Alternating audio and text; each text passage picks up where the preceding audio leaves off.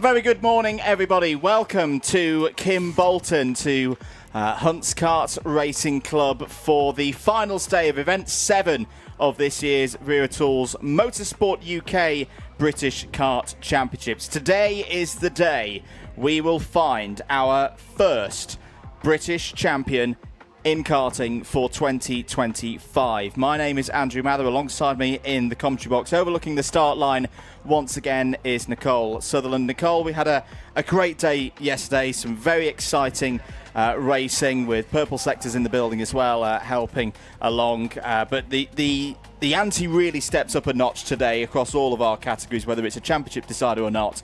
The run-in is now properly in force. Absolutely is. Of course, we didn't see the KZ2's race yesterday. They only had qualifying, but today is their final round. By the end of our heats and finals later on this afternoon, we will have a KZ2 champion. And for our IAME classes, this is a different setup this weekend. Typically, we see a double header weekend where drivers have two full, completely separate day of racing. Here, though, this weekend at Kimbolton, it's only one race weekend set up. They only have that one final around this circuit. So, talking of circuit, length 989.5 metres, so just under a kilometre in length. Quite a short track that consists of 12 turns, 3 feet in elevation change, so actually quite a flat circuit. And a circuit with rich and very long history, was established all the way back in 1959. Has a bit of an American War history background, does this track, that today is going to be under some beaming sun because the weather in mid-August now has graced us. About 25, 26 degrees I think we can expect. Scattered clouds out there, different from what we saw at previous rounds. And no rain is going to be with us, Andrew. No rain at all. Heat wave number 4 of this British summer is upon us. We're not alone. Me and Nicole on the broadcast for you today, out there getting all of the stories around this championship finale for KZ2 and the latest round for the IAME KZ2 in Waterswift categories is Piers Pryor. Let's head down to him now and say good morning to you, Mr. Pryor. Thank you very much, guys. Yes, I'll be down here once again in Paddock and Park Fermé area, and also doing our grid walks, which will be out on the start-finish straight, giving us an extra special feel to today's racing. Today we will, as Andrew mentioned, be crowning a KZ2 champion in the Wera British Kart Championships. They're just gridding up now for their first heat, so stick around for that. That's coming up in the next few minutes. It is, I can confirm, scorchio down here already, 10:44 a.m. Temperatures must be in the mid-20s already. Tyre wear, I'm almost certain, is going to come into play today. The tyres don't tend to like the heat, and especially at an abrasive circuit here that we have at Kimbolton. Fairly average high speed, a lot of long corners. That's going to be a skill for the drivers and teams to work with, not only pace on the circuit, but managing those tyres right to the end of the longer finals we've got coming up later on. One set of heats coming up this morning, and then those all-important finals. As I mentioned, champion will be crowned in KZ, and we'll also be getting a picture of where the championships are falling in the IAME classes as well. We were treated to some excellent racing yesterday. I'm hoping for more of exactly the same today. KZ2 coming up in a few moments' time. Looking forward to that. It looks like actually we probably can start grabbing a word with some of our drivers as they begin to head their way onto the grid. So we'll just start walking down the grid. Of course, we'll have a full grid rundown when we get to rolling up lap, which I'll let Andrew and Nicole take you through. But for now, we can grab a word with some of the drivers on the grid, including Jess Edgar for the Jade Racing team. Luke, our camera operator's just bumped into. Jess, come in for a quick chat ahead of the first race today. How has it been so far here at Kimbolton? Yeah, it's been a good weekend. We had good practice on Friday and then didn't finish where we wanted to in quali, but I'm ready to get racing and hopefully we can make some places up. Absolutely. Have you raced the KZ here before? And if so, what's it like? Yeah, I raced here in a club meeting like maybe a month ago, and I think it's one of my favourite tracks. Yeah, is there places for overtaking here in KZ? It's quite hard, but the first corner is a good place to overtake here. Jess Edgar going from, where's she on the grid? Looks like in 24th place. So yeah, she had good pace over the Friday practice, didn't quite execute that in qualifying. Qualifying hugely important in all categories of kart racing. And moving up towards the front of the grid, we've got one of our championship challengers here, Oliver Stewart. I'm going to grab a quick word. Oliver, I know you were struggling with pace on Friday, but it all just about came together in practice, qualifying, sorry. 5th place on the grid. I know not exactly where you wanted to be, but still very much in the mix. Yeah, it's not been the easiest of weekends, put it that way. We were down in, I think, P14 in practice, so it was really tough. But we worked really hard over the weekend, and we've managed to get a P5 result out of qualifying. So yeah, very much in the mix. Championship leader being me, 8 points clear. So yeah, all to play for. It's all in your hands, I suppose, isn't it? Well, yeah, but I mean, also in the hands of everyone else. But yeah, I've just worked hard, do my bit, not scared of anyone, just go for it and see what happens. What's the mindset going into today? Win. That's it. There we go. Need to say any more than that? Probably not. We caught up with Morgan Porter yesterday during the Paddock show too, and I'm going to have a quick word with Morgan today as he's returning to the championship. I know you've been out of the seat for a little while. Come this side for me, Morgan. I've only got short arms. We know that you can race at the front. You've proved that you've got the pace this weekend. Of course, pace is one thing, racing's another. You don't mind getting stuck in. So what's your expectations for today? Like I said yesterday, getting off the line, that's my first expectation, hopefully, fingers crossed. And then just go from there, really. Obviously, I'm not afraid to get stuck in, but yeah, I'll just take it as it comes, really. First heat, second heat, and then obviously finals the main focus for me, just being a guest around here. So of course, yeah, you don't want to get involved in anything unnecessarily. Of course, I know you're aware of that. But at the same time, you mentioned those starts. I was over at the start-finish line when you did your practice starts after practice this morning. Looked like you got away pretty well.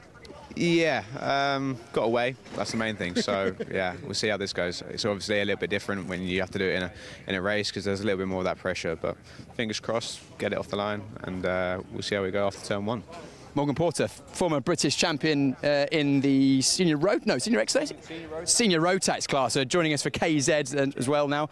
Very experienced driver. I'm going to grab a word with second place driver and qualifying, Ella Stevens, championship hopeful. Ella, quick word ahead of the first heat today. Second place, front row. That must be, job number 1 done. Yeah, qualifying went quite well. Sorry. It's okay. It's all good. You just you got a lot to think about today. What's making you laugh? I don't know. It's okay. Clearly in good spirits ahead of today. Right, championship's on the line today, of course. You're fighting a team at Oliver Stewart and also, in theory, Miles Murphy as well. What's your outlook for today? What's your plan? I'm just going to try my best, to be honest, and hope I win at the end of it. Amazing. What do you think is going to be the key to doing that? Win, I guess. Do you know what? If you win, then you've probably sealed it there. Jake Weston, pole position, very fast towards the end of practice. Did that again in qualifying. We caught a word with Jake after qualifying. Jake, pole position today, front row. What can you do? We'll have to see after the first corner, I guess. Did you get away well in the practice start earlier? Yeah, I would say so, yeah. Great, Jake Weston going from pole position. We're 1 minute away from the first KZ heat today. We've got 2 heats and then a final. That will see us crown a KZ champion. That's in a few moments' time. Former champion Josh Price there in the number 1 kart, rejoining us this weekend to see how he can go around this Kimbolton circuit. Miles Murphy, the number 5, also to my left. He's going from 2, 4, 6, 8th position. He's realistically in the hunt as well, but needs to basically win both heats in the final to give himself a realistic chance of that championship. Plenty to look forward to. KZ2 action, 0 to 60 in very short amount of time. All the power, all the gears, all the noise. We're very much looking forward to the first race of today, KZ2.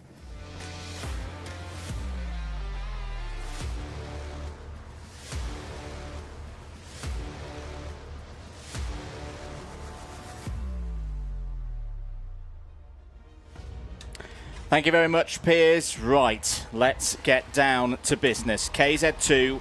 First of 2 heats here today. These heats will set the grid for the final later on today for the decider in this year's Motorsport UK British Kart Championship for this category. Jake Weston starts on pole position in this first heat. Ella Stevens, one of 3 championship contenders, is alongside on the front row. Josh Price and Morgan Moore go from 3rd and 4th. Oliver Stewart, your championship leader, starts 5th and is alongside Charlie Turner, who could retain the number 2 plate today with a strong performance. James Glenister is back in KZ2 action, starts P7. Miles Murphy, the last of our 3 championship contenders, goes from 8th. Row number 5 includes Ashley Lewis and Ralph Youngling. From 6, James Beercroft and Ryan Green, and then from row number 7, we have Alan Kenyon alongside Jessica Edgar. Row number 8, Isaac Smith and Sam Ward, and then from 9, it's Lee Ward and Nat Thomas. Bryn Kinch and Nino Piccoli form out the rest of the top 20. Derek Morgan had problems in qualifying yesterday, that's why he starts at the back.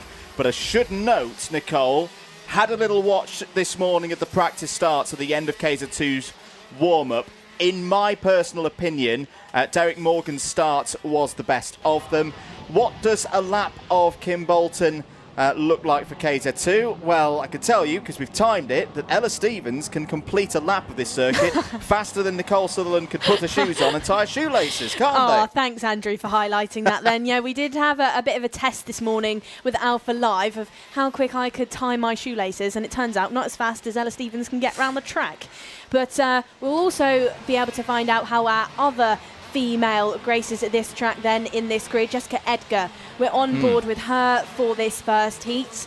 Good onboard footage there supplied by Alpha Live there. You can see just on the side of the engine for Jess. So not starting where she would have wanted to. She had good pace in practice but didn't have the qualifying wanted. Drivers then lining themselves up after those 2 formation laps. Will be racing for the first time in KZ2 very shortly. Andrew Mather. Here we go then, lining up the last few drivers coming into position. Title decider for KZ2 in 2025, the first of 2 heats and then the final. 3 races to find our next 2025 British champion. The last few karts forming into line. Just Derek Morgan's position to be checked now, though there's a little bit of checks going over, I think, with Nino Piccoli right at the back of the grid. That's why we're just having a bit of a pause here. Morgan slots into position. Piccoli is there as well.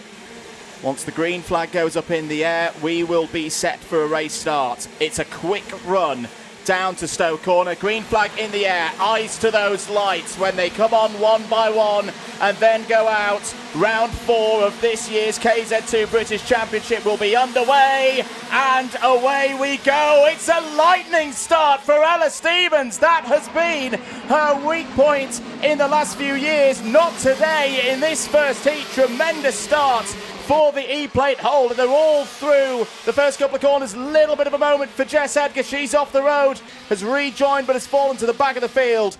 That, I've got to say, Nicole, is one of the best starts in the last 2 years I've seen from Ella Stevens. That will give her a lot of confidence. Those race starts for Ella have been the Achilles heel of racing this year, last year, as she now gets overtaken down the inside at the last corner by returning Morgan Porter. But Ella Stevens' performance at those starts, she struggled, but she's picked it up as now Jake Weston is taking that outside line at turn number 1. Can he cut back in ahead of Stevens? He's going to give it a go, gets it wrong and cuts the curb over at Willows. That gives Stevens some moves, and that gives position then to other drivers. So that's one of the Moors getting past. Could be Josh Price now, who has made the jump on Weston. Yes, it is, and that has allowed Charlie Turner and Miles Murphy to get past as well. But going back to Stevens, has struggled at the race starts. This one, though, she's got it right, and she's still on the tail now of Morgan Porter. Through the final corner, drivers will go once more, and let's take you through your current top 5. So it is Porter. From now, Price. No, Price has actually dropped down. Ella Stevens, I think maybe a transponder issue there. She is still there in P2. So it is Porter from Stevens, Josh Price in P3. Then we've got Miles Murphy and championship fighter as well, Oliver Stewart, within your top 5. These drivers then that live feed of Jessica Edgar chasing down, trying to vie for positions after that poor qualifying. She hasn't currently managed to get too much done because she's dropped down to about P20 after a difficult start. So this is where we start talking championship tactics. Ella Stevens has got through the first difficult bit of this race. The next bit is going to be dealing with the Moore Racing trio.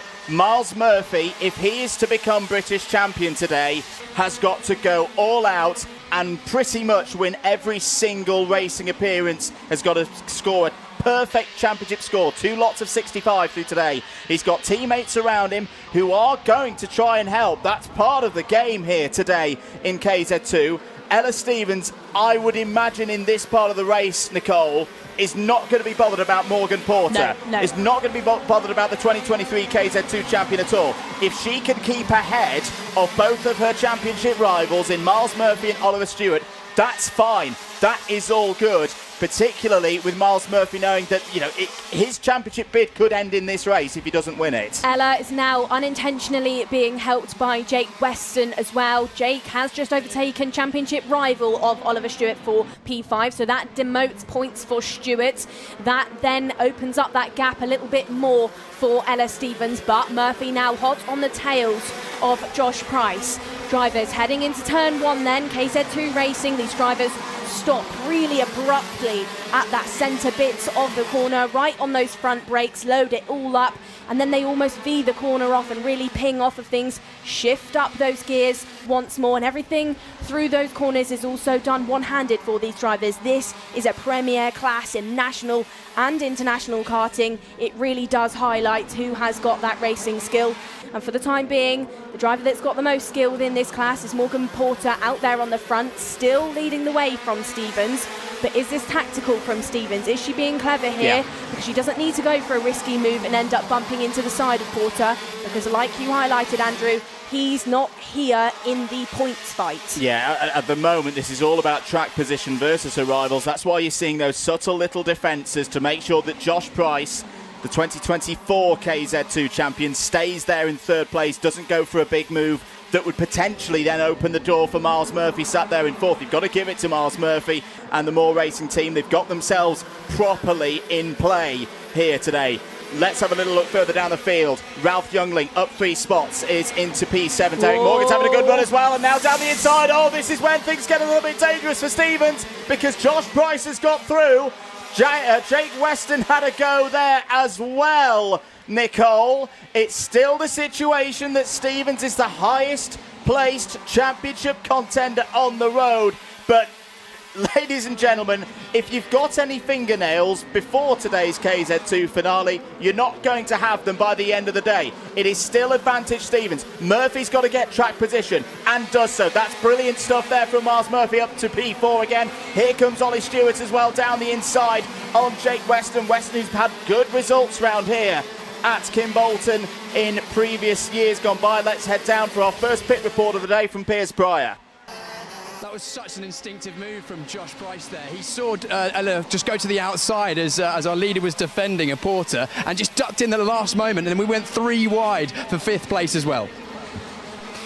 Well, thank you very much then, Pierce. You notice within these Class N, drivers don't follow each other directly in those tyre tracks. It gets a little bit varied on those racing lines, and maybe that's why Stevens then lost out, as again, you see that on the entrance to turn 1.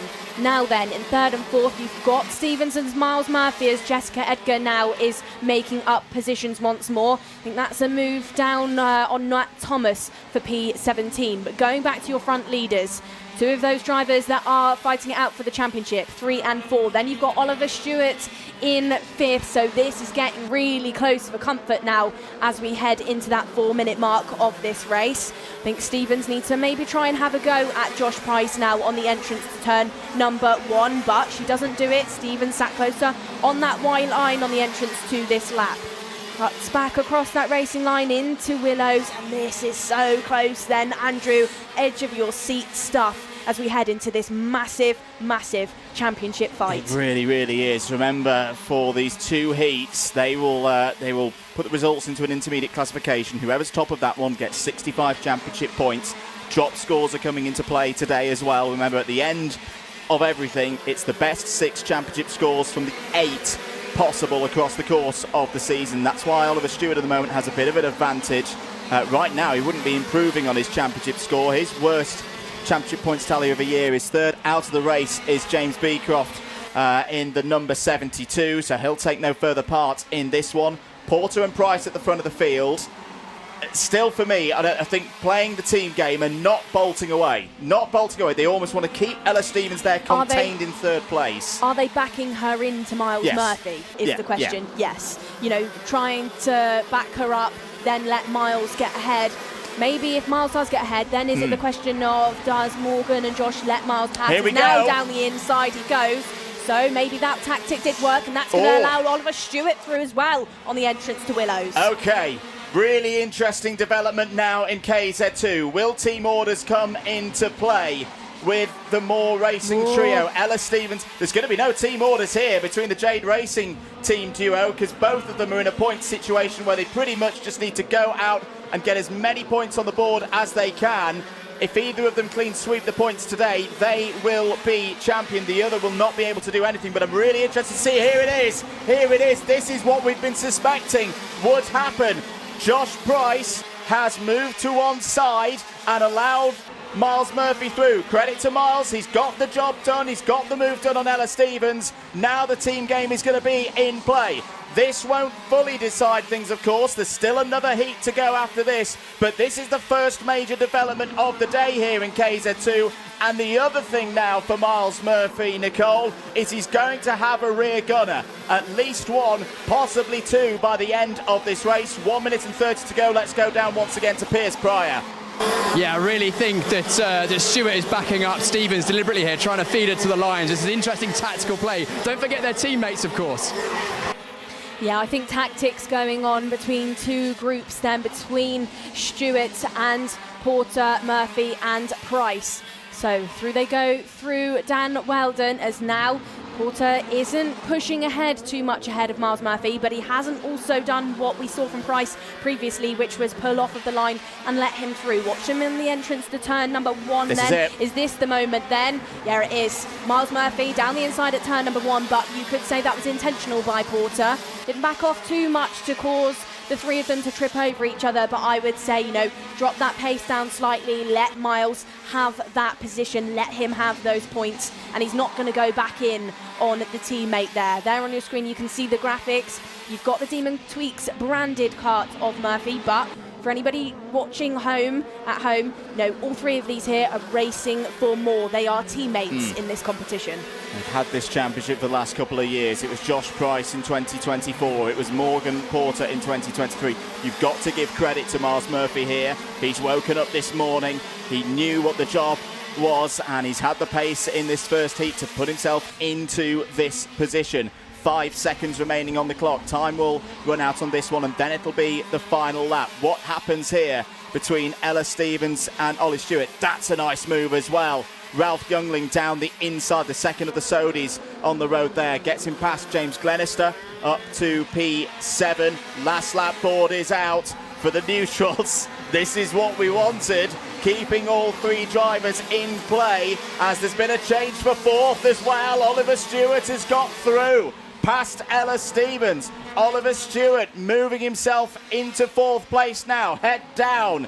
At the moment, this kind of result, or a replication of it in the second heat, would end up being a drop score in championship terms for Oliver Stewart. Ella Stevens didn't have the best of results at GYG. She's got a bit more space to work with, but Miles Murphy has got most room of all and has done the first part of keeping himself in championship contention, as Derek Morgan's had a problem on the last lap. Miles Murphy takes heat one. We said, Nicole, he needs to, it's win or bin essentially for Miles today, and he's done 33% of the job straight away there with a very nicely constructed heat victory. Yeah, Murphy's not here to finish P2. He wants a championship win or nothing. He's not bothered about being a vice. For the time being, he's being hugely helped out by his two teammates who are there on your screen, of Porter and your 2024 champion of Price. But for now then, Miles Murphy takes that heat win ahead of Porter, Price, Stewart in P4, and then closely followed behind in P5 by Jade Racing Team and championship rival of Ella Stevens. That was certainly a good way to start off this day of racing then, Andrew. It's going to be a tasty championship final. It is indeed. So into the pits comes all of our KZ2 drivers. The next time we will see them in racing action will be at 12:30 UK time. Apologies that we weren't able to focus too much on the second half of the field, because there's some really, really good battles in that part. of the order as well. Just to highlight, Alan Kenyon up 4 places. Good to see Alan there up in the top 10. Isaac Smith had a good run as well in that first heat of the day. But wow, what a way to start things in KZ2 and here at Kimbolton for finals day. Miles Murphy takes the race victory in a 1-2-3 for More Racing as they look to be the outsiders coming back in terms of the championship stakes and retain the driver's crown for another year. Oliver Stewart P4, Ella Stevens P5. So all of those 3 contenders are in play here today. Jake Weston, Ralph Youngling, James Glenister, Alan Kenyon and Ashley Lewis all finish inside the top 10. Isaac Smith, good drive there for the privateer in the 123, up 4 spots, finishes P11. Difficult race for Charlie Turner. Has a good record round here at Kimbolton. It's been on the podium the last 3 years here, but 12th is not the start that the number 2 seed would have wanted. Ryan Green 13th ahead of Jessica Edgar. Sam Ward completes the top 15. Nat Thomas up 2 to 16th ahead of Lee Ward and Nina Piccoli. Bryn Kinch, the last of the 19, finishes 2 retirements from that race. Derek Morgan on the last lap and James Beecroft. Highlights then of that race. So good start then by Stevens. Best start I think we've seen from her from the past couple of years. Jumped the line out in the front and did manage to get away and lead for the time being. Saw Jake Weston get all crossed up over the willows in the early stages. Very lucky, I think, to regain position on the road, not too far out of position. Down the inside at turn number 1 went Price. This is when Ella Stevens started to get shuffled back further in the pack. And this is when Miles Murphy then really started to light up and really started to get assisted by his 2 More Racing teammates. The final corner is massively a hotspot for these drivers, as is turn 1 where we saw Miles Murphy get the overtake on Stevens, who then lost out to Stewart as well through willows. This was the point. Price pulled over slightly to give Murphy that move through turn 1, and then Porter replicated that as well, gave him that position, and this was the moment then that we lost the number 6 of Derek Morgan. Privateer driver caught out on the entrance to the willows. I ended up with Nasso panel damage and of course a DNF. But for now, good stuff by our top 3, good stuff for other drivers within the field as well, which Piers is going to shed some more light on down in Parc Fermé. Morgan got straight into the lead, picking up where you've been often at the front of the field in KZ2. I forgot on the grid, 23 champion, of course. Was that all you had out there? I don't know, like obviously just getting to grips with like a longer stint, because in the practice we only do 8 minutes, which isn't too long, and then that's 10 minutes. So like I went pretty hard at the start, obviously got off the line pretty well, but just started to fade away a little bit towards the end. So I think we'll just try and tune that in for the next heat and hopefully the final. And we should be there or thereabouts. Anyway, like P2, good first heat, so I can't complain. Good to have your teammates around you as well. Yeah, super nice. It's a little bit more peaceful when you're racing your teammates, because you know they're not going to do anything too crazy, and you can always give each other a bit of racing room as well, which is always nice. So yeah. Morgan, a good start to the weekend. Congratulations. I'm going to grab our championship hopeful, Miles Murphy. Miles, you spoke off camera just now and you said that was a must-win race for yourself. Yeah, the word hopeful is very much hopeful. I needed literally a maximum score and pray. But yeah, it was one of those. It's fair. My teammates absolutely bailed me out there big time. They got to the front, I had to get through there. And then, yeah, I don't like winning a race like that. I want to be on pure merit, but they did me a massive favour, and big thanks to them. Give me a shot at it, really. But to be honest, yes, once you got into that position when it was just you 3 at the front, they may have helped you a little bit. You know, I don't know exactly what's going on behind the scenes. However, you had to make some tasty moves to get in that position in the first place. I think you were 3 wide at one point down towards turn 1. Yeah, at one point it was like in the middle between Jake and I was like, oh my God, just don't get a nose cone whatever you do. That was a bit sketch, but yeah, it's just hard racing. Everyone is so close around here. The pace is so high, you just got to just come out of it on top somehow in the races and then see where we play out at the end of the day. Miles, we'll see if you can continue your charge towards the championship. That was KZ2, first race up of the day. Next race we have Waterswift.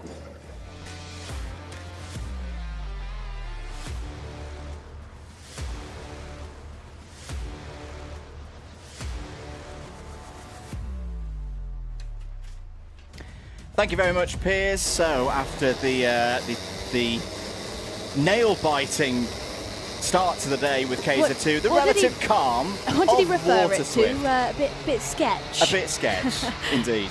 Right, Waterswift, this is their super heat, and this is a big one as well. Alfie Davidson starts on pole position, Austin Newstead alongside on the front row. Colby Patterson and Daniel Ferguson, they go from row number 2.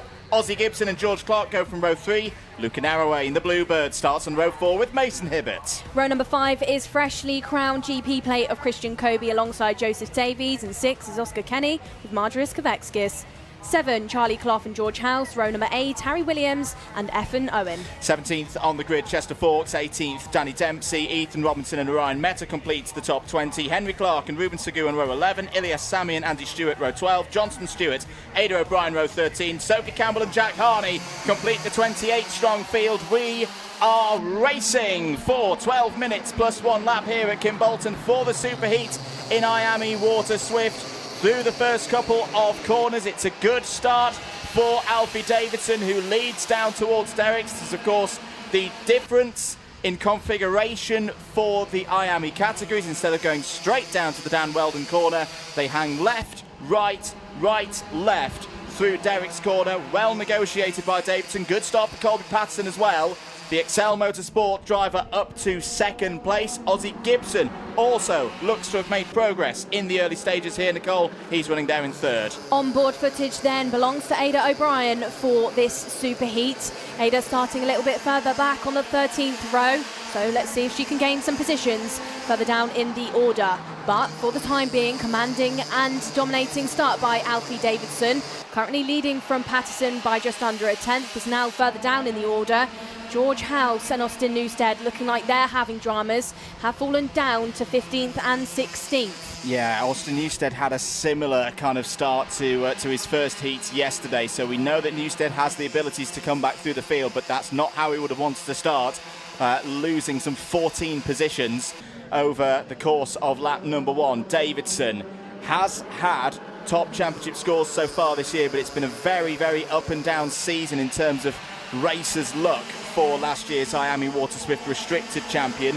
Can he get back on the top step of the podium here today? He's got a long way to go, of course, as here's the battle for third place. Austin Gibson, double winner last time out at PF International, and Luca Narroway, still with Evolve Motorsport, with that beautiful Bluebird tribute livery that I was talking to Luca's dad earlier in the week, has now been recognised in the whole list of all the different Bluebird craft over the years and all the land speed and water speed records. That kart is now officially a recognised Bluebird, which I just find absolutely fantastic. And Luca Narroway is doing the spirit of the Campbells proud here, having a good run. That was Daniel Ferguson down the inside. Ferguson did a lot of overtaking yesterday through the 2 heats. We know he's in good form, in good nick this weekend, fighting for 4th place. Narroway responds down the inside, retakes that spot, and here comes the GP plate of Christian Kobe. Christian Kobe won that plate 7 days ago at Kartmaster, so we know he's in good form. He's also the fastest driver on the track. Well read by Ferguson through Willows, though, to hold off Kobe. Kept his foot in, kept the kart pinned to that grip that is available through the corner, and maintained that position behind Narroway for the time being. Those 3 drivers then, I think, will be looking hungry and trying to chase up, as now down the inside, Ferguson responds once more and wastes no time to get past the Bluebird once more out of the final corner. And now Danny Ferguson picking up position and back where he was just a lap ago. A gap then splits up your 2 race leaders of Alfie Davidson and Colby Patterson. Davidson, not just your race leader, but your fastest driver on the track. And Ozzie Gibson now finds himself in a bit of fresh air out there in P3. Further down in the order, Newstead starting to pick up some positions. It's now only a 10-place loss. Sat there just outside the top 10. P12 for the time being. Maybe him and Clark could start to work together, the 2 Fusion teammates. And Clark, another driver in this field. Oh, that's almost a big one for the XLs. That's the 151 of Charlie Clough. Almost having a big moment out of Dan Weldon. Yeah, well held there in the end by Charlie Clough to not be having a little trip towards the combine harvesters through the Dan Weldon corner there. 5-second penalty, in race time penalty for the 152 of Marcus Kvetskis. That's not good news. The driver on the Apollo chassis, that new Apollo chassis, that's going to shuffling down from where he's in the moment. 14th on the track. That was a close moment in the run to the Willows in the midfield.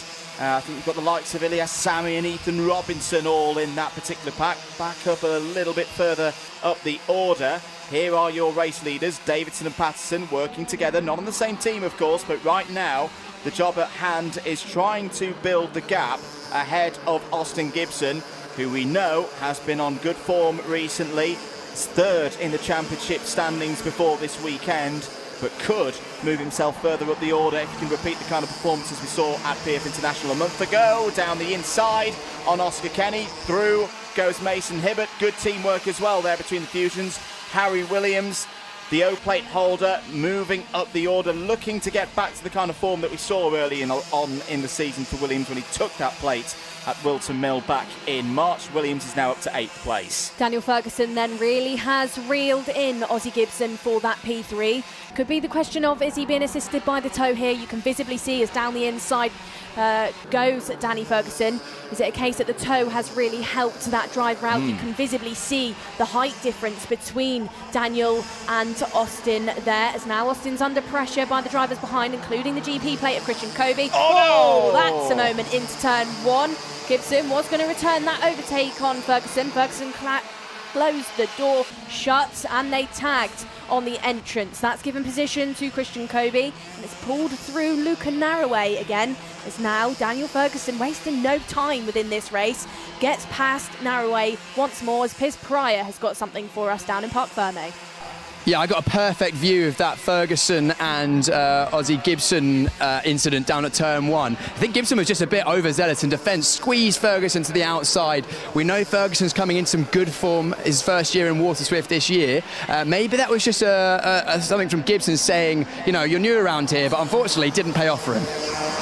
Yeah, well, Danny Ferguson then down at turn number 1 has overtaken Christian Kobe once more. Very, very quick so far, you know, really using that pace that he's got to not waste any time, and despite those moments has been thrown off the tracks at all because he's still right there in the front end of the fight. And now another driver who has arrived within this battle, Andrew, Mason Hibbert, is starting to light things up. Yeah, he's indeed. He's there in 5th place. But for Daniel Ferguson, comes from a racing family background. His father races in the, or has raced in the British GT Championship, and he's got some good experience on the tools once again this weekend. Lewis Mackey, older brother of Harrison Mackey, and Lewis, of course, did the engineering and the mechanics work onto a British title last year in Junior X30. Meanwhile, back up the order, Ozzy Gibson going through past one of the OMS karts there. I think that'll have been moving up past one of either Oscar Kenny, well, it won't have been Chester Forks, because Chester Forks, of course, is your Argenti driver. There he is with the E-plate, an E-plate that he won for the English Championship a few weeks ago at Shennington during the Shennington Super Prix. 4 minutes and 36 seconds remaining in this one. Back on board with Ada O'Brien. How's Ada getting on? Currently 28th place. That's Andy Stewart just ahead of us. Andy, who was in as part of the Purple Sector's media training session last night, led by Neil Cole. Once again, big thanks to Neil, to Chris McCarthy and the whole Purple Sector's team for their attendance yesterday. It was a really good training session and great to have them here in the paddock. Just over 4 minutes to go, Nicole. It's calming down in this one. Classic scenario up at the front for Davidson and Patterson, working together, not fighting yet. They've been very efficient in their progress so far in this race. They've built that gap up to 2.5 seconds back to 3rd. Absolutely agree with you, but it's not quieting down for Austin Newstead, who now finds himself well into the top 10 once more after a difficult race start. Newstead then had some good results at PF. Just didn't have that race start for this superheat. Is now chasing down Harry Williams, who's just overtaken Mason Hibbert for P5. Williams on a 10-place charge so far within this race. A driver that didn't join us at PFI, so going into this one after a bit of a points loss, hasn't maybe got too much to lose, and maybe that's what's helping to promote him on with that really big gain in position for the time being. Live Championship then, currently, Alfie Davidson, number 1, Colby Patterson, 2, Daniel Ferguson in 3rd, and then we've got Austin Newstead, who has been overtaken now by Ferguson points-wise. Austin Gibson then rounds out your top 5 with a total of 24 points as we go so far. Heading through the final corner once more, just under 3 minutes left to go in this race, and still no attempt by Patterson there on Davidson in the front. think maybe trying to be patient, trying to bide his time and really open up that gap so that they can really have a good scrap later on without, dropping too much time to Ferguson there in P3. Oh, we've been talking about it in KZ2 in the championship permutations. It's not the last round for the Waterswifts, but they are getting into that phase of the season where they do have to think bigger picture. Colby Patterson would be wise here to, if he is going to go for the move, it's got to be really, really low risk, good returns on making it stick, because even if he was to overtake right now, I don't think he would swing the final intermediate classification back in his favour. So in terms of championship, he is doing as much as he reasonably can do at the moment. The key thing here for me, Nicole, is he's ahead of Austin Newstead. Yeah. Austin Newstead is the driver ahead of him in the championship. Going into this weekend, it's a 20-point difference between Newstead and Patterson. Right now, he's doing some good work. He's chipping away at that championship advantage that the number 4 has at the moment. And Newstead himself, whilst he's coming back in this field, is there in 7th place. You can just see him with the number 4 car. As side by side we go between Hibbert and Narroway. That's a nice move from Luca Narroway, moving him back up the order. Newstead is solidly scoring again, but crucially for Patterson, Patterson is ahead. Yep. Patterson will have the advantage going into the final, and he doesn't want to waste that opportunity. No, the final intermediate classification points that we just read out, that's good news for Alfie Davidson. Yeah. He came into this weekend 13th in the championship board, and I think this is a bit of a progression, a bit of a settling in year into this class. Is a championship winner in 2024, has been a British champion. I think it's good news as we head into the second part of the season for him to be like, do you know what? I could be starting a final now, back where I ended things last year, right at the front end of the field, and actually showing everybody I'm going to be one to beat very shortly. And of course, we talk about the championship. Of course, we're talking about the championship, but it's still that top 10, those seeded plates for next season. I would imagine that Alfie Davidson would stay within this division for 2026. And if he wants an inspiration, how about the number 5 of Austin Gibson? He was in the same position as Davidson 12 months ago. This year, though, Gibson very much fighting for the title. Meanwhile, that got close. 3-4 wide. 3 wide between the Fusions and Luca Narroway, and it's emerged with Harry Williams back up to 5th place. Austin Newstead are now running in 6th spot, trying to recover as many intermediate points as he can to potentially turn those into championship points. Still a lot to be decided here, as we'll go on to the final lap in a moment's time. Hibbert has a look at Williams there for 5th place. Hibbert's going to have another half look, half defence through the penultimate corner of the circuit. Final lap board is out, Nicole. Davidson and Patterson looking very comfortable out front. Patterson, I'd be surprised if he goes full send in for a move here, because the gap between him and Davidson in those intermediate points is just too big at the moment. But it's been another very good run for both Davidson and Patterson. Absolutely his, but there's not really been any attempt by the XL to go for that race lead. Is it a tactical thing where maybe he doesn't want to start on pole for the final? No, it's not, because he's going to have a go. He's going to have a look for these final stages, but it's not quite enough through that left-hander, and they take Colby Patterson out at the final turn.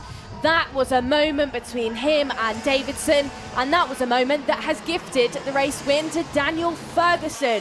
Davidson, oh my word, it was an attempt by Patterson and he just got it completely wrong round the final corner. And that's costly. That's a really costly error from Colby Patterson, because he was looking at a front row start and 62 championship points. He's now dropped to 10th in the intermediate classification. Let's have a look at it again. Yeah, Patterson just runs over the back of Alfie Davidson. Davidson very lucky to keep going in that one. Patterson out and in the wall. That's what I was meaning, Nicole. He didn't need to go for that move at this stage of the weekend, this stage of the championship. I tell you, one driver who's going to be at least slightly pleased about that, Austin Newstead. Instead of losing points in his championship lead, he's just extended his championship lead once again. Newstead 3rd in the intermediate points. That'll convert to a 60-point championship score, and crucially, the 2 drivers ahead of him, Ferguson down in 6th in the championship, Davidson 13th in the championship, they are not his nearest rivals for that British title. Patterson then, you know, it's a real shame, but he really didn't need to do it. I think he'll be kicking himself after that decision. You know, that has pushed him down that final intermediate classification order, and that's going to affect, you know, championship points as well as we head into this second part of the season. We haven't highlighted as well what that's done for Daniel Ferguson too much. That's going to be, you know, a bit of a boost in confidence, knowing that rivals around him really are starting to fight between themselves now.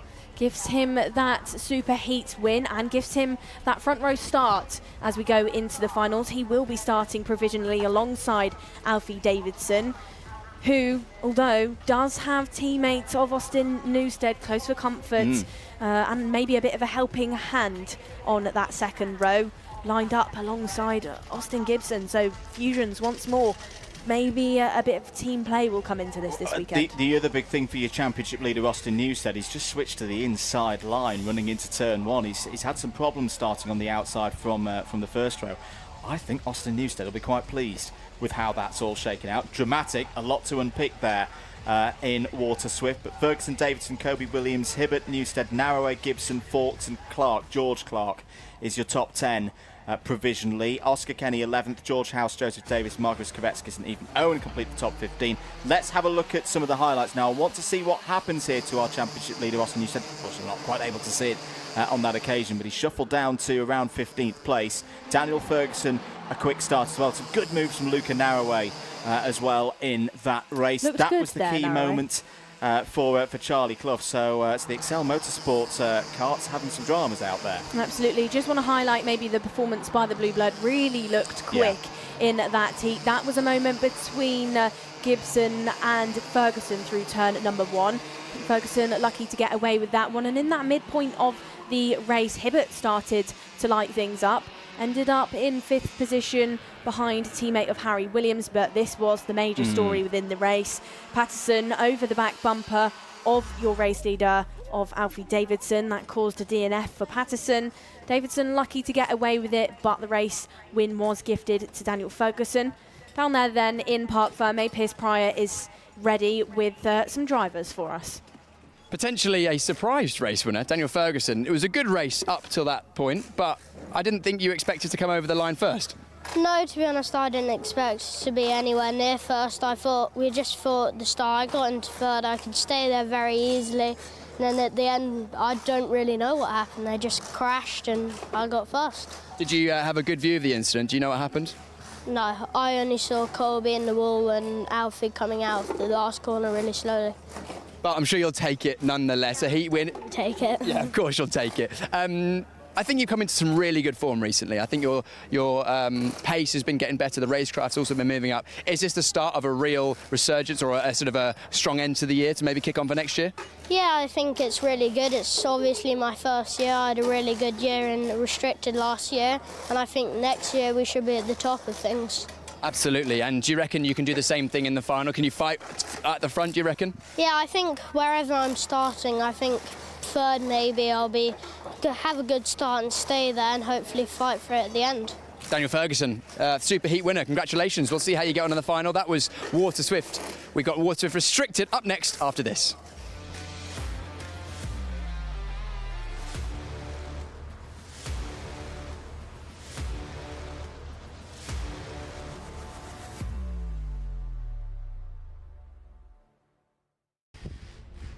Getting ready then for IAME Waterswift Restricted. 14 drivers in this one that we'll be enjoying in a few moments' time. Before we get going, though, we'll have a short ad break before more action here at Kimbolton.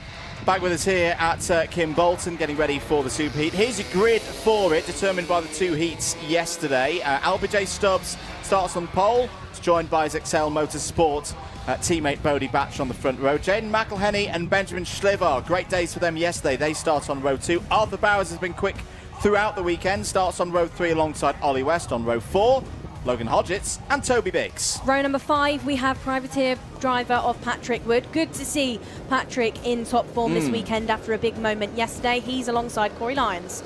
Row number 6, Freddie Baker and Frank Morris. And then rounding out your grid for the Super Heats for Waterswift Restricted, Harry Murphy and Louis Williams-Mabs. You're on board camera for this race, and we are racing into turn number 1. Stubbs then hugs the white line, but driver's trying to go around the outside.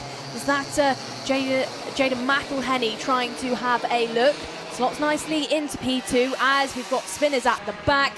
That's Corey Lyons that finds himself caught out at the Willows. Drivers then settled into things, but Jaden McElhenney under a bit of pressure by the 99 of Arthur Bowers. Bowers, though, has to bow down and now loses position to another one of the drivers.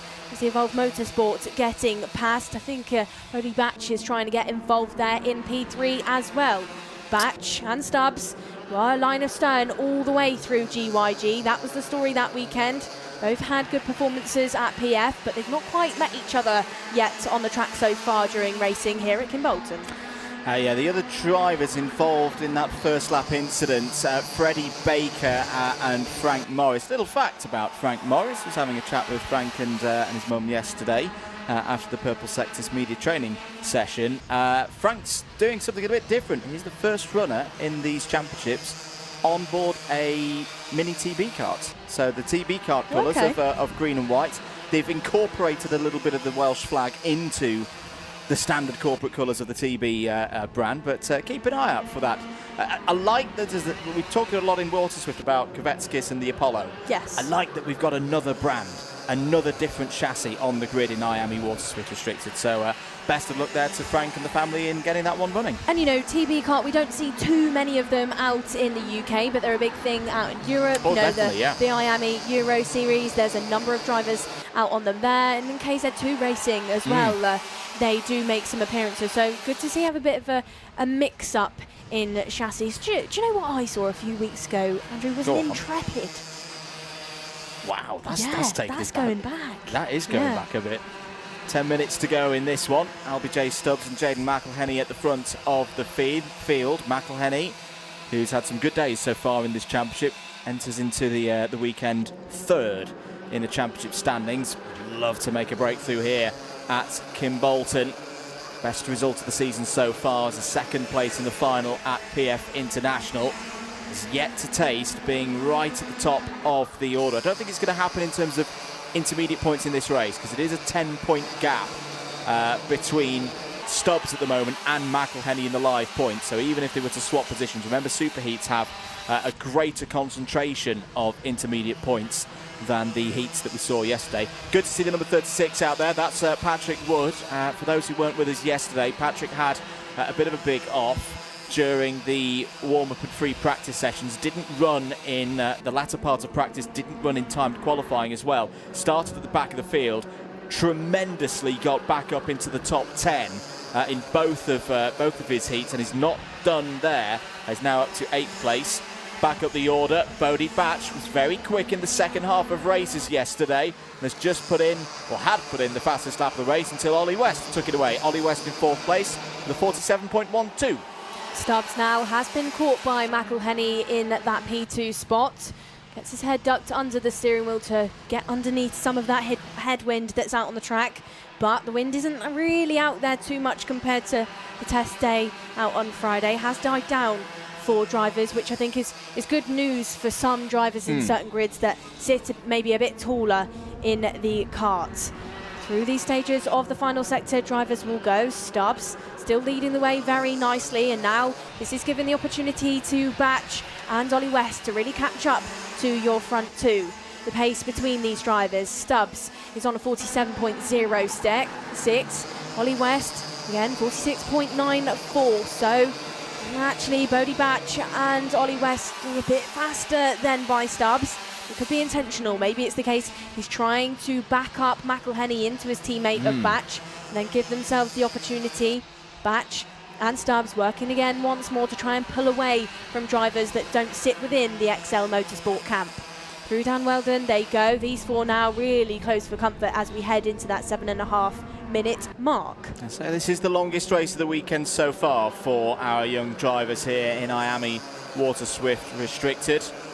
Age between the year of their 8th birthday and 12 years of age. And 60cc engines. Here goes Batch down the inside to restore the XL Motorsport 1-2, and Bodie Batch has got it done. Ollie West is going to throw his hat in the ring as well for that third place, well defended by Jaden McElhenney. Holds on to that third place for now. I've got to say this is a really good one from Ollie West. He's been building with speed and confidence throughout the course of the season so far. He's been very clean. I've been very impressed with his racecraft. Very rare that we see number 24 under investigation, number 24 warning flag. Well, said that, I've probably put the commentator's curse on him now. Hope not, of course, but no, it's been a very good season for Ollie so far. Been impressed with this young man as well so far this weekend, Arthur Bowers in the number 99 Global Karting liveried machine. Only had one previous appearance this season. That was back at PF International in the previous doubleheader. But has got right on pace with the drivers who've done the full season, Nicole. It's been quick since the free practice sessions on Friday, and again, it's looking at a strong top 5 here. Yeah, absolutely is. Good to see him out there really putting in some good work. Now then, we called it, we said it. Was it going to be Stubbs and Batch that get together, try and pull away from the rest of the field? And they've done just that because the Argenti branded XL Motorsport has got into that P2, and they're looking like they're starting to stretch some legs ahead of Jaden McElhenney for DMS, as Piers Pryor once more is down there with something for us.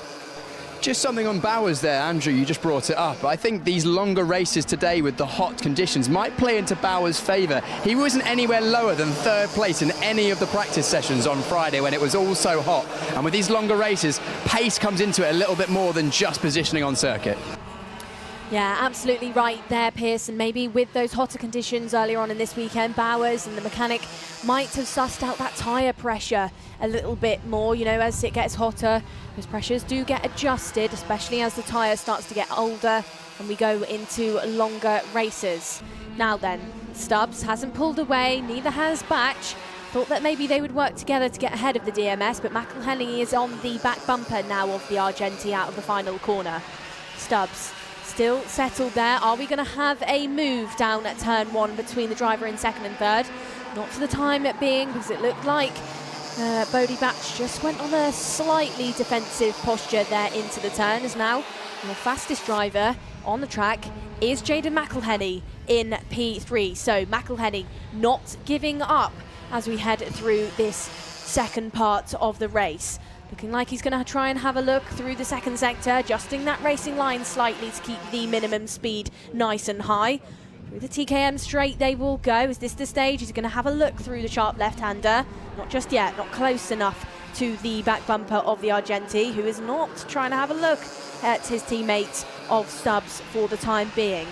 Still they go 1, 2 and 3. No real change for the time being, but further down in the order we've got changes going on in the mid-pack section. Nobody really making up too many major moves other than Louis William Mabs, your onboard camera, the privateer sporting the DAP kart for 2025, who's made up 3 positions to sit just outside the top 10.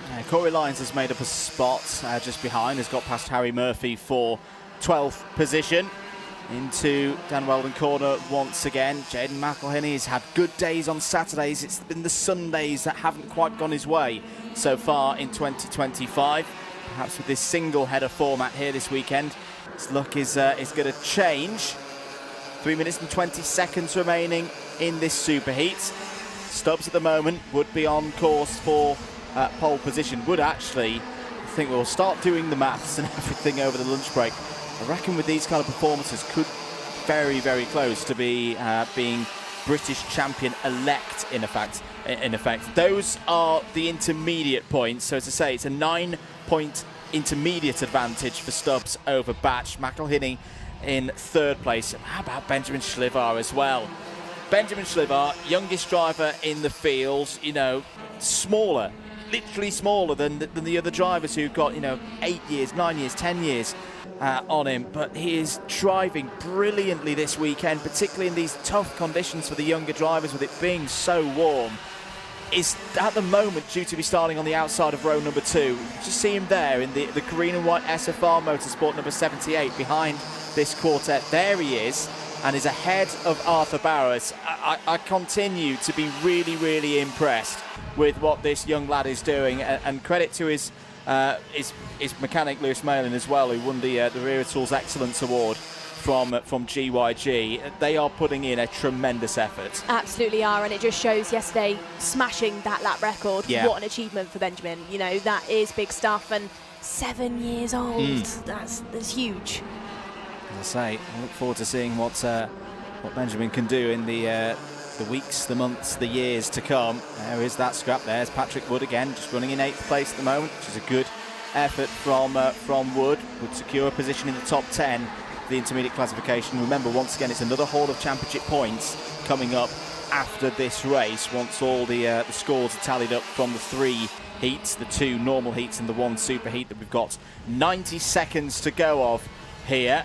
Still pressure on for LBJ Stubbs, not just from Bodie Batch, which he's been familiar with so far this season, but Jaden McElhinney right there as well, still the holder of the fastest lap of the race of 46.67, and Ollie West is not too far behind as well, in through Kestrel Corner, and a switch into the right-hander of Kimbolton Corner. This is where we saw those dramas in the previous race for the Waterswift. Stubbs has hit the next gear. He doesn't literally have a next gear in one of these, but he has just put the hammer down and started to kick with 50 seconds to go. Now Batch, McElhinney, West, they've got to respond. Fight for 5th places on. Bowers is through past Shlivar. Shlivar trying to fight back there around the outside. But this is where the race is going to be won and lost here in this superheat, Nicole. LBJ Stubbs controlling things once again at the front. Absolutely is, and just pushes ahead consistently in that final intermediate classification. Currently on 0 points as it stands. This is the battle raging on, though, between Benjamin Shlivar and Arthur Bowers. Those drivers then within the final starts for the time being. Shlivar would be starting in P4. Bowers would be starting in P5. Still, though, those drivers heading out of that final corner. This pack of karts is led by Benjamin, who is on the racing line. As now it looks like Bowers is going defensive into turn number 1, ahead of Toby Biggs and Patrick Wood now, who is in P8. Wood yesterday couldn't better more than a P9 on track. Now, though, has one up to that result for the time being. We really do head into these final moments. Final intermediate classification. Stubbs, 0 points. Batch, 9 points. McElhinney on 12. Then Benjamin Shlivar on 18. As we've now got a change for the race lead, because Batch has got past XL teammates of Stubbs for the race lead. Through they will go to see that last lap board now.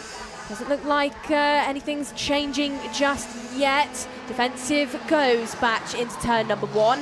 Is that going to allow down the inside Stubbs to go? Yes, it does. Gets it back through Willows. Well read by Albie. McElhinney couldn't get past as well, but now Batch has to settle for P2, and it hasn't given anything to Oliver West now, who has arrived once more on the pack of front karts. Good stuff once again from our IAME Waterswift Streets. It's one of the things I love about this circuit, those switchbacks, those moves through and towards the Willows. It was good racing between these drivers. Still not done, of course. Down towards Kimbolton Corner. Stubbs has got good corner entry speed. Batch has a little look, but on the loud pedal out to the final corner.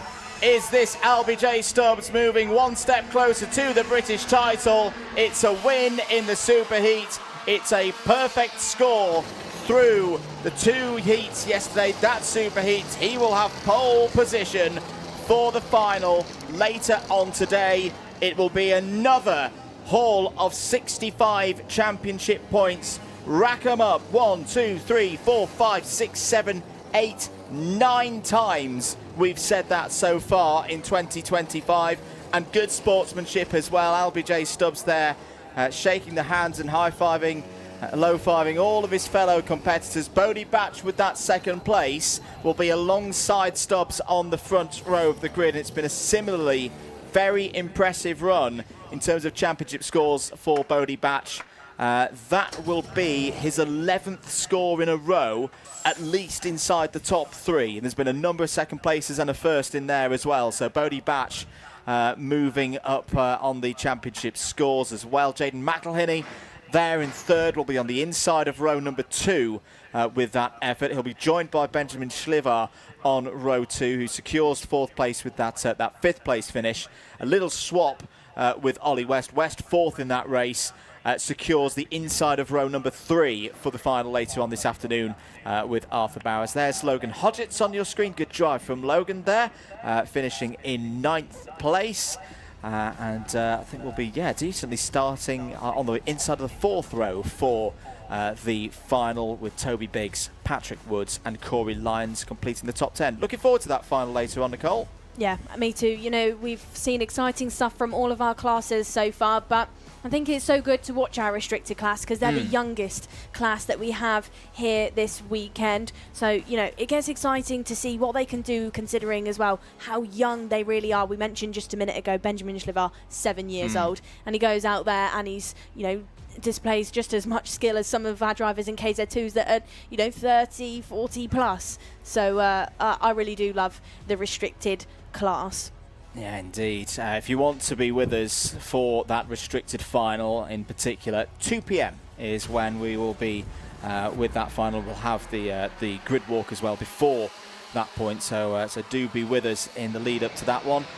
Here was the race start. That was the spin for Corey Lyons and Frank Morris. Frank there on the brand new Mini TB karts. Down the inside, this is the move for second place between Batch and McElhinney. Ollie West getting involved there as well on the run to 4th place. Really measured run from LBJ Stubbs. This is what we often see in IAME Waterswift Restricted. That race really did remind me of a lot of the races we called in 2024 with the likes of Davidson, Ferguson, Forks and others. It's a category, particularly around here, because it's a power circuit. Toe is quite strong around here. The racing stays close. This was great racing. Beautiful switchback. Good respect given between the different drivers, giving each other racing room. The checkered flag taken there by LBJ Stubbs. It's going to be a big task to stop him winning again here today. For now, though, let's head down once again to Parc Ferme and over to Piers Pryor. Winner, LBJ Stubbs. Not the first time we've said that this year. However, you were made to work for that one. Yeah, it was a lot harder than usual. I've been racing with Bodie quite a lot, so I know how he drives. But he pushed me, and we got away from a few of them, and then he overtook me, and I managed to get the cut back. Yeah, let's talk about that. A good move from Bodie down towards turn 1 with a couple of laps to go. That could have been it, but you executed a brilliant move in the first sector. Yeah, Jaden done well to push me, but when Bodie got in front, I just had to stay calm. I knew it was all down to the last lap. And you did it in the end. Can you do the same in the final? Hopefully, yeah. Hopefully, yes. Championship leader, LBJ Stubbs, another win in the heats. Can he do it in the final? We'll find out later on with one more race to go in Waterswift Restricted. Up next, Junior X30. Here at Demon Tweaked, you probably know us for our massive cartwear range. We've got everything from suits, boots, gloves and helmets from the biggest brands in the business. But we are so much more than that, because if you're looking for kart parts, well, we've got you covered too. We've got everything from Rotax parts, sprockets and chains, discs and pads, data loggers and dashers, fuel tanks, steering wheels, bead breakers, and loads more. But of course, it doesn't just stop at the track, and if you're looking to build your skills in the sim, then we've got everything you're going to need to build the ultimate rig. So whether you're just getting started or you're already at the top of your game, Demon Tweaks has got you.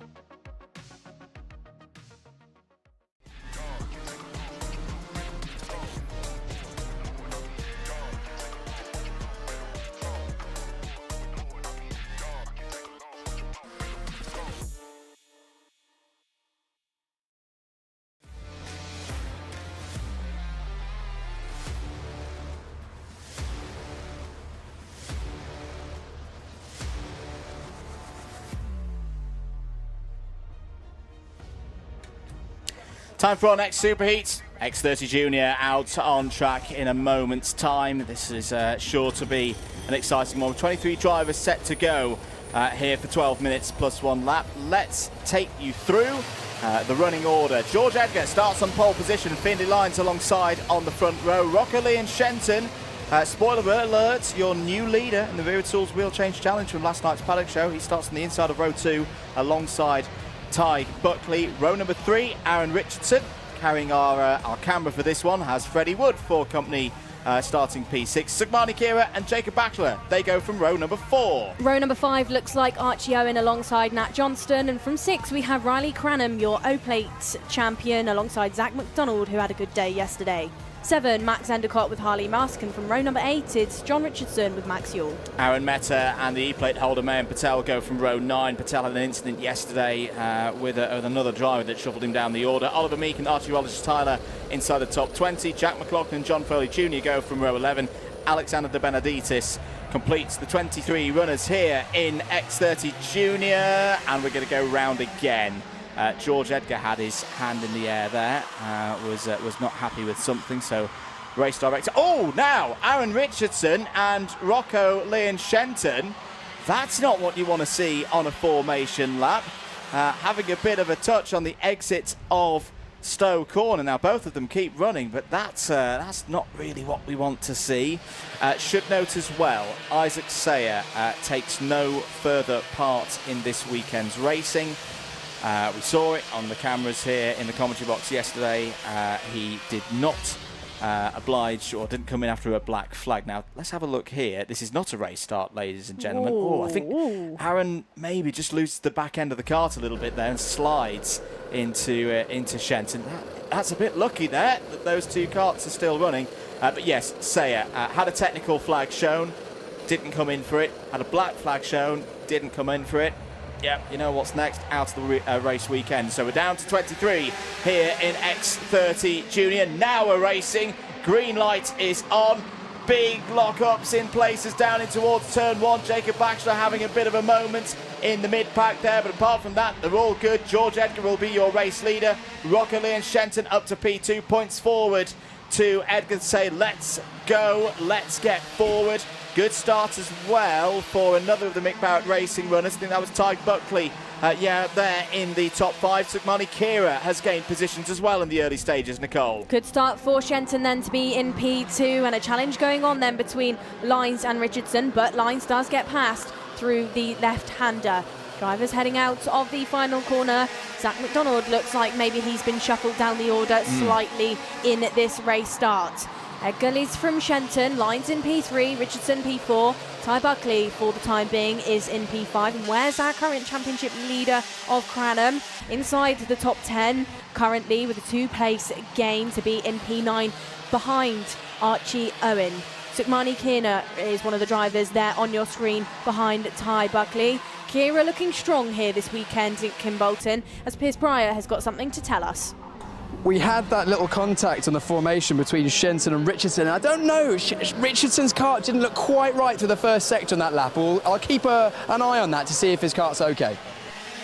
Could be the case, though, that maybe he's just a bit put off mentally by that moment and trying to just baby the kart round slightly, as now Cranham has got past Kira down at the first corner. Cranham now in P7. Fastest driver in these early stages is Finn Lyons, who's on the tail of your two race leaders. As once more, Cranham clicks off position now. This time it's Fred Wood that is your newest victim to the O-Plate driver. Cranham looking really, really strong here, Andrew, really trying to push up now to his teammate of Aaron Richardson, who we go on board with through the final corner. Oh, this is all a damage limitation race for Riley Cranham right now. Obviously, he's got some very good scores already on the board. We'll come back to that because there's a battle for second place going on here between Shenton and Lyons. Shenton through, takes that position. Findlay Lyons, who has been very, very busy so far this year, has also been competing in the FIA Karting Academy Trophy for the United Kingdom in the junior category. What can he do here against a driver who's in really good form at the moment, Rocker Lee and Shenton?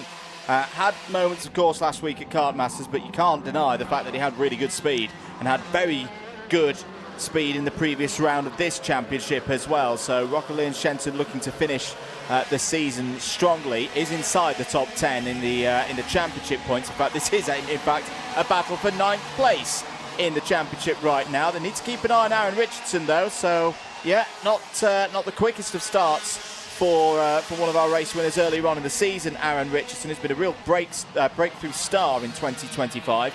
But Richardson has got his rhythm back, on board with him now, down towards the Dan Weldon corner. Very tricky part of the circuit here. Got to carry the speed round onto the straight. Kestrel corner is next. Hard left and then immediately into the right-hander of Kimbolton corner. Richardson is closing in here, and the danger for Lyons and Shenton. He's also pulling his teammate with him, Riley Cranham. There he is in 5th place as Lyons goes down the inside.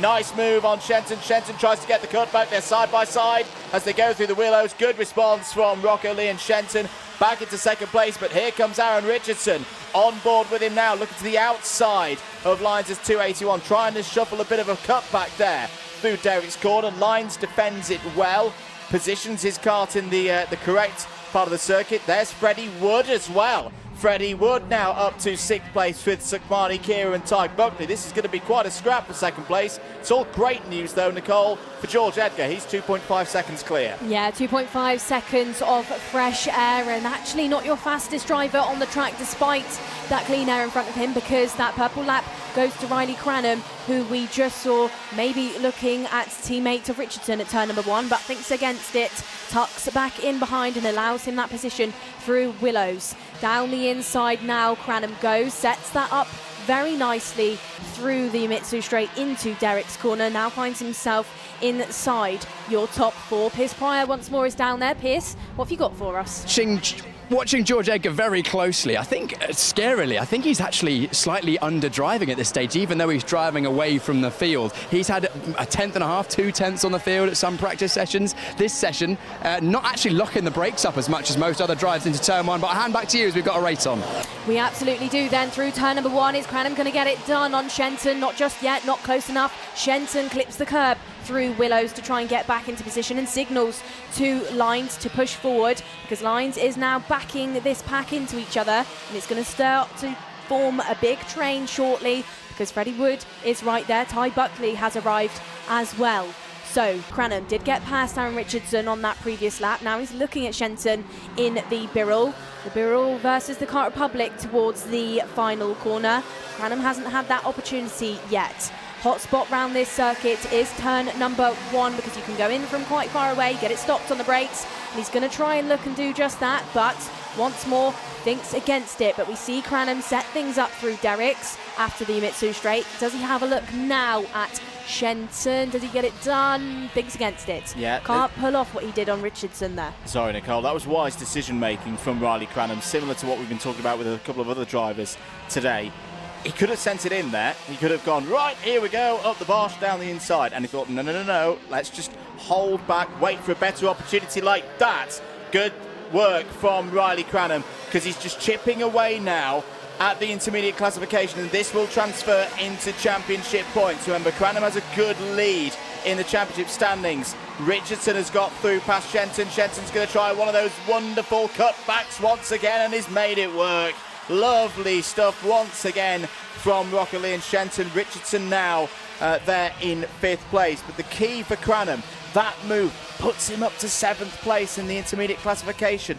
That'll transfer through to another point, especially on a day when his closest adversary, George Edgar, is having another one of those really well put together campaigns, and right now would be on pole position for the final, would take that next haul of 65 championship points. It again comes back to the calmness personified for Riley Cranham that we've been talking about in British karting pretty much the whole of the season. Absolutely. So far what we've seen from the rounds, round 1 it definitely was Cranham's game, then at GYG it was Edgar's, then at PFI there was a bit of up and down, and it was actually Mayan Patel that took that day to win.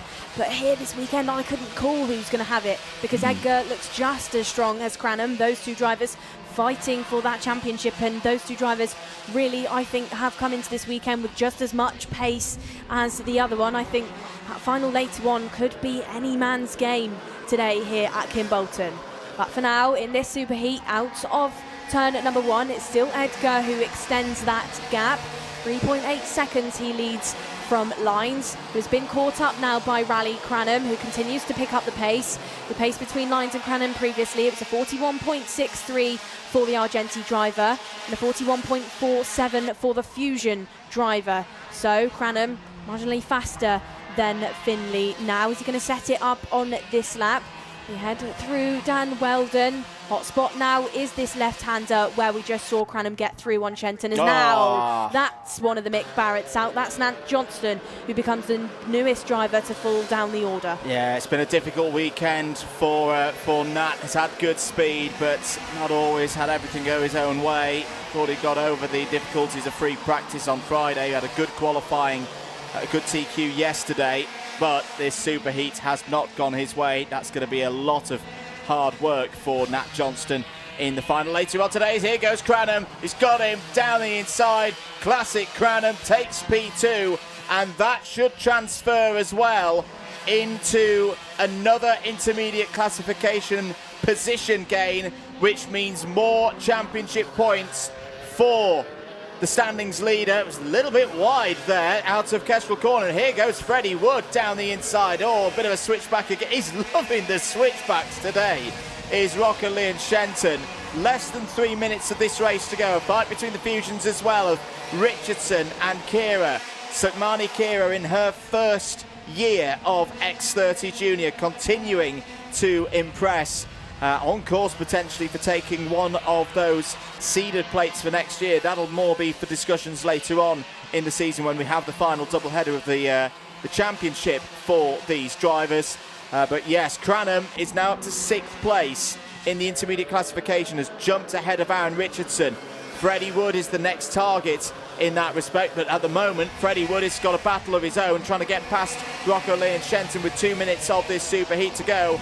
Does Wood throw it down the inside? He has to think about it, but I think I quite like that decision. We've seen that Shenton's very good out of the traction zones. It's very good punching back through, especially on the inside for those cutbacks. Wood knows as well that Ty Buckley right there as well. Ty Buckley with all of his success in this category over the last few years. This is very un-X30 Junior in a way. Normally we see the juniors throwing it in there from miles back, but they're thinking about this. It's a good tactical race, Nicole. Yeah, questioning maybe, is this intentional by Wood? He wants to set it up where you can get the driver behind to follow you through as well, but Buckley doesn't manage to make that stick. I'd say that Wood was trying to get the Mick Barrett to follow him in with that one and shuffle Rocco further down into the pack so that Fred then doesn't have to worry about Rocco going back in on him on the further up corners, as now John Richardson gets rewarded a 5-second penalty.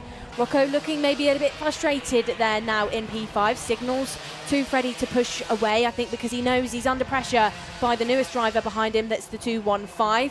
Wood runs a little bit wide out of Dan Weldon, but holds on to it well, goes defensive into the sharp left-hander. Shenton jumps back onto the racing line, and now down the inside at turn number 12. Gets it done, as does Ty, as does, is that Sukmani Kira that has got past? No, it's Aaron Richardson that has managed to get through. That just shows Wood there, that defensive driving wasn't executed well enough, and now he finds himself in a sea of karts because Archie Owen is in this fight. Sukmani Kira has got past as well. Now Zach McDonald is trying to get past the Jamie Green.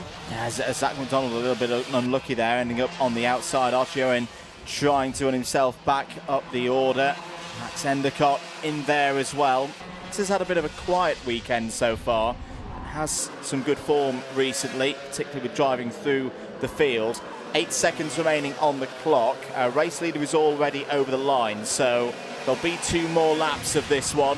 Shenton checking over the shoulder. Here is an onboard view from Aaron Richardson. It's Ty Buckley ahead in the 215, the driver flying the flag for the Republic of Ireland. Down towards Derek's corner once again. No way through on that occasion for Buckley to take Shenton's 4th place away. A couple of other changes in the order. Kira is through past Wood for 7th place. Wood holding 9th there ahead of Endicott. Mayan Patel has gained 6 places in this race. It's your biggest progression and progressive driver up the field at the moment into 12th place. Oliver Meek as well has gained a good number of spots. Nicole up 5 spots to P14. Archie Owen maybe has fallen off of a bit of a performance since yesterday. Was momentarily a race leader yesterday in our heats, but now finds himself just in this mid-pack section. But don't count him out, because does has some very good pace round this circuit. On board once again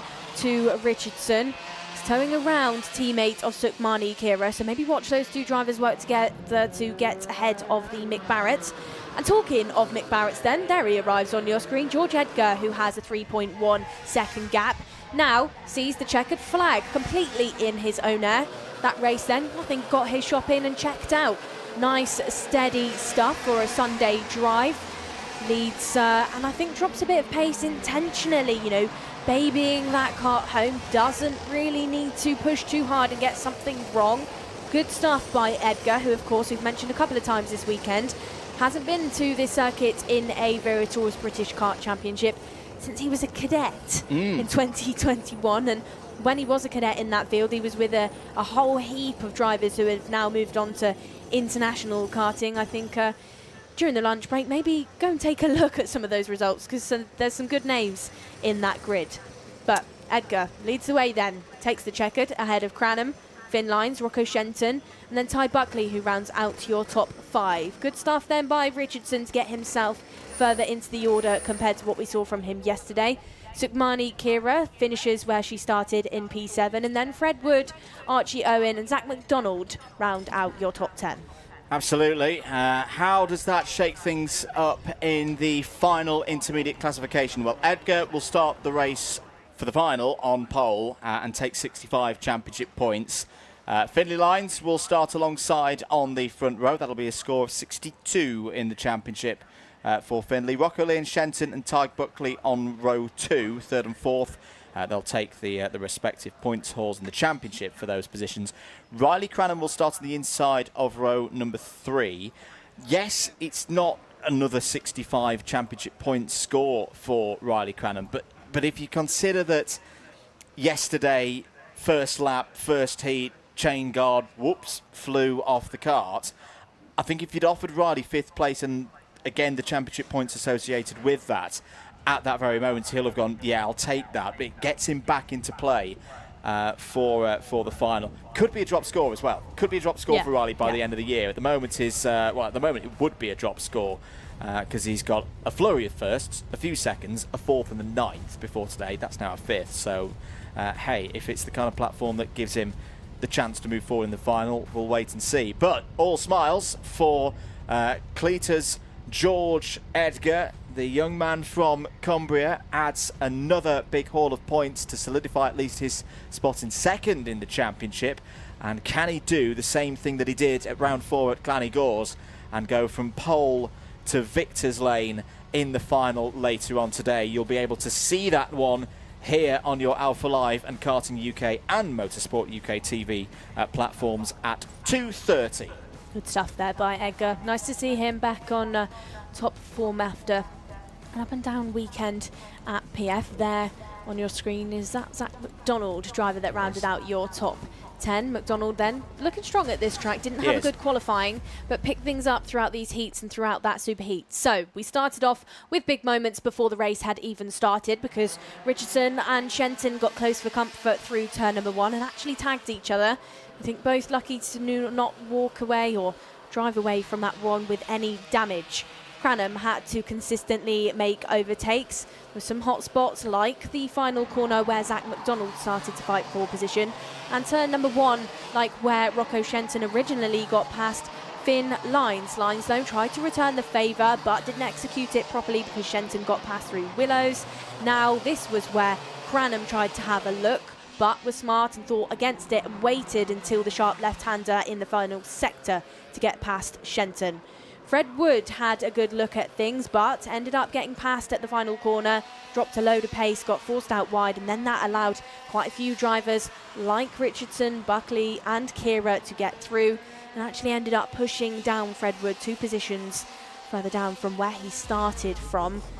So a shame from Freddie Wood to not ended up further up the order after that hard work. But for now, hard work was completed by your race winner of George Edgar, whose Pierce Pryor is with down in Parc Ferme. George, an easier heat win you probably won't have.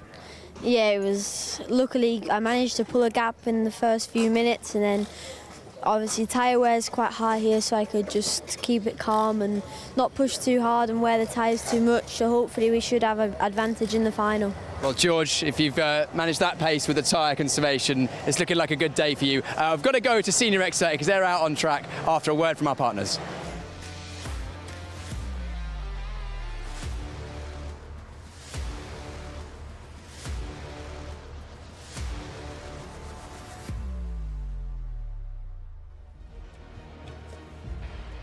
Senior X13, Superheat, here's your grid. Freddie Lloyd and Zach Green on the front row. Gus Lawrence and Lewis Bird, row number 2. Row 3, Gabriel Stilp and Morgan Moore, Tristan Powell and William Antrobus running strongly there on row 4. Row number 5 is Reece Newburn with Jack Buckley. Then it's Aaron Brown, Jack Nettleship, Harrison Whitcomb, CJ Bennett, Theo Lestrange and Sam Lewis. Luca Mann and Joao Castro go from row 9. It's Dylan Patel and Dean Pedersen on a wildcard appearance starting inside the top 20. Oliver Harris and Yusuf Alali are on row 11. 23 drivers in the field completed by Lucian Joyce. Here we go then, 12 minutes plus 1 lap of frenetic action here at Kimbolton. Lloyd looks left, looks right, trying to hold off both Lawrence and Green, and they're all running wide. Who's going to emerge in the lead of this race? It's Morgan Moore. Morgan Moore for Premium Karting. What happened there, Nicole? Down into turn 1. We often see drama in the senior categories. That reminded me a little bit of some of the senior Rotax starts that we had here last year. Is off the road. Is that the 625 of Yusuf Alali? Yes, it is on the Formula K. But they all barreled in there. Somehow they didn't come a cropper and run over one another. Let's have a look at a replay of that start. So where's this all coming from? Oh. Can we see it again? You can't even tell. I don't know if it was maybe Lawrence pushing into the back of Lloyd, or was it coming from further back, and it was actually a domino effect, but it's really affected this race start for Lawrence, who's dropped down to P11, and of course for Fred Lloyd as well, the driver that started on pole is now in P8. Good news though for Morgan Moore, who I'm sure would have been driving through that chaos with a bit of a grin on his face. For now though, Moore from Stilp, from Powell, from Bird now into P3, so actually trades places with Tristan Powell, and then Reece Newburn rounds out your top 5. Pierce Pryor might have seen that a little bit closer then than what we did, Andrew. I was right there at the first lap incident. I saw it into turn 1. I'd be surprised if Gus Lawrence doesn't have a nose cone. That was unfortunate because Lloyd just cut across him unexpectedly.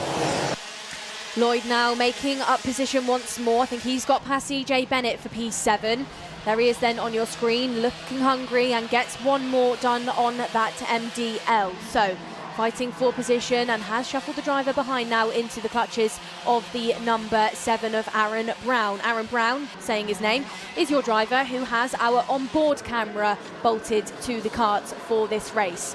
Heading into the final corner, Harrison Whitcomb is trying to jump up the order, and Gus Lawrence is using Whitcomb, I think maybe as a bit of a shield now to get himself back into the top 10. Zach Green looked very, very, very strong yesterday, had a heat win, but finds himself nowhere near the front in this one. He's currently in P12 in that Jamie Green branded kart. Once again, Fred Lloyd trying to turn up the pressure on drivers ahead to get himself into the sharper end. Goes purple and is now right on the back bumper of Reece Newburn for P5. Yeah, it is indeed. So at the moment, Freddie Lloyd has now got back in terms of intermediate points, level with Morgan Moore. Tiebreaker scenario at that point. We go back to the TQ performance on Saturday. That would be advantage Freddie Lloyd. And, well, it's not even needed anymore with that move up to 5th place. Lloyd now goes 1 point ahead. So it's Lloyd, Bird, Moore, Green, Stilp, Lawrence, all in the top 6 at the moment as things stand in the intermediate points, Nicole. Yeah, absolutely. Now that gap that Moore had from Bird is starting to be eaten out of. Just under 4/10 splits up more from Bird, who has got his teammate of Gabriel Stilp right on the back bumper. So maybe watch those two drivers try and go in on the premium together. Try and play a bit of a game here. Zach Green now getting past at the final corner. So he has changed places with Jack Nettleship for P11. Fred Lloyd consistently going faster and faster. Now P5 behind Tristan Powell. It's on the back bumper of Stilp as we head into this part of the race, and they really now have started to catch up and reel in the premium. Other news further down in the order then. Dean Pedersen, a DNF within this race. Yusuf Alali hasn't managed to catch up after that first lap moment. Neither has Oliver Harris or Lucian Joyce. Here we go then. Bird still trying to chase down Morgan. Really still tailing around still. Powell and Fred Lloyd. Down the inside then goes Powell at turn number 1. Gets past Stilp, and that opens up the gap for Fred Lloyd, who gets past not one, but 2 karts, 2 for the price of 1. Says thank you very much to both Tristan Powell and Gabe Stilp. Stilp then got caught out within that one, I'd say, Andrew. Yeah, it's Freddie Lloyd taking no prisoners there. And right now as well, I reckon Freddie Lloyd is taking the championship lead as well with all of this, because Gus Lawrence, where he's at the moment 10th on the road, he's going to lose the championship lead. It was only 1 point before the start of today. Lawrence down the inside of Brown there. He's got 2 drivers in this one. He's got past Harris and Whitcomb as well. That will improve things for the reigning champion. Here's a good scrap for the race lead. Lewis Bird has got through past Morgan Moore to take this race lead at the end of lap number 7. Bird could still be on pole position here for the final at the moment. He's just sat in on the outside. I say just, it's been a really good effort from Bird so far this weekend. The moment he'd be on the outside of row number 1 for the final. 6 minutes and 35 seconds of the race to go. CJ Bennett's having a really good run in this one as well, Nicole. Up 8 spots to P6.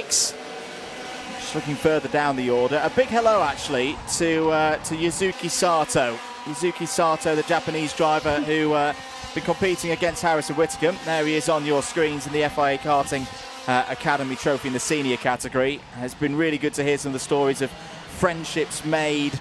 And I know Yuzuki is watching back home to see how Harrison's getting on here today. So your inaugural senior champion in the FIA Karting Academy Trophy. Welcome to the Wera Tools British Kart Championships as a viewer.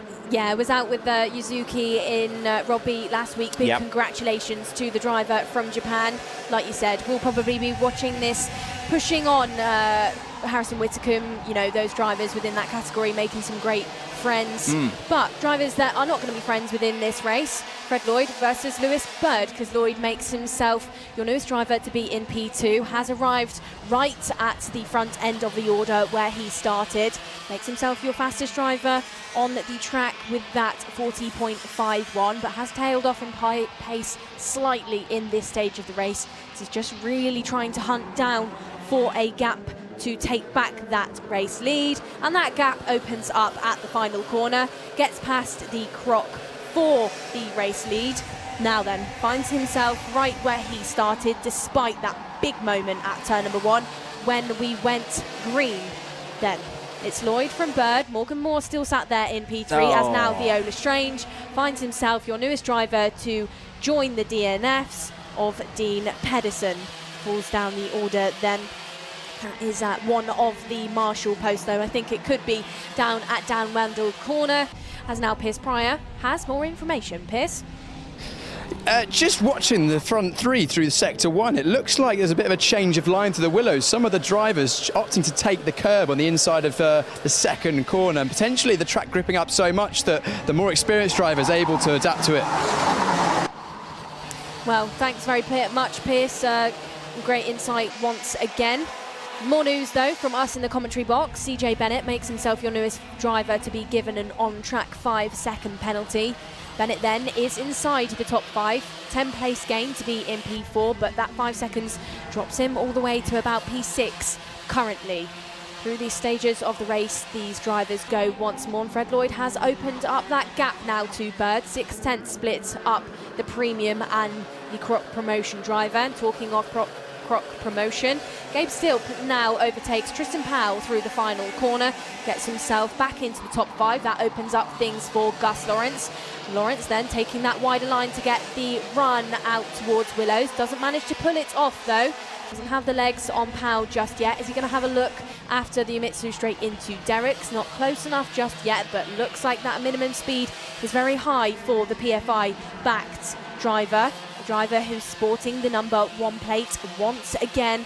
Driver who's got a shopping list of championships under his belt. Yeah, and we'll be heading back across the pond next week to compete over in the States. We're flying the flag for British karting there. Before that flight, though, he's got this superheat and the final to deal with as down the inside. Oh, Whitcomb through. Oh, that's a superb move round the outside of Rhys Newburn up into 8th place. This is a good scrap. Gabriel still right at the front of it. Meanwhile, change for second. Moore has got through past Lewis Bird, so Morgan Moore having a strong finish to this race. 2.5 minutes remaining in it. Freddie Lloyd, it's not a weekend deciding race, this, Nicole, but I do feel it could be a weekend defining race for Fast Freddie, that he's been able to A, fight his way back up through the order, B, take the lead, and then C, start to break away. Meanwhile, battle going on. Still really having to work hard at the moment, Nicole, to hold on to this 5th place. Absolutely is. He's got a train of karts behind him, one of which, of course, includes Gus Lawrence, who was shuffled down the order earlier on.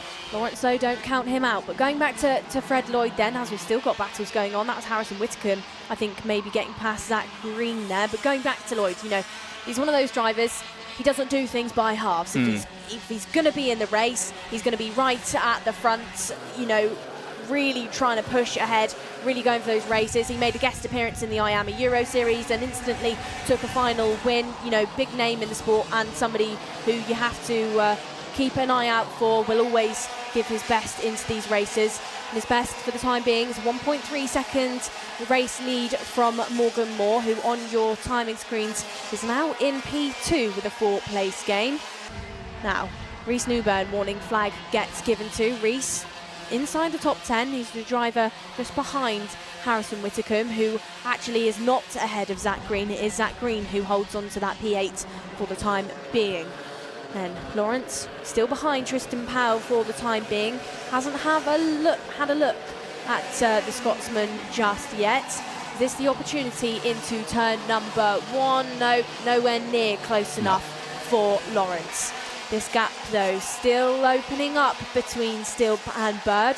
Stilp really under pressure by this train of karts, as now Aaron Brown is under investigation. He is indeed. I tell you who else Aaron Brown, I think, has fallen down the order a little bit there, down to 13th place. Powell's having a go at Stilp. Not quite able to get through.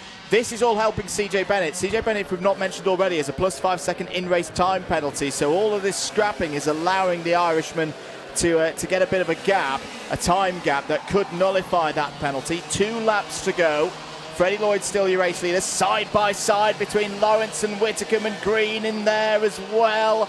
Good racing between the 3 of them. Good respectful racing and room given on the way through the Willows. Time is now up. This has been a really good superheat. Really does whet the appetite for later on this afternoon. I think we can have a look at a replay of what happened to Aaron Brown. So this is down into turn 1. Half spin, does well to catch it. Rhys Newburn was receiving a little bit of a hello, an unscheduled hello to the rear axle there through turn 1. So Newburn's fallen down the order, and of course that's what those investigations will be for. Here we go then, still battling away with Tristan Powell. Powell taking that tighter line on the entrance to Willows, but it doesn't mean that the move is on. This driver's really not wanting to give up that position for P5. Morgan Moore then, still under pressure by CJ Bennett, but don't forget that Bennett has got that on-track 5-second penalty. So currently as it stands, that would drop him down to around about 9th, maybe 10th. Still though, trying to push ahead of Morgan Moore out the final corner. But time looks like it's run out because checkered flag is out and is waving. And is out and waving to your driver who's just taken this superheat win. Freddie Lloyd with a 1.1 second gap. Sees it, takes the fastest lap within the race as well. A job well done for Freddie to recover after that difficult race start. Like we said then, finishes ahead of Morgan Moore. CJ Bennett on track rounds out your top 3. Then it's Bird from Stilp for promotion. There we go then. That's the end of the Super Heats. The final for X30 Senior will be at 3 o'clock this afternoon. All of the build-up, the discussions, the interviews with the drivers down on the grid with Piers Pryor. You'll be able to watch all of it, and then every single minute of the 15-minute plus 1 lap final later on this afternoon here on the Alpha Live Karting UK and Motorsport UK TV platforms. There's your provisional result. Lloyd from Moore, Bennett, Bird, who seems to be back to where he wants to be on that return to the Croc Promotions team. Gabe Stilp 5th, Tristan Powell 6th, Gus Lawrence 7th. That does mean that right now in the live championship point scores, Lawrence has lost the lead in the standings to Freddie Lloyd. Whitcomb 8th, Green 9th, and Jack Nettleship, good drive there, up to P10. William Andrews, who I know has got some new friends following in the live broadcast viewership, was there in P11. Jack Buckley 12th, Aaron Brown 13th, Dylan Patel and Sam Lewis in the top 15. Reece Newburn, unfortunately there, fell down to 16th, was ahead of Luca Mandrau, Castro, Lucian Joyce and Yusuf Alali in the top 20. Oliver Harris completed the 21 finishers retirements for Theo Lestrange and Dean Pedersen. That leaves the final intermediate classification, and this is big in terms of championship as well. Freddie Lloyd, 2 points, a 15-point intermediate advantage across those 3 races up to this stage. So that will give him another haul of 65. Green 2nd, Bird 3rd, Moore 4th, Lawrence 5th. They'll all score points for that, but of course that means the championship lead does change hands. These were the highlights. That was the slightly fractious start to things in X30 Senior, Nicole, and it didn't really calm down at any stage in that race, did it? Absolutely did. And Aaron Brown had a couple of moments then through turn number 1, right from the word green. Lawrence had to fight for position, as did Fred Lloyd. Lloyd got 2 for the price of 1 through Willows. That was good stuff then for him to get past both Tristan Powell and Gabriel Stilp. Continued to push forward, got past Morgan Moore and Lewis Bird. It was through the final corner that he managed to get past Bird. He was then passed by Morgan Moore. Brown, this was the big moment with Reece Newburn into the entrance of turn number 1, and really, really lucky to just avoid scraping down the side of the wall on the exit of turn number 1. Once more, Fred Lloyd takes another heat win this year. Originally fell down the order, but finishes where we typically tend to see the driver for premium. Let's head down once again to Piers Pryor. Freddie, another heat win. It's tricky out there. Yeah, it's really tricky. I mean, at the start, got loaded off, but got stuff on the tyre, but we managed to get back there, get into a rhythm, get into lead and start chilling out, saving the tyre. It looked like you got an opportunity to save the tyres a little bit. How important is that going to be in the longer final later? I mean, it's not 2 rounds this weekend, so you don't get 2 qualies Saturday and Sunday, so it's just 1 tyre from quali all the way out from the weekend. It's very important. The tyres wear quite a bit around it, I'd say. Yeah, definitely. It looked like your pace, actually, even though you were tyre saving, was probably the strongest I've seen at all points this weekend. Don't know really. I wasn't looking back that much. It was a big scrap behind you. What can you do in the final? What's your outlook? I think you may have taken a slim championship lead over Gus over the heats now. So what's the outlook going forward? Win. That's what we'd say really. Just try your best, see if you can win. If not, then go again next round. There we go. Well, Freddie Lloyd, another heat win. That's our new championship lead. I'll let you go and cool off with the team. Next up, KZ2. Don't go anywhere after a short break with our sponsors. Motorsport is naturally a fast-paced and dynamic environment. Dealing with a specialist insurance advisor helps to ensure that your specific needs are covered. We have access to a complete portfolio of products including personal accident, on-track damage, property and event liabilities and cancellation. We can help drivers, teams and manufacturers, event organisers and circuit owners and venues. Visit marshsport.co.uk/motorsport to find out more.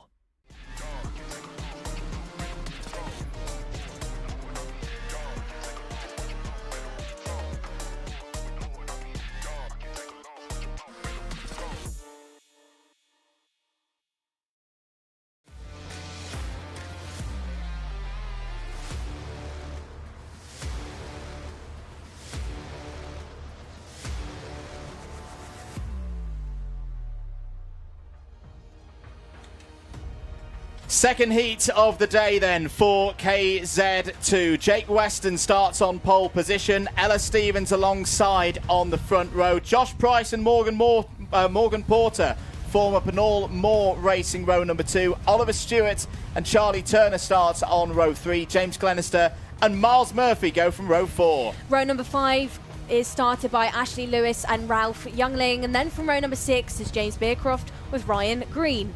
7, Alan Kenyon, the privateer driver, alongside Jessica Edgar for Jade. Then row number 8 looks like Isaac Smith with Sam Ward. Rest of the running order for this one. Good to have 21 drivers here this weekend for KZ2. Lee Ward and Nat Thomas go from row 9. Bryn Kinch and Nino Piccoli go from row 10. Derek Morgan, hope his luck will change in this one. Has been very quick. Starts this race 21st. But had problems in timed qualifying. That's why he's at the back there, and obviously had a retirement in heat number 1. So, on board will be with Nat Thomas. Looking back from Nat Thomas's number 73. If you weren't with us earlier for the first race, here was your result. Miles Murphy won it from Morgan Porter. Should state as well, Morgan Porter does not count the championship points. So, similar to like we had with Noah Wolf last time, or earlier in the season at GYG, the championship points shuffled down the order in that regard. Josh Price does score championship points because he was registered from round number 1. That was 3rd. Oliver Stewart 4th. Ella Stevens 5th. Jake Weston completed the top 6. Here we go then.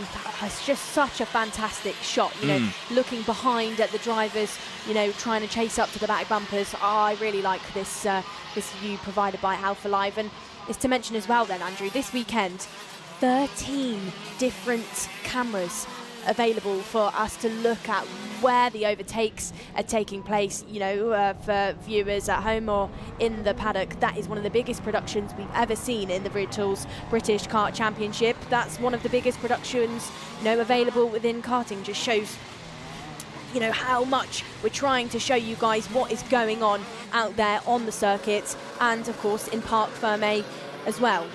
So, for the time being though, talking about what is going on the track, drivers just weaving left and right to get that temperature into these Lecon tyres. Of course, to mention, these tyres are different from what is used in our IAME categories. Different manufacturer of rubber to provide the grip to these KZ2s. KZ2 karting, premier class within international and national level of the sport. It's a kart that has front brakes as well as rear brakes. Does that look like maybe more drama for the number 6 of Derek Morgan there? I don't know if he's... no, I think he's maybe just taking his time to get into his grid spot. He's taking the F1 movie strat. That's what he's doing. I've not watched it, yeah. Right. Let's get into this one then. Remember, the results from this race added to the results from heat number 1 will set the grid for the final and decide who gets the next haul of 65 championship points. Green flag in the air. Revs will rise. Lights come on. 2 lights, 3 lights, 4 lights. Heat 2 in KZ2 is go. It's a very good start this time from Jake Weston down towards the first corner. Ella Stevens has a decent start as well, but through into second place has gone Morgan Porter. So Morgan Porter, the former KZ2 champion, has had a really strong start to this race, is up in P2. Out is Ashley Lewis. That has not gone well for the driver of the Rush Performance number 4. Josh Price, Miles Murphy, they're all there, as well as down the inside goes Charlie Turner. Welcome to the scene, Charlie Turner. Had a little bit of an off-colour heat number 1, but we know he runs well round here. Winner of the round in the 2024 championship here at Kimbolton, has been on the podium each of the last 3 years. Is this the point at which we see Rush Performance start to shine? Ella Stevens now has Josh Price, the previous 2024 British Championship winner, breathing down her neck. And should Price bite the bullet and get past the Jade Racing driver of Stevens, that will fall her down into the clutches of championship rival Miles Murphy, who took that Heat 1 win this morning. So then, As we head through these early stages laps, it's Jake Weston, the driver who was fastest in qualifying, being chased by Morgan Porter in P2. Charlie Turner P3, it's down the inside. That's big moves then by Ralph Youngling, trying to get all involved and chase up to the front end of the field. On board with Nat Thomas on the exit of Willows. Thomas, though, finds himself not where he would have wanted within this heat so far. Do a race replay then of this race start. So Stevens doesn't get off the line as well as she did earlier on this morning. It was Jake Weston that really did jump things really well there in that Sodi. Ella went tight into the first corner but lost position as Charlie Turner. He's out. Charlie Turner, I don't know where on the track he finds himself parked, but that's drama for the driver who was really in the front end just a moment ago. Oh, what a disaster for Rush Performance. Ashley Lewis already out of this race. Turner will watch from the sidelines as well for the remaining 7 3/4 minutes. James Glenister still running out there, but is in 9th place. Josh Price trying to find a way through past Ella Stevens. Now, championship situation. Jake Weston, this is what we were talking about earlier on in the weekend in terms of disruptors. Drivers who are not part of the championship bid, but could play a really big part. Porter, as we say, does not score championship points. So in terms of the 65, kind of put a line through him. He's not really part of the game. Weston is, though. I'll check that one just before I go through this statement. So at the moment, Jake Weston is holding 2nd place, or was, because has there been a change? Because Murphy is now showing us in 2nd place in the intermediate classification, which today, with Porter not scoring points, that's good for 65. That's good for 65 championship points and keeps Miles Murphy in play. Keeps him in, right in things. This is a championship battle. This is the last round for the KZ2s, and it's going to be a fiery one. You've had a fluctuation of different winners this year, and drivers at the front end of the field. Oliver Stewart has been one of those, but for the time being, hasn't been able to fight up the order. He's on the tail then through the final corner on the back of Zeman Tweaks backed driver of Murphy, who he is facing within this championship fight. Still, no change for the time being between Stevens and Price, but Stevens is holding up Josh Price because he's the fastest driver out there on the track with a 35.54. As Ryan Green now is your newest driver to be out. Are they going to end up dropping like flies within this race, Andrew? I really hope not. And this is another thing for this KZ2 title decider today. The R word, reliability. Getting to the end of races, getting the points on the board. It's never guaranteed in this category. 5 minutes and 40 seconds to go. There is Porter. Porter now defending. Jake Weston running out front. Jake Weston, just to check, just to verify, yes, does score championship points. Has done 2 rounds earlier on in the season. So right now, it would be 65 championship points going in the direction of Miles Murphy, virtue of 2nd place in this intermediate classification. Weston would take the next haulers. There's a change, as through goes Josh Price on Ella Murphy, up into what will be 3rd place on the road. Where would Stevens be? Stevens would be 5th in the IC. That would turn into the points for 4th place. It's going to be a lot of mental maths done over the lunch break, ladies and gentlemen. 5 minutes of this race to go. This is why we've been talking, Nicole, in terms of how do you play this? For me, it's still full-on attack if you're one of those championship contenders. You've just got to go for it. Absolutely is. This is a weekend of all or absolutely nothing. And I think both Stevens, Murphy and Oliver Stewart are trying to do absolutely that, as it looked like Murphy maybe got it a little bit wrong out of the sharp left-hander on the 3rd sector then. Just bounced around slightly, I would say, on the grip. You said a moment ago then, Andrew, you were just saying about, the reliability of the class. Yeah. It is such they are reliable karts, but in racing where you're driving at so much speed and everything is so exaggerated under the braking, then you've got engine braking that flows into things as well, and so many individual components on the kart. You've got the brake discs on the front end, you've then got 6 gears to play with. Sometimes things on the KZ2s just go wrong, and it's so easy for the drivers to get it wrong as well. Drivers getting things right though in the back end of the order through the final corner, and that was Derek Morgan fighting for position.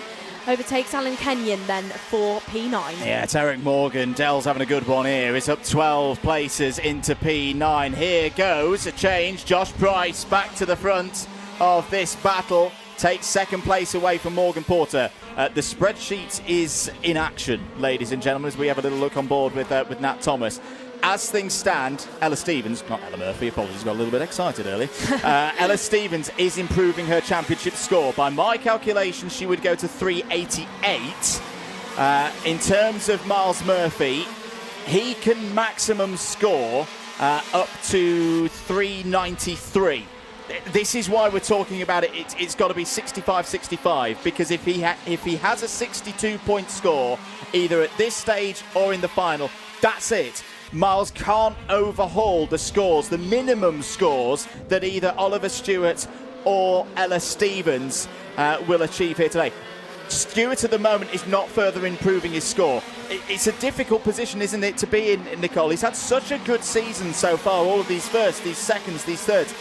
To further improve his score, he's got to go even better than he has before this season. Right now, points for 6th place in the IC would become, well, effectively points for 5th, because again, take Porter out of play in terms of all the mathematics.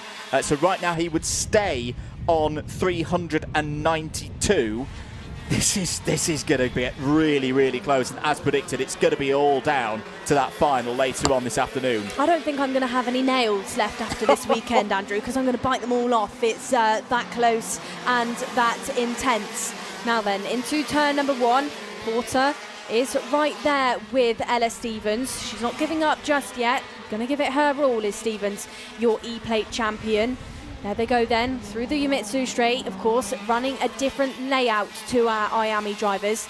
They cut straight down towards the final far corner of Dan Weldon. Drivers really hitting some serious speeds around here then.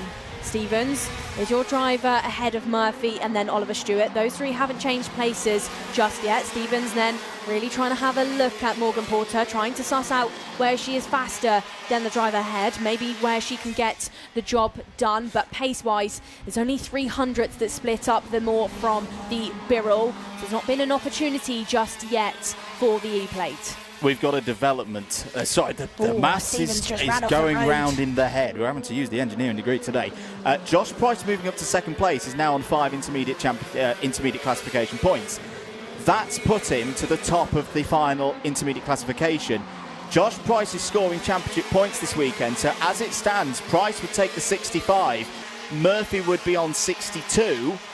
That would him be out. That would be he could not then, with a win in the final and effectively no scores for the two in the Jade Racing team, this could be taking us from 3 contenders in the championship down to 2.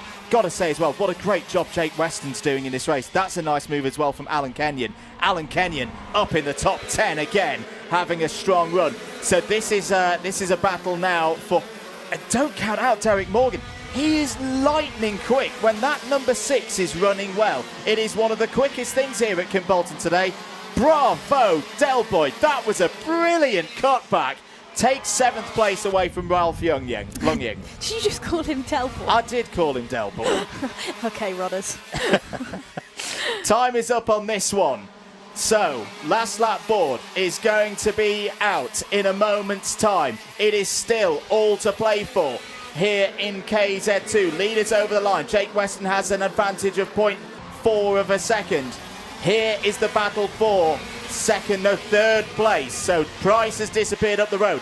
Porter there in 3rd. Stevens 4th, still in play. Miles Murphy, you've got to tip your hat to him. It's been a really good effort from Miles Murphy so far here today, and he could still take 2nd place in the championship, of course, but I think this is the point where he's going to fall short unless things change into the final couple of corners. Jake Weston, he is on form. Jake Weston could be a contender for the final, takes heat number 2. Josh Price will start on pole position for the final later on today, there with 2nd place. A great return for last year's KZ2 champion. He's going to put on a show later on this afternoon. Morgan Porter 3rd, Ella Stevens 4th, Miles Murphy 5th on the road, Oliver Stewart 6th, That leaves the intermediate points looking like this. Price, 5. Porter, 5. Murphy, 5. 65 championship points will go the way of Price. The 62 won't go to Porter because he's not registered as a championship point scorer. So the 62 will go to Murphy. Weston will be on the outside of row number 2. Will take 60 championship points. Stevens will be on the inside of row number 3. Will take 59 championship points. Improves her tally to 388. So the championship lead now for Oliver Stewart by my calculations. I should stress these are very provisional. Commentators are not formal officials of the meeting. But by our reckoning here in the box, Stewart's lead is cut from 8 points to 4 points going into the final later on this afternoon. But Stewart will start well on the outside of row number 3. Glenister and Kenyon, row 4. Youngling and Morgan, row 5. There is a driver, though, on your screen who I think is a really, really hot shot for a potential win. I know he'll be starting on row number 2, Nicole, but again, I remember back to last year at this place, Jake Weston had a shine-out weekend. He had one error all weekend, which was a jump start. He's looking to put that wrong right here this weekend. That was a tremendous drive for the Sodi Vitesse team. Yeah, it really was. Had strong pace in practice. I think this weekend a win could be on the cards for the Sodi driver. But of course, let's not forget what our main attention is going to be on during this final is the battle, is the story between Stevens, Murphy and Stewart. We are going to have a British champion by the end of today. But let's see some of the best bits from that race. Weston then really did perfect that race start, jumped it really well ahead of Stevens. Stevens, she didn't get it wrong, but it probably wasn't the lightning quick start that she had in Heat 1. Charlie Turner originally looked really strong, but this was the moment we saw the driver have that DNF. About was out of Dan Weldon. I think a technical problem there, just pulled off, and then technical problem as well for the number 9 of Ryan Green, who we lost down at Willows. The number 1 then of Price got past Ella Stevens through the sharp left-hander in the final sector. Very typical overtaking hotspot for these drivers. That then backed up Stevens into Murphy and Stewart, but there was not enough time for either of those two drivers to try and get past her. The number 6 then of Darren Morgan, Del Boy, as you like to call him then, Andrew, was really lighting things up. 14th place gain by Morgan to get himself into P7 in the end. Good stuff there, I would say. What a story would it be for Derek Morgan? He was on the podium here last year as well. He'll start on the outside of row 5. From the back of the grid to a podium special in one day. Let's see if that happens later on this afternoon. For now, though, let's head down once again into Parc Ferme and over to Piers Pryor. Jake, that start was much better, wasn't it? Yeah, definitely a lot better that time. Managed to get away from the pack. That was important to get away well because Josh was coming towards you at the end of the race there, but you just had enough of a gap. Yeah, definitely saw him coming, but luckily there wasn't enough time for him to get there. He managed to save a bit of tyre as well in the process, but should all see for the final. We will see for the final. How are you feeling ahead of that final? Pretty confident. I know what I've got under me is very good. Just have to make sure the bit in the middle is good enough. The squishy bit? Yeah, the squishy bit, yeah. Absolutely. Jake Weston, winner in Heat 2, and we'll grab Josh Price, last year's Motorsport UK Vero Tours British Kart champion in this category. Josh, you worked your way through there. If the race is a bit longer... Yeah, it was nearly there. I thought that I had to, obviously, the main goal this weekend is for Miles, you know, to try and end up on top, which I thought, the way the points work, and I thought we had to try and get to Jake to stop that, but I think it might have slightly worked against us in the end in the points by the sound of it. But yeah, shame. I'm more gutted for that, to be honest, than not winning. But yeah, now that that's out of the way, we'll just have to see what we can do in the final, sort of on pace. Yeah, it's not confirmed, but it looks like the Miles might just be out of contention now mathematically. Again, not confirmed yet. There's a lot of, with the drop scores and a lot going on. Regardless of that, I suppose some weight off your shoulders, you just said that. Pace looked really strong on that one, especially towards the end. Yeah, the pace is strong. It's always, you know, the pace is not normally the issue, but yeah, I'm just gutted for the team, to be honest. But we go again and see what we can do in the final. In the final, What can you do? Do you reckon you can have a crack at the win, take another pot home? Yeah, maybe. We'll see. We'll see what we do. Hopefully. Hopefully. Josh Price, last year's champion, second place in that heat. That's all the racing for this morning, but don't go away too far because we've got all of the finals, all 5 of them coming up this afternoon. That's going to be epic.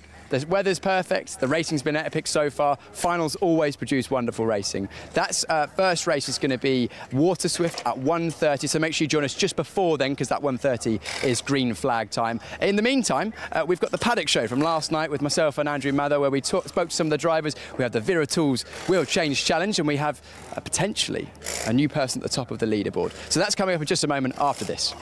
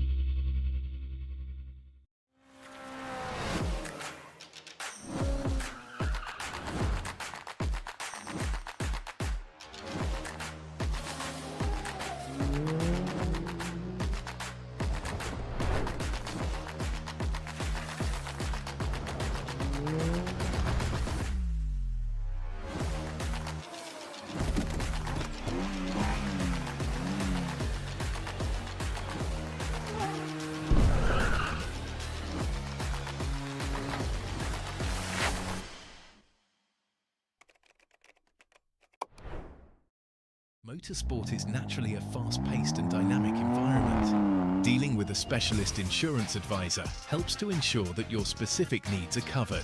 We have access to a complete portfolio of products including personal accident, on-track damage, property and event liabilities and cancellation. We can help drivers, teams and manufacturers, event organisers and circuit owners and venues.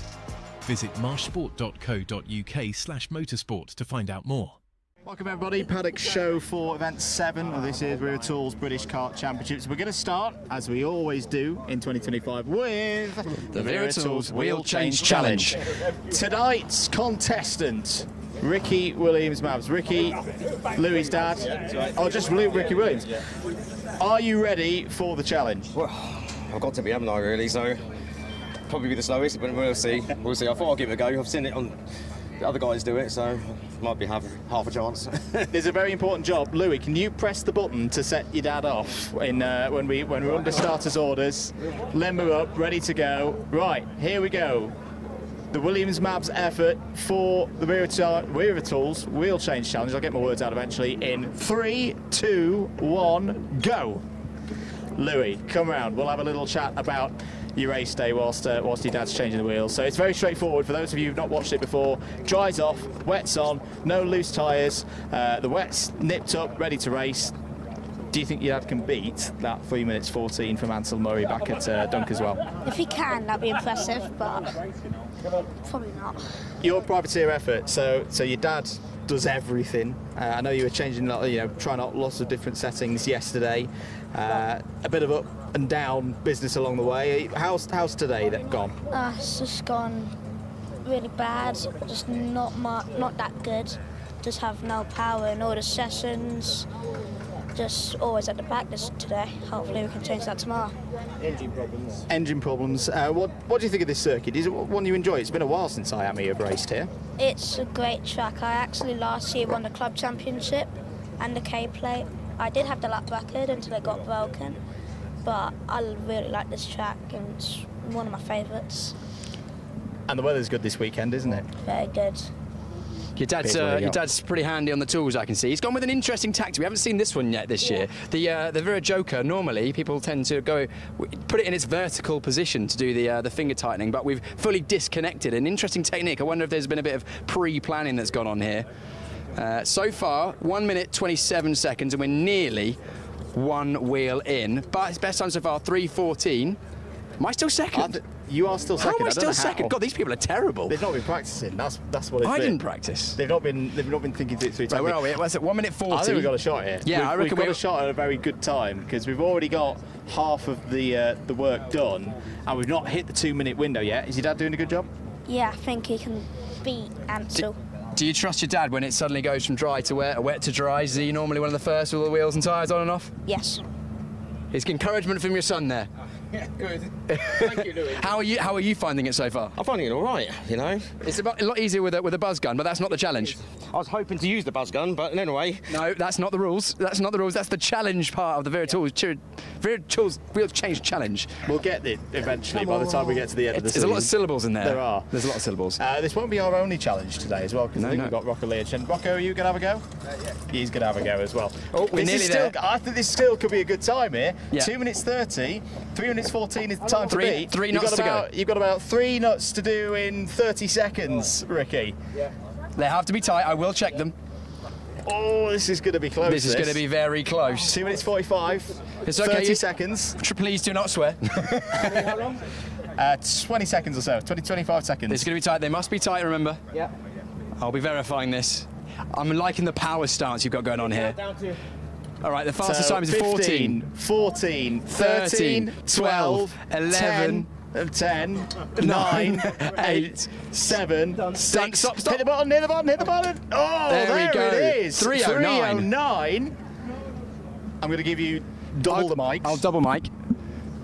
Congratulations. I don't think we need any judicials on that. I think that was pretty textbook, if you ask me. Louis, come on. Oh, here we go. We got the height. Wait, hang on. Let's get that on the camera again. What's this? We got a nice little insider handshake there. You proud of your dad? Yes. How are you going to repay him tomorrow? With a win. Yeah. With a win. There we go. Right. So Ricky Williams taking the top spot provisionally. Of course, there's still plenty of wheel change challenges to go, but Andrew's having a bit of teething problems here. Can't get it off. Rocco, you're not beating. Next up, we're going to have Rocco Leon Shenton. Oh, Louis. There we go. Look at that. Come on, boy. There we go. I'll give you a mic back. I chewed all my nails away at Kart Masters last week. That was the most difficult bit of it. Right, 3 minutes 9 seconds is now the new benchmark, but we've got another challenger. We've got a driver.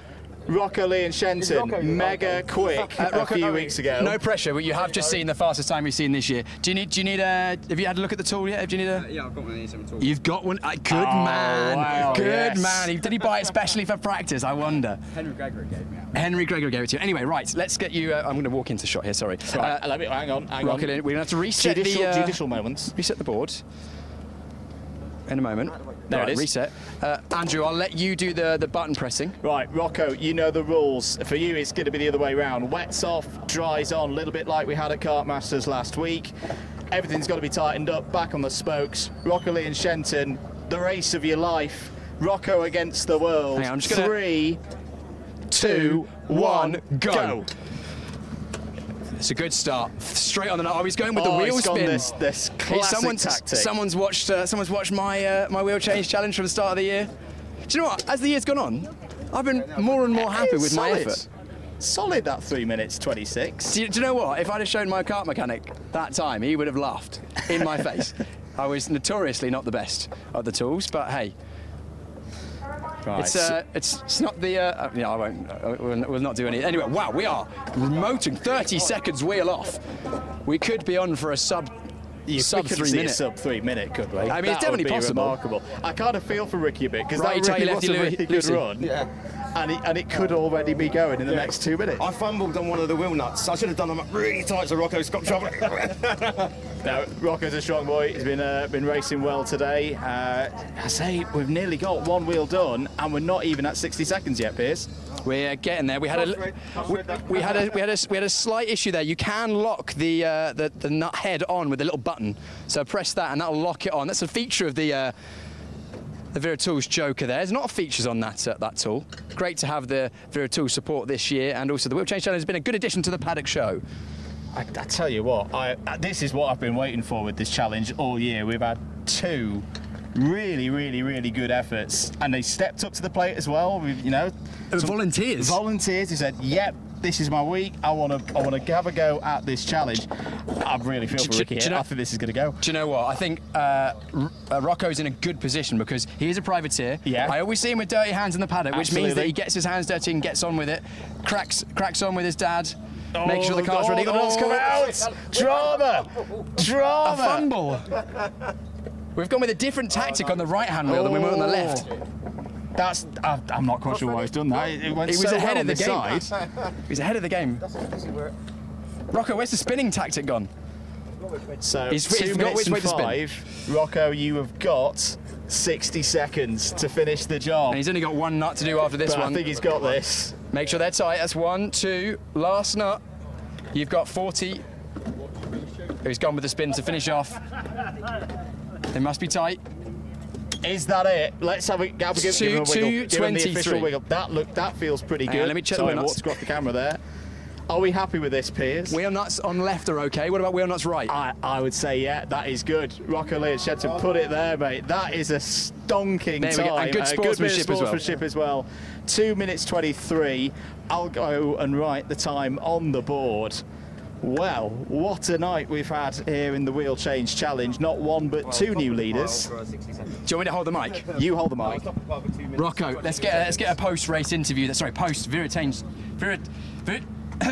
Wera Tools Wheel Change Challenge. Rocco, you've been visualising this for weeks? Have you been planning in your mind the tactics? Yeah, but I've never been where to find it. Never known where to find it, but found it today. Tell you what, if it does rain tomorrow, which is very slim chance, and it rains on the grid, I think your dad's got a good pair of hands to help him. Yeah, we've got a tier impact gun, so it'll be even quicker. But of course, you did pretty well, even if there was no impact gun. If the gun runs out of juice, then you're going to be in good hands. Talk to us about your weekend so far. You've been there or thereabouts. Yeah, it's been all right. The first heat we had quite a good pace, but the second heat we lost a bit of pace. But the grip's gone down a little bit, but same for everyone. Yeah, exactly. And of course on the Birrell ART chassis, as you have been for this year so far. Not many people on the Birrell this year, but it has historically gone fairly well, and also around here.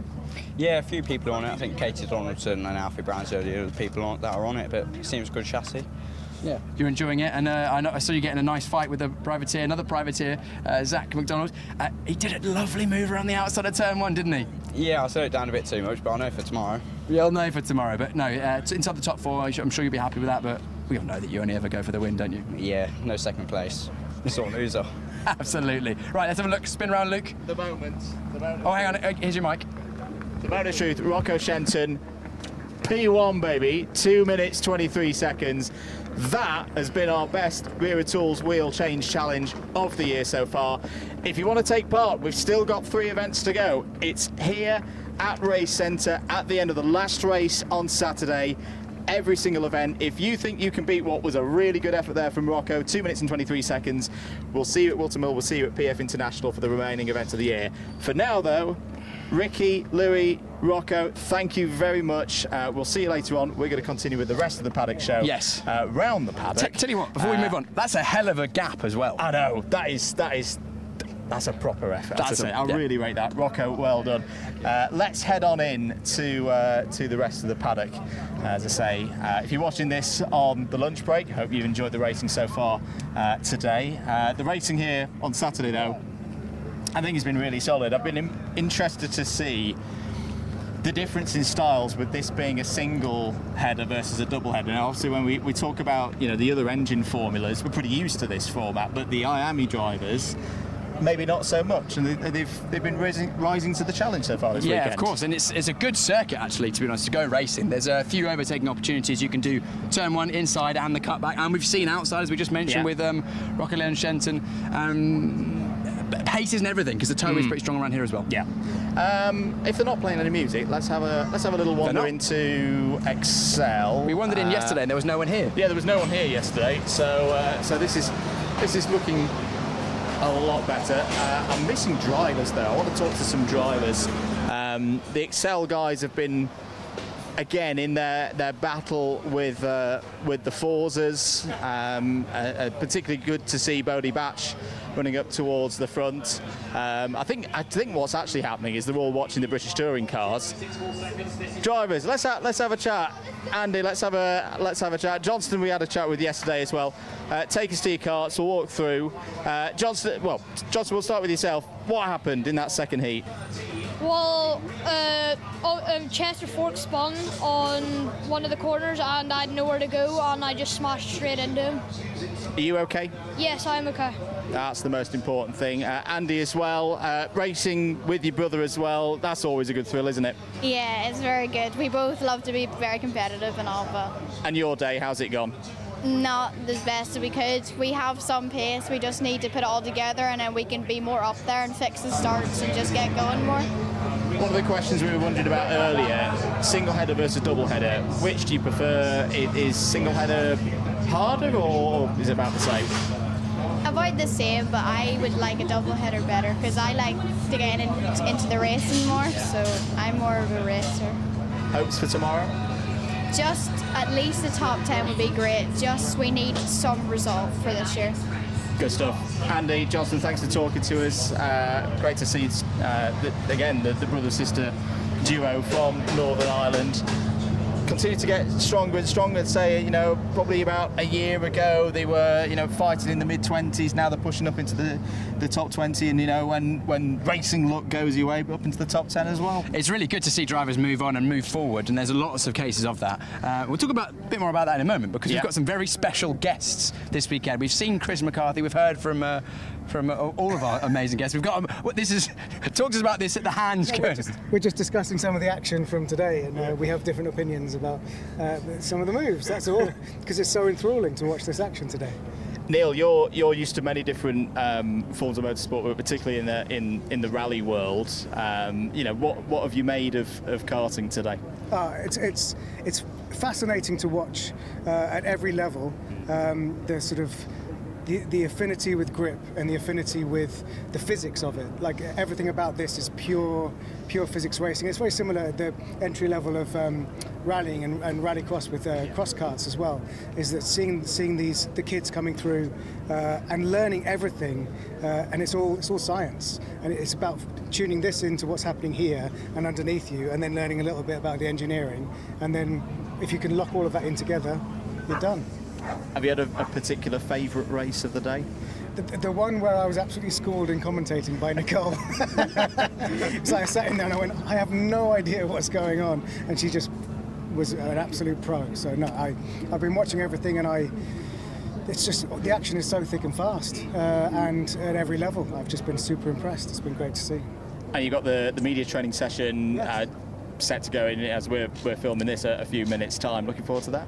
Yeah, I am. It's really nice. I'm very aware from speaking to Chris that these young drivers are very talented, but as soon as they start getting interviewed, they don't necessarily know how to conduct themselves and how they come across on camera. I was watching Piers doing interviews today, and he's got to coax words out of these kids that don't necessarily have any experience of that. So Chris's idea was that we came down and actually gave them some real basics, some tricks that hopefully not tricks, it's the wrong word, but techniques that if they apply them now will stand them in good stead this weekend and for the rest of their careers. Fantastic stuff. Guys, we'll let you get to that. I don't want to get run over by an MG. Chris, it's been great having yourself back in the paddock today. Yeah, it's been fantastic. So good to be back at a track I used to race at. You know, we've had people from Young Epilepsy's Youth Voice Network here.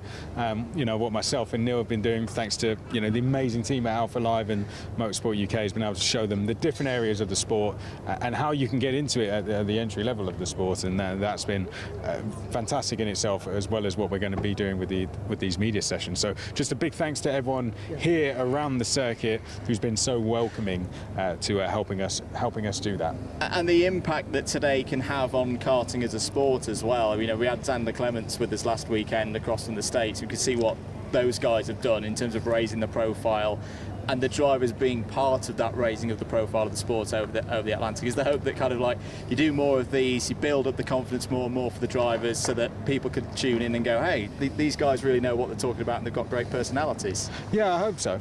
You know, I think with something like this, it's just a nice way to as Neil said, give people some simple tips that they can then use on in their careers, because now broadcasting is done at such a high level, from karting to club level racing in cars and beyond. So having these tricks is good at all levels, and if we can get that to them now, then they've got a head start. So I think the British Kart Championships will be doing a great thing for these drivers. I think you guys have thanked a lot of people here, but also a massive thanks to the both of you for giving up your time, because no one's paying you to be here today. You're literally giving your time and expertise to help the next generation, and it's really good to see. And you know, hopefully we'll see some of the people that you help on the ladder all the way up motorsport, or maybe even just stay in karting but become some of the best drivers and best personalities. So thank you to you guys. Thank you. Thank you. Thank you, guys. Amazing. Right, we'll leave you going to go and do that.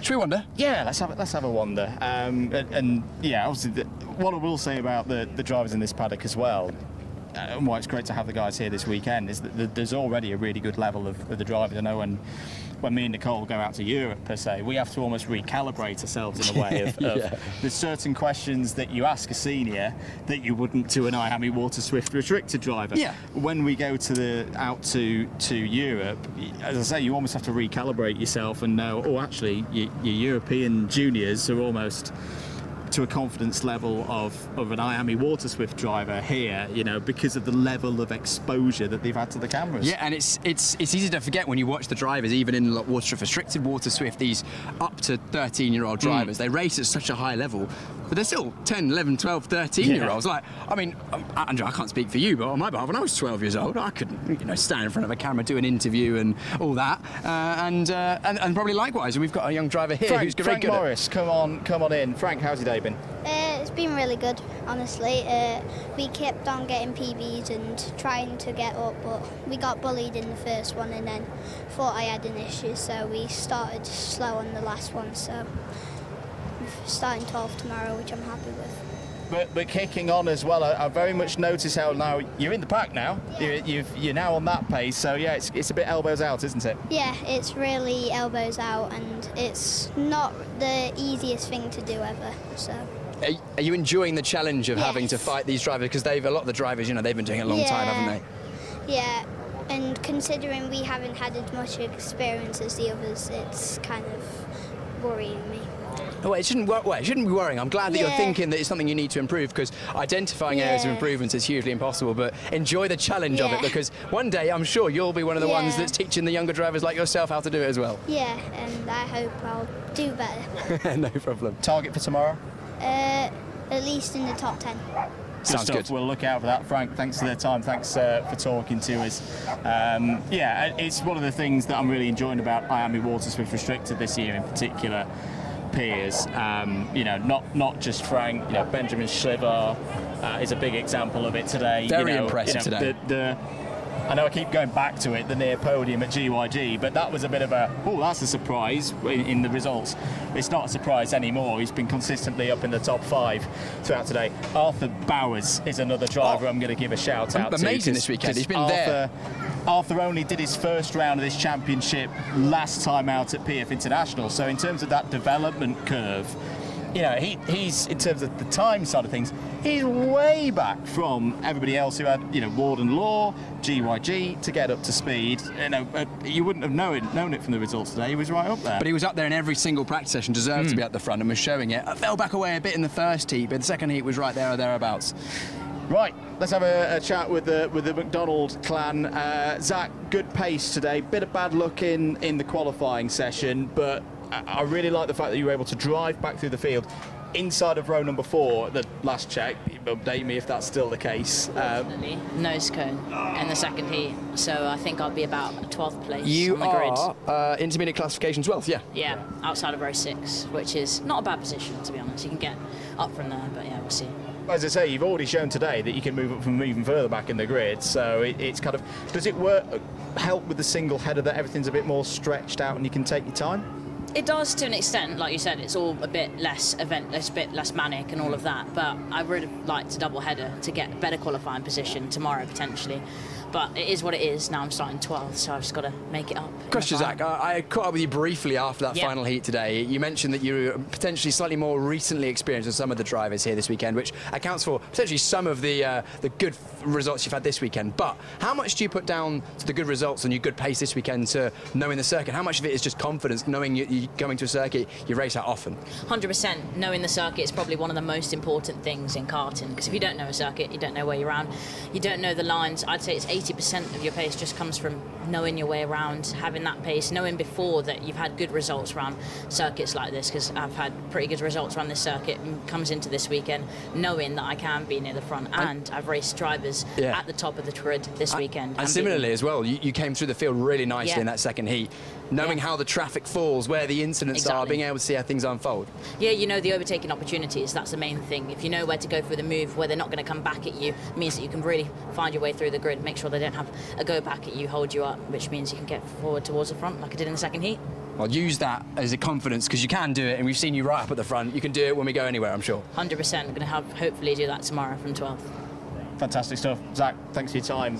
Brilliant job as ever, and we'll see how the number 280 gets on tomorrow. Love to see so many privateers doing so well. He was fighting with Rocco Leon Shenton, fourth and fifth in that second heat. We don't often see that, but that's nothing against the privateers, but it's harder when you've not got the might of a team of experience behind you. Well, yeah, it's one of the things that we saw to an extent at Kart Masters last week. I had a feel for Enzo Butterazzi when we had that changeover, because he didn't have the might of a Fusion Motorsport behind him. It doesn't take away from the job that Fusion Motorsport did in that incredible turnaround of not one but 2 damaged karts.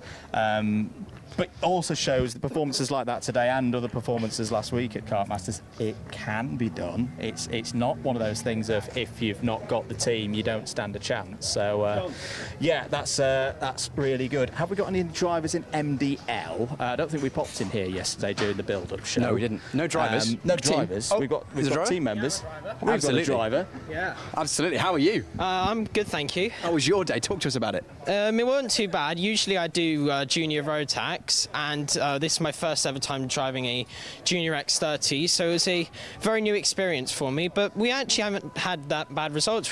Qualifying we screwed up, as always, and in the heats I finished 14th from about 22nd, and especially for my first time here, no, not here, but my first time in an X30, and everyone else on the grid has had 1 to 2 years of experience. I think I've had a very good weekend so far. Absolutely. Well, for those of you who have been just tuning into IAME, remind us who you are, what number you are. I'm John Richardson, and number 668. Number 668. John, what are the differences in terms of actual driving that you find the difference between like a road tax and an X30? So in a road tax, I think it's a lot more smoother, and in this, I think you have to be a lot more physical. Like after some of the sessions, I couldn't really feel my arms. Yeah, but also, I think you've got a lot more torque out of the corners, and it feels better to drive, but apart from that, I don't really see that many differences. Similar in pace? Yeah. Compared to my junior road tax times, they're basically identical. What's your hope for tomorrow? What are you thinking about this evening, looking into tomorrow's finals? So I think our goal for the final is to get top 10. If I get top 10, I'll be very happy with myself, but I'm very happy where I am in 15th, but I think top 10 is my target for this weekend. Great, there we go. Well, we'll see how you get on. Thank you very much for chatting to us. John Richardson there. Good to have John back in the paddock. I want to move a little bit further down because we didn't quite get to the end of the paddock. BMR, thank you very much. You can turn your music back up now. You got a big boo there, Andrew. Yeah, I did get a big boo. If you turn their music on, you didn't even go and talk to them. Building. Well, they've not got any drivers kicking around. You don't want to talk to mechanics. Disappointing, yeah. Really unfortunate for Derek Morgan. Didn't see him complete the laps he would like to in qualifying. He was actually very fast in practice, up inside the top 5 in the second, FP4, I think he was. He'll be fighting his way through the fields. Yeah, and Derek's had good results here in the past as well, so I don't think is all hope lost, particularly over the course of those 3 races tomorrow. Just see if Gus Lawrence is up for a quick chat in the PF International karting awning. Gus, whoa, that was another exciting day for us in the box, watching you and Freddie and Zach and the Harrisons go wheel to wheel. How was it from your perspective? No, obviously qualifying was very close, like second, and I think it was 200ths, but I got a bit of traffic and whatnot, so I believed I could have been pole.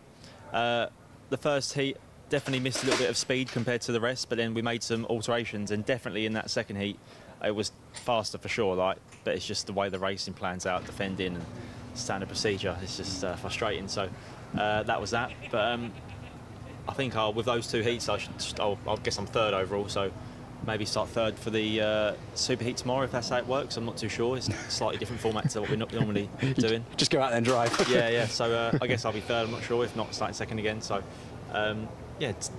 points being prizes. So we'll just keep chipping away and get a good position for the final.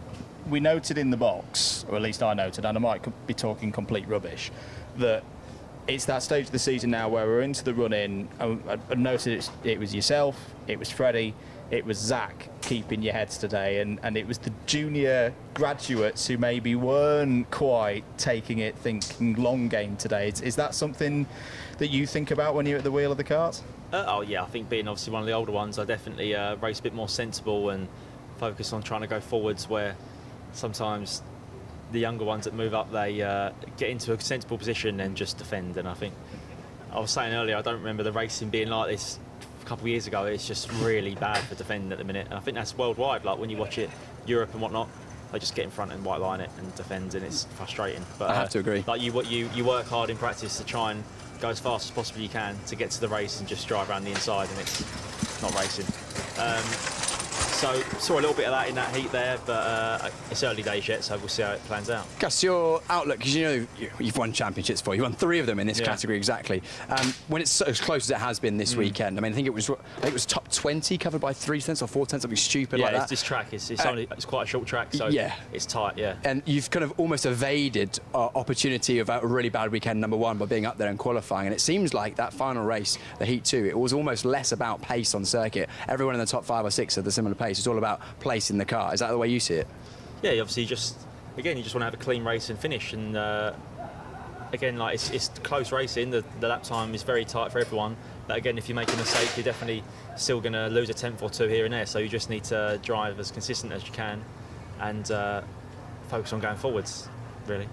And beyond this weekend as well, flying the flag for British karting over to the States again? Yeah, definitely. I'm going back next week, racing again next week there, so it's finish off here, day at home, get it all the suit washed, and then fly on Tuesday. So no, I enjoy it when I go racing there. Racking up the air miles. It's different. It's like, I would say the racing there is like England maybe 5 or 10 years ago, where it's really good racing. It's really good. Everyone's focused on trying to go fast and good speed. Racing's clean over there. It's good. I enjoy it. It's just different. Like when you've done it for a long time, like I have, it's good making a change and racing against different people and seeing different tracks. And making an impact in a good way. Gus, thanks for your time. We'll see you tomorrow. Thank you. Gus Lawrence there, our reigning X30 senior British champion. We'll carry on. How many minutes have we got? We've got 6 minutes. 5 or 6 minutes. Should we duck in premium? If they've got any drivers, we had a little. Oh, right, they've got a driver, Morgan Moore. We'll have a chat with the Irishman. Morgan, we didn't see you at Kart Masters last week. What was up? I just done my shoulder in a few weeks ago, so I decided to give it a skip, so I'd be right for this weekend, the important one. But you're in the top 10 today. Another solid day of pace. Working on the kart as well. Any setup changes, major setup changes, or are you pretty fine with where things are overnight? No, a few little things we're going to do, just small changes. Struggling a little bit for grip in the second heat, so try and sort that out. And you're in that big pack as well. So we've just had a chat with Gus Lawrence.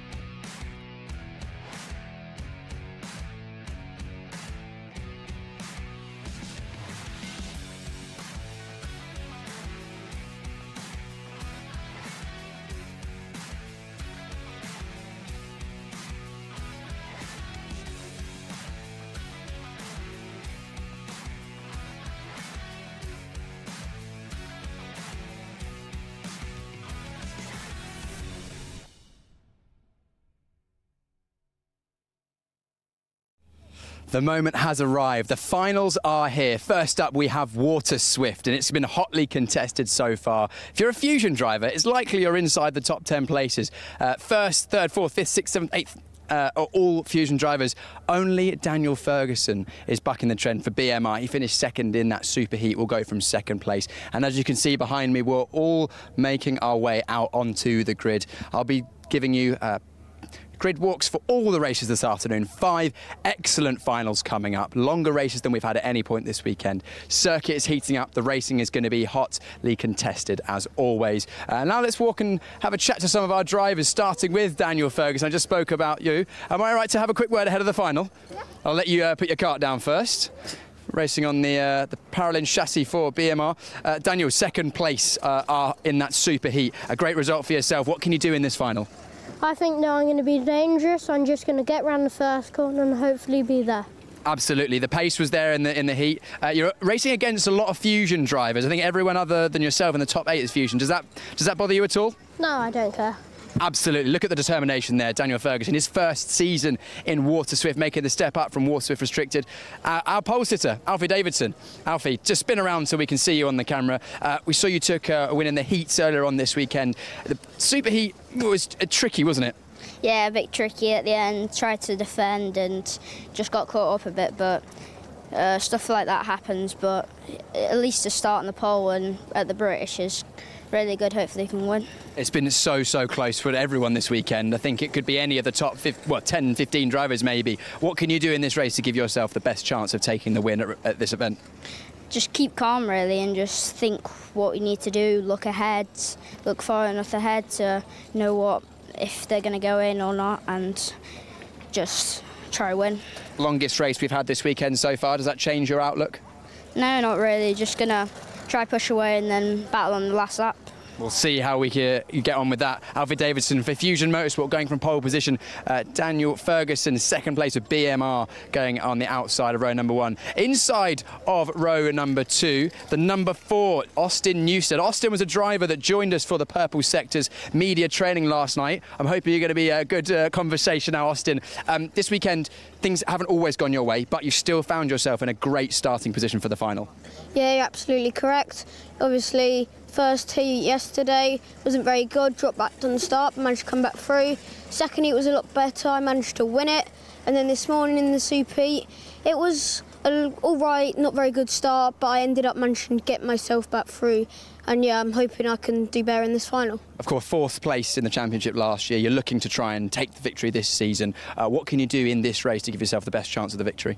Hopefully, I just need to be consistently on the podium. Hopefully again I can score another podium, and yeah, hopefully I can just keep that run of podiums going. Austin, good luck in this race. Alongside him, another Austin for Fusion Motorsport, Austin Gibson this time. Austin Gibson, we have to have a quick chat. Austin, talk to me about your weekend so far. You know, you're always there or thereabouts, but you've had a couple of difficulties. Yeah, we've been struggling this weekend, but you know, like at PFI, we think we found our pace, and hopefully it should be good. We've been looking at data quite a bit. We found the issues and now we have sorted them, so we should be up there for the win. You said you're looking at the data. That's with your team, of course, the Fusion. They help you a lot with that, with the driving and the data behind the scenes. These karts have data loggers on, so they log lots of different information. Can you give us any insight about what sort of things you've been looking at, what you've changed into the final now?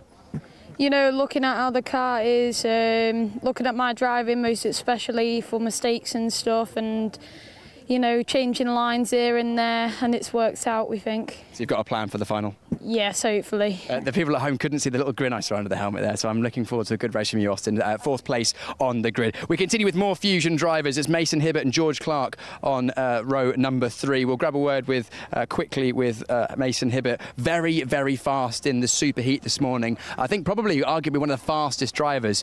Mason, pace was good. What can you do to use that pace to get to the front? Just do what I've been doing all weekend, just go through the pack and just do what I can do. What have you been talking about with your teammates ahead of this race? Is there any team tactics going on, or is it every man for themselves?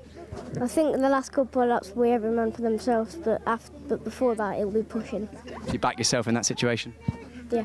Amazing. 1 minute to go, so we've got time for one more interview. I think we're going to work backwards and talk to our highest placed XL Motorsport driver of Colby Patterson. Just getting a final few words of advice from his mechanic. Colby, final race of the day, what are you thinking? Full send, obviously, we're going to try win it. We're starting 9th, unfortunately, after the pre-final incident. But from here, there's nothing to lose. We may as well just full send it for the final. Well, it says it on your visor, so we'll see if that comes out. Waterswift race coming up in just a few moments' time. It's set to be hotly contested. I'm looking forward to it.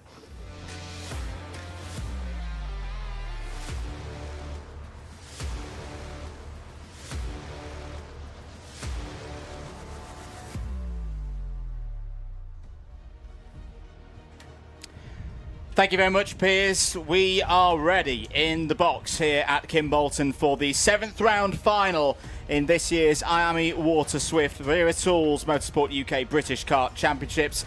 On pole position for Fusion Motorsport, it's the 146 of Alfie Davidson. Joining Davidson on the front row, his rival from last year's IAME Waterswift Restricted Championship. These two, Davidson and Daniel Ferguson, they finished 1-2 in the championship. What have they got in store here today?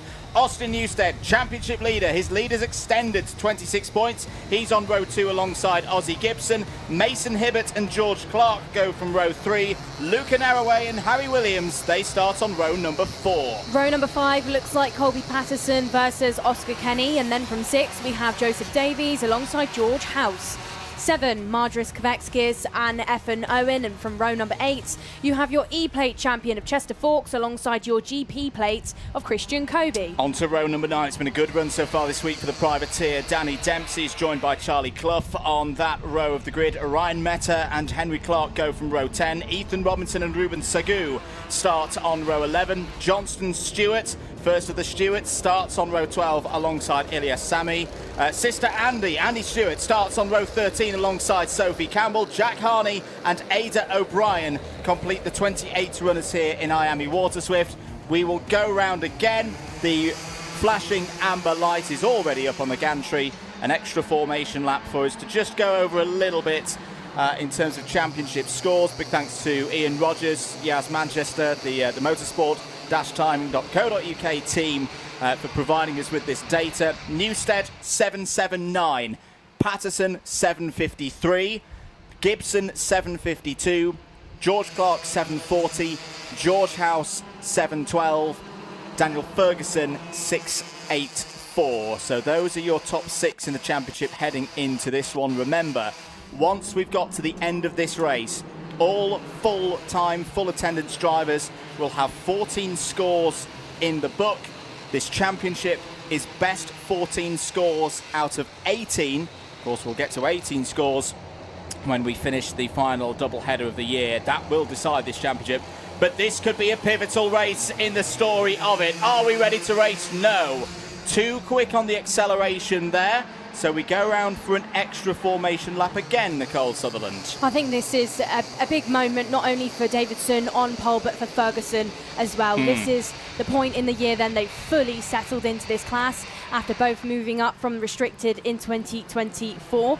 They were your drivers, like you said, Andrew, fought out for that championship win last year. Now they both find themselves fully immersed into this class, back where they were in, our season last year, right at the front end together. Well, it's been an up and down season so far for Alfie Davidson. You remember the trials and tribulations of Warden Law, where he didn't make the final, then had a great response back at GYG in round number 3. So we know Alfie Davidson has the speed, but anything can't be predicted in Waterswift. We saw it 1 week ago at Kart Masters. We saw it at the last round at PF International. What are we going to see here at Kimbolton? We're racing once again in Waterswift, down towards the first turn to Stowe Corner. Can Davidson get the line right? It's a good start for Austin Newstead as well on the inside line there. Newstead takes, or nearly took second place there. Davidson's got back in, so that's a good start for Daniel Ferguson, into second place. 3 wide already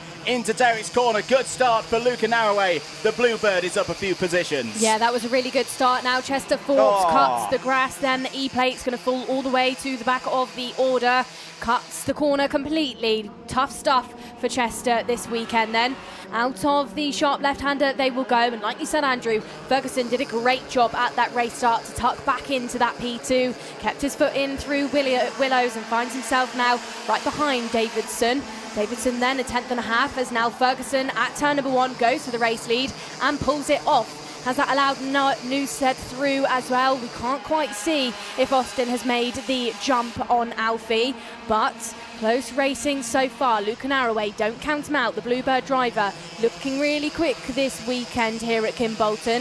Has had some good stuff, is now down the inside. Is that George House trying to get involved for one of the first times this weekend? House then, who's had 2 great results out in Europe in the IAME European Championship. Has not had the past couple of rounds that he would have liked, is down the inside at the last corner. That's a big change between Davids, Newstead, Narroway and Ferguson, as Ferguson is now pushed down all the way to P6. That was classic Alfie Davidson for me, Nicole. We saw a lot of battles between Davids. Oh, big hit into the wall, Luca Narroway. Luca Narroway out of this race. The kart is moving again. Luca looks okay. The kart surely will not be. That was a really, really hard hit into the wall on driver's left. Now then, this is the stage. Davidson holds that race lead.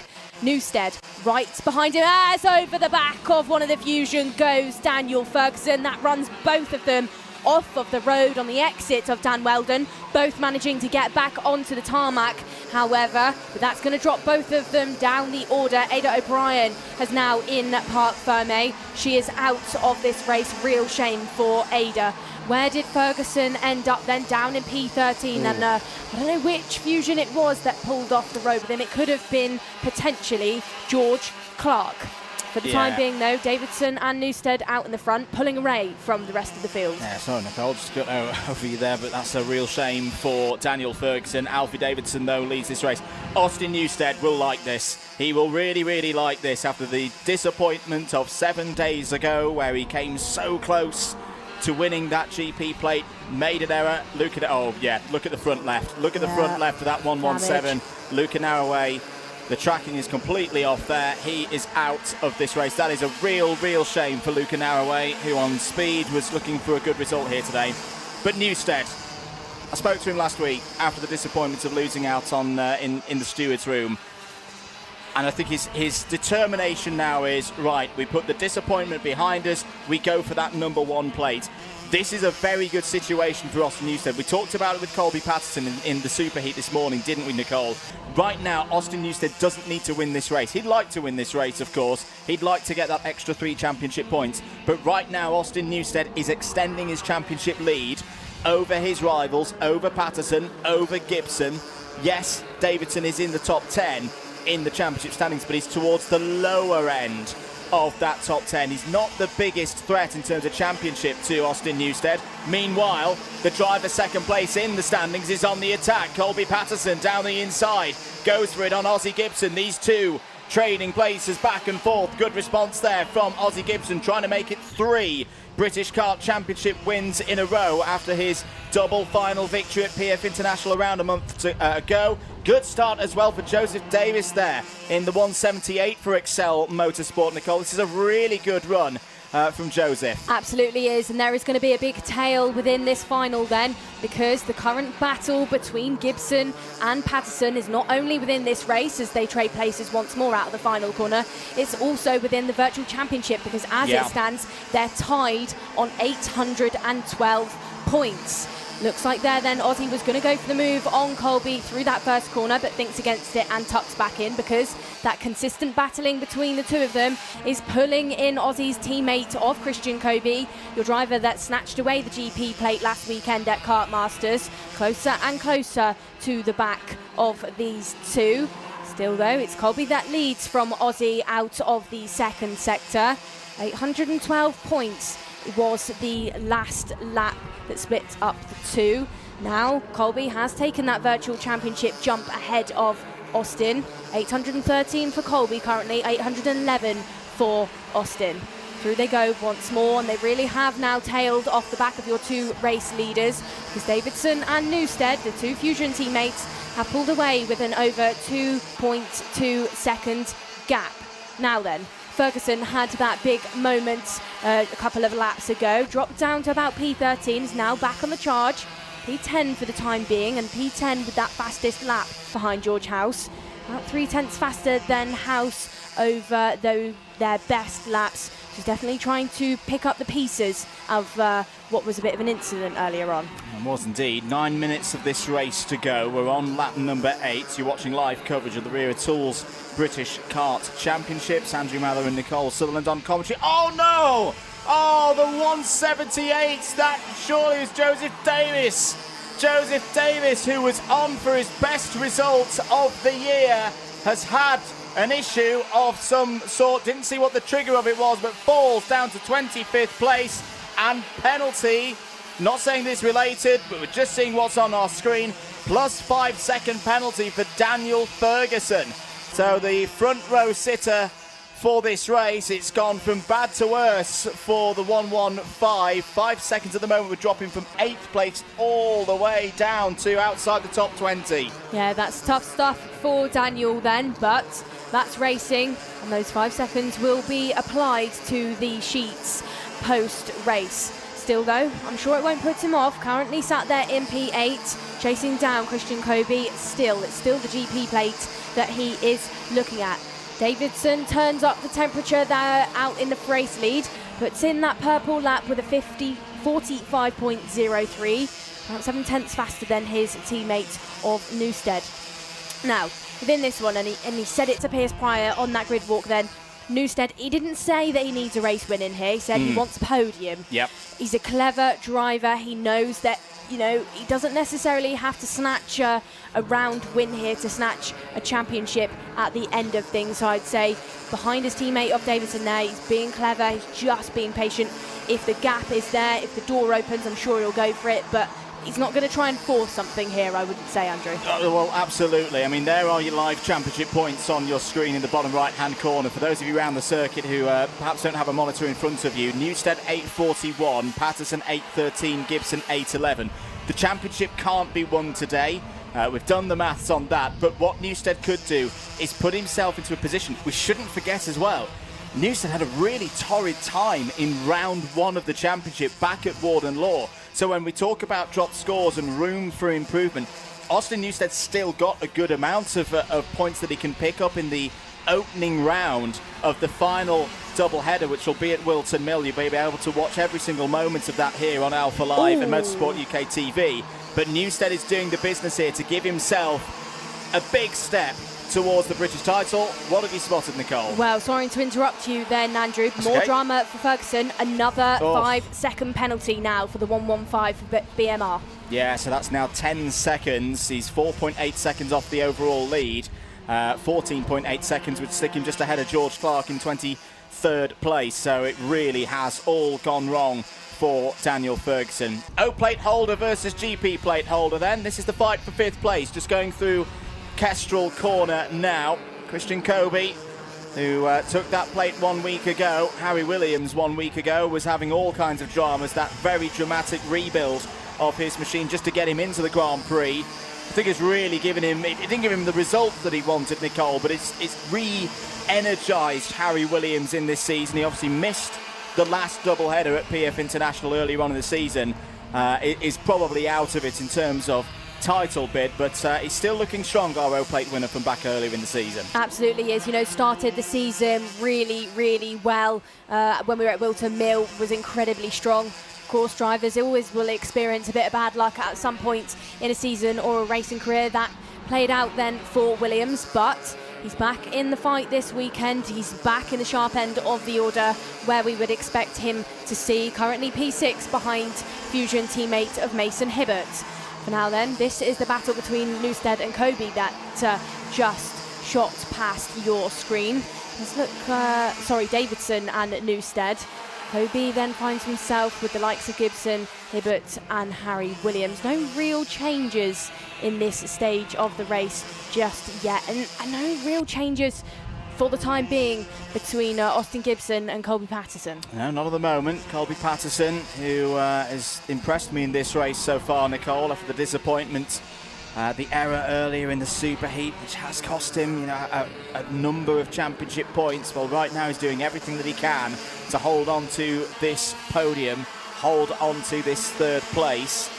It's the same position that he finished the first round of the season in. He's had 2 trips to the podium so far in 2025. It's been very, very consistent. Lots of top 10 finishes at championship points awarding stages. Can he return to the rostrum here today? Well, if he's going to, he's got to hold off a whole swarm of Fusion Motorsport drivers. Gibson's still there in 4th, Hibbert's still 5th. Let's head down to Piers Pryor, who's got a paddock report. Andrew, you've mentioned it already, but the battle at the front, they're pulling away, but Austin Newstead, I wonder how hard he's going to fight this at the end of the race. He's in a good position in the championship, and we can see, or we've seen this weekend already, how quickly gaps can get eroded and potential crashes can happen. I hope, for our sake, we get a nice little battle, but I'm waiting with bated breath. Well, I think I'll say the same thing I said with Colby Patterson earlier, Nicole. If he's going to make the move, it's got to be at least a 90%er. It's got to be low risk. It's got to have a compliant teammate in Alfie Davidson. In terms of at this stage of the season, if I'm Austin Newstead, you've got to be thinking just stay there in second place.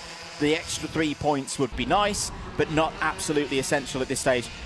And at the same time, Alfie Davidson, well, he wants to get his second win of the season. He wants to move himself up in the seeded positions. He knows he's not going to be realistically part of the title fight when we get to Wilton Mill, but he still wants to finish his first season at this level as high up the order as possible. Further back, battle here for 7th place, 8th place on the road, as through goes Daniel Ferguson on Harry Williams. So that was for P6, apologies, on circuit. Here are 2 of your Excel drivers, Charlie Clough and George House, at the moment, both inside the top 10. Well, it looks like the O-plate of Williams has got back past Daniel Ferguson, who now finds himself under pressure by Christian Kobe. Not sure how Williams managed to get past for that one. Did go defensive into turn 1, lost a bit of speed, and that's how Ferguson got past originally. But something has definitely occurred between those two. As now I think we've had a change out of the last corner between the 2 fusions of Ozzie Gibson and Mason Hibbert. So Hibbert has now got into P4 ahead of Austin. And you're hoping that within this stage of the race then, as the tyres get older and those pressures, maybe start to fall off for some of the drivers, especially with Austin being a bit taller, he doesn't start to fall backwards into this pack of karts, because he's had a very good weekend so far. Consistent results that have added points to his board for that P3 spot in the current virtual championship as it stands. But 1 minute 30 left on the clock. Davidson from Newstead still absolutely bumper to bumper out in the front. Only just over half a tenth splits up those two. It's out of the final corner. We've still got Hibbert trying to push forward. Don't know if he's going to have enough time, as now we go defensive into turn number 1. Oh, Daniel. Oh, that's an interesting one between Ferguson and Williams. I don't know if maybe they're getting a bit frustrated with each other after swapping and changing for the past couple of laps for that position. But bumper to bumper there through turn number 1.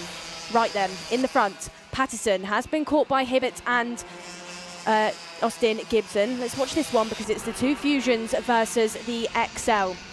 And of course, this is for your current championship fight over that P2 before we head to Wilton for our final double header of the IAME season. 33 seconds remain on the clock. So still a number of laps left to go for our IAME Waterswift class. Through turns 1 they go. Ferguson down the inside of Kobe. So it means that Kobe, the GP plate winner, will not hold on to that one for the time being on track. But 10 seconds will be applied to Ferguson's time, dropping to him to around about 17th place. Still the number 4 and the 146. Davidson and Newstead, no change, no attempt for the time being. No, not at the moment. So before we go into the final lap, some good drives down the field. Ilyas Sami is into the top 15. That's a gain of 9 for one of OMS Racing's drivers. Henry Clark up a position as well to 17th. But we're on the final lap now. Alfie Davidson has come this weekend with a purpose to get his season well and truly on track for the run-in and gain as many points as he can. This race isn't done yet, but Austin Newstead has got to think championship here. 62 points for a second place would be very, very useful, particularly with his closest title rivals behind him. Davidson checks over the shoulder, sees that Newstead is there. It's looking relatively calm as they head towards Kimbolton Corner. This is where things broke down in the previous race. It's not going to today. These are drivers thinking bigger picture. Alfie Davidson back to the top step of the podium in Waterswift. Austin Newstead, second here today, takes a big, big step towards the British title. Mason Hibbert makes it a Fusion Motorsports clean sweep of the podium positions with third place. A tremendous run, a first podium of the season for Mason Hibbert. Gibson, fourth, takes a step towards second place in the title race. They'll be tied on points with Colby Patterson, who finishes fifth today. But that is a happy, happy scene amongst the Fusion Motorsport drivers. Very different to 7 days ago, Nicole. Davidson, superb this weekend, moves himself up to the top 10 in the championship standings, and I must say, a very well-deserving winner this weekend. That was the Davidson of 2024. Back in form. Couldn't agree with you more then, Andrew. He's done it now, I would say. Davidson, top form last year, new class for 2025. He's been patient, he's worked hard, he's bided his time, and now he said, do you know what? I'm one of them. As he just takes that's the a only slight mistake tumble. he's made all weekend. Yeah, that's the only thing that's gone slightly wrong, but it's all right, Alfie. It's happened to the best of us. He's done it now. He's at the front end of the field, back where he was last year, and I think he said, I was a name in Waterswift Restricted, now I'm going to be a name in Waterswift as well. It's not his first win of the season, we shouldn't forget. He did win a round, of course, earlier on in the year in North Wales, but for me that was the most complete performance for the whole round, the whole weekend that we've seen from Davidson in at this level. So Alfie Davidson takes race victory. Austin Newstead second place. Not a dramatic finish, but as I said, that was a very assured drive from Newstead today. He started the weekend with a 20-point lead. He finishes it with a 30-point lead. That was a champion's drive. We'll see if Austin Newstead can secure the British title for IAME Waterswift next time out at Wilton Mill later on in the autumn. Mason Hibbert, third. Brilliant result for Mason all weekend. He's been up, he's been down, he's been around, but a first top three of the year, well deserved for the driver of the 133. Austin Gibson, fourth, continues his strong form with Colby Patterson fifth. Daniel Ferguson sixth, but with penalties will drop down the order. Rest of the top 10 completed by Kobe, House, Clough and Chester Fawkes as well, battling back after being off the road on the first lap of the race. Harry Williams P11 ahead of Ethan Owen. Margaret Kovetskis, another good weekend for the privateer with the new Apollo chassis. 13th, Oscar Kenny and Ilias Sami complete the top 15. Best bits of our final race then this weekend from our Waterswift. Like you said then, Andrew, Chester Fawkes, not a great start. The A plate was forced off the road, and forced off the road was Daniel Ferguson with one of the fusions early on at Dan Weldon. And that was one of the moments that caused a potential 5-second penalty for Ferguson. Lots of moves going on down at the inside of turn number 1. We had Williams getting involved, and Mason Hibbert really lit it up through that corner as well. Marjorie Kovetskis was having a look after the Yamitsu straight. There's another hot spot for these drivers, as is the last corner, where we saw plenty of fusion action going on. Down at turn number 1 then. This is where Ferguson versus Harry Williams started, and this was Harry Williams versus Ferguson once more, bumper to bumper. Maybe a bit aggressive and maybe some penalties being given after that one. But the highlight for me there, Andrew, I think the highlight for most of our viewers at home was that well-deserved win for Alfie Davidson. Top form this weekend here at Kimbolton, and a driver that Piers Pryor is down in Parc Fermé with. Alfie, a win in the final, that must feel pretty good. Yeah, pretty good. Yeah, no words really. You played the race pretty much perfectly, didn't you? You got the breakaway with your teammate as well. From that moment, I suppose you guys knew what the plan was. Yeah, just to push away, and then Austin said to me, like, on the last lap, don't defend, I'm not going to go in on you. He needs more the points for the British, because I'm not in the contenders for the British to win, so may as well get another win. You mentioned earlier on about the longer race, said it wouldn't make much difference, but I think your brow says otherwise. Yeah, I'm sweating. I can see there's a drip of sweat in your eyes. One thing. Dad, if you're hearing, Las Vegas, I won, so I better go. Well, there you go. You heard it here first. Alfie Davidson will be in Las Vegas, everyone. Congratulations, our winner in the Waterswift category, Alfie Davidson for Fusion Motorsport. Great to see camaraderie between the teams. That's Waterswift done. We've got plenty more racing to come. Up next, Waterswift Restricted.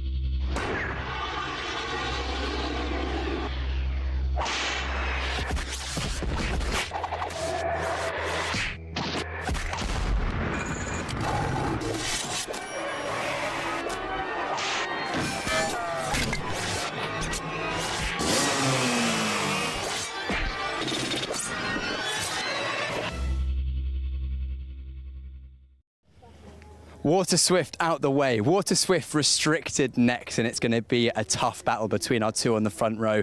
These guys have been at it all season long, taking the lion's share of the victories. Our pole sitter, Stubbs, is looking to take another victory. I'll grab a word with LBJ in a moment. Come this way, LBJ. You've been the man on form this weekend. You've been there or thereabouts. You've taken the victories. Can you do it again in the final? Hopefully. I want to take the win so I can get good points.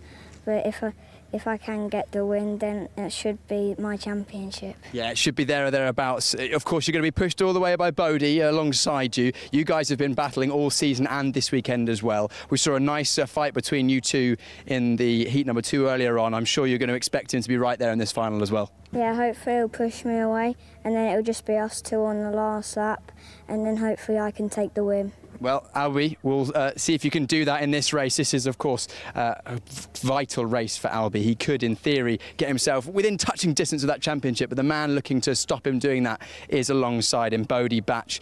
Bodie, once you've got your helmet on, you come over and have a quick chat. Outside of the front row, what are you thinking ahead of this race? Nothing really, just trying to win the race and do the best I can. What do you reckon your best chance of taking the victory ahead of this man alongside you is? I don't know, we'll see later, but for now I don't know. You don't know? Have you got a plan in your head about what happens if you two are right there on the last couple of laps? Not really, no. You'll just play it as it comes. Absolutely, very much taking it as it comes. Bodie Batch going from the outside of row 2. He's currently second in the championship. A man I've been very, very impressed with this weekend, Jaden McElhinney. He's been very, very fast, pushing away at the front of the field. Jaden, you've had excellent pace this weekend, been right up there. Haven't been able to take the top step quite yet this weekend. Do you reckon you can do it in this one? Yeah, hopefully. What do you reckon your best chance of taking this win is? What tactics are you thinking about? Just see how the race goes. Just see how it goes and use the pace of the kart? Yeah. Jaden McElhinney for the DMS Racing. We're going to go to third place driver now as well, which is Benjamin Slivar. Benjamin, one of our youngest drivers, if not, I think he is the youngest driver on the grid. Benjamin, what are you thinking about ahead of this race? Well, What do you think you can do in this race? Can you get in amongst it and get a podium? well, I'll try my hardest. You always do, always do. Very, very fast driver here, young driver. And we're going to move down to 5th place on the grid now. Ollie West, been very impressive for Evolve Motorsport. Ollie, what's your plan for this one? Just get with the front pack, get the toe, and then just send it on the last few laps. Absolutely send it. You love a good send, don't you? Yeah. I can tell that smile underneath your helmet. Your pace has been really good this weekend. Do you think you've taken a step forward? Yeah. What do you think you've improved on to get you that extra pace this weekend? just getting in line with people in the tyre and being smooth. Being smooth, that's very important in these lower powered classes for the younger drivers. Keeping it smooth, keeping the momentum up. Keep an eye out on Arthur Bowers as well, the number 99 outside of row 3. He's had excellent pace this weekend in practice. Hasn't maybe shown what he can do in the races quite yet, but Waterswift Restricted is coming up in just a few moments.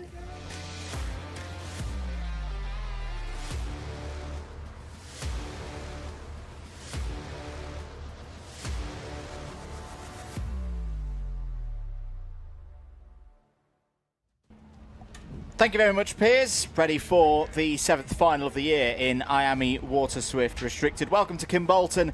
Welcome to the Wera Motorsport UK British Kart Championships. If you're just tuning in with us, Andrew Mather and Nicole Sutherland on commentary duties. Piers Pryor down there in the pits and Park Ferme. There are your drivers on the front row of the grid for this race. LBJ Stubbs will start this one from pole position, knowing he can put himself within touching distance of the British title with a win in this race. Bodie Batch alongside on the front row. Jane McElhenney, third in the championship heading into this weekend. McElhenney is joined by Benjamin Schlivar there on row number 2.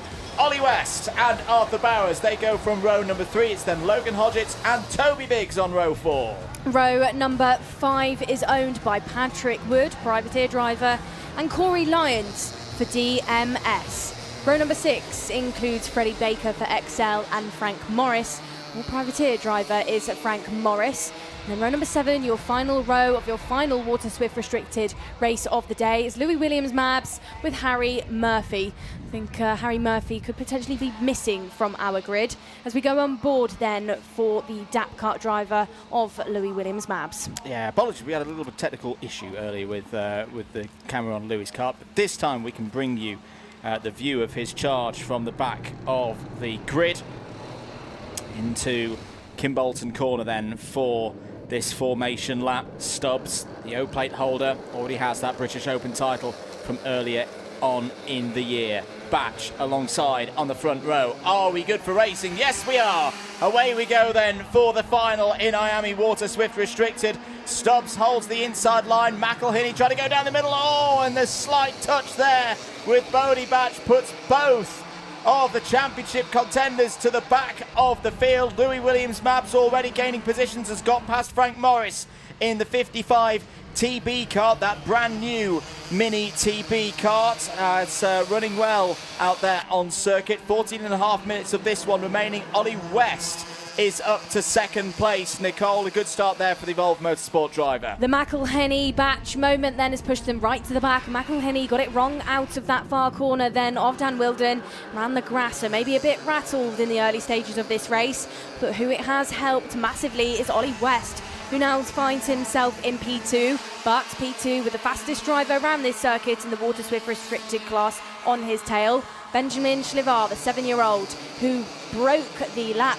record yesterday during racing. He's currently sat in P3, make that potentially a P2, gets it done then and passes the Evolve of Ollie West. Finds himself now your newest driver to maybe be a contender for a race win versus Albie Stubbs, who's in P4 for now. Logan Hodgetts, the driver on the Birrell, right on the tail of Ollie West. And actually, these three drivers then, I would say, could be in for a good result, since we've had two of our biggest hitters of Batch and McElhenney fall right to the back of the order, currently 11th and 12th. It's already been a best weekend in terms of a single championship score for Logan Hodgetts with that 7th place through the intermediate classification. Can he go a couple of places better? Can he break into the top 5? Or he's broken into the top 5. Can he now stay there? On board with Louis Williams Mabs through the Willows. That's Freddie Baker just ahead of us in the number 92 for XL Motorsport. This is a battle for 11th place. Bodie Batch 2 places ahead, trying to recover back up through the field. Great circuit this, down towards the Dan Weldon corner. Taking that nice line onto the back straight in towards the next couple of corners. Back with our leaders.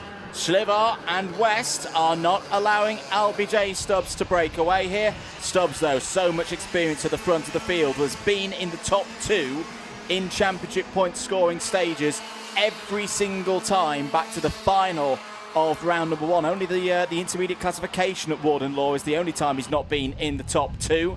12.5 minutes remaining of this one. Stubbs, I think, will probably be pacing himself, Nicole, in these early stages. Yeah, I would say so. He doesn't need to go in too hard, too early. This is a long race, and a long race for drivers of this age as well. 15 minutes, even as a senior, feels like an eternity, especially around a track like this where these drivers are only doing 47-second laps. You do so many of them, and you don't really get a moment to breathe round here. It's really fast, really flowing, will really be a test for the best. And you say about the conditions as well, for those perhaps not in the UK at the moment, 22 degrees air temperature in the shade, which, Schlivar's got for the race lead.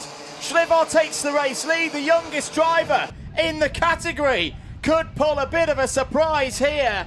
Was a whisker away from a podium back at GYG. Could today be the day? He pounced. Stubbs, who'd been pacing himself. Schlivar's taken the race lead with a brilliant move there, Nicole. This is uncharted territory now for the youngster in the number 78. This is great stuff, and it's going to be interesting to see how Schlivar gets on with this race lead, because this is the first time we've seen this from him. How will he fare under the pressure of being at the front? Well, for now, we might have to find out a bit later on, because that race lead has been snatched back off of him from Albie Stubbs. Stubbs then wasting no time to get back to the front end of your order, and that has backed up most of the pack into each other, because it is now Albie Stubbs, Schlivar, Ollie West, Logan Hodgetts, Arthur Bowers and Toby Biggs that are all involved in this fight for the race win.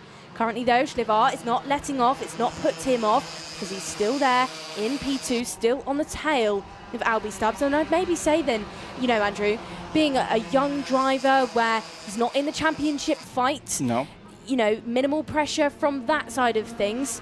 He's not got anything to lose. There's no real pressure for Benjamin here. No, but what a result it would be for the likes of Schlivar, for Ollie West as well. They haven't had the chance to step on the podium at the end of a round day so far in this championship. Let's head down for a Parc Fermé report from Piers Pryor. I wonder if the stewards are going to have a look at that move that Schlivar did down towards turn 1 a couple of laps ago. There was a bit of front to rear contact, but I don't know whether it was just before or during the braking zone. Well, I think the race officials have beat you to that one, Piers, because it's just appeared on our screen a moment before you made that point. Kart number 78 under investigation. So that's just an investigation right now. We're not going to say whether it should be anything after. Could be no further action. Could be anything else. Let's have a look at a replay, though, from earlier on in the race. So I think, so this is the moment that we're looking at. Just see the back of Stubbs' kart step out of shape now. Though what we can't see from that angle, Nicole, is whether that was a driver-initiated slide or whether it was Stubbs losing a bit of control or whether it was Schlivar a little bit of contact. It looked close, but the officials will have multiple angles of that first corner. They will be able to make a much clearer and much better judgment than us here in the box. For now, though, we stay with the race leaders. 9 minutes to go. Back on board with Louis Williams Mabs. This is the fight for 12th place with Frank Morris there in the new TB kart directly ahead of us. And the Welsh driver having a really, really good weekend and enjoying racing on that new machine, Nicole. McElhinney starting to find his feet now within this race. Purple driver in the last lap with a 46.99. Now finds himself fighting back up the order. Corey Lyons is the next driver he will be against for P6. So he's really pulled himself together after that difficult race start. Let's not forget, though, Lyons and McElhinney are teammates within this category, so they might actually work together to push up to this battle that is on your screens. Stubbs still leading the way, but not pulling away from Schlivar. Out of Dan Weldon they go. It's a 1/10.5 that splits up the XL from the SFR driver there. So it is your more experienced O-plate versus your rookie. Some good results at GYG and stepped it up again at PFI with good pace.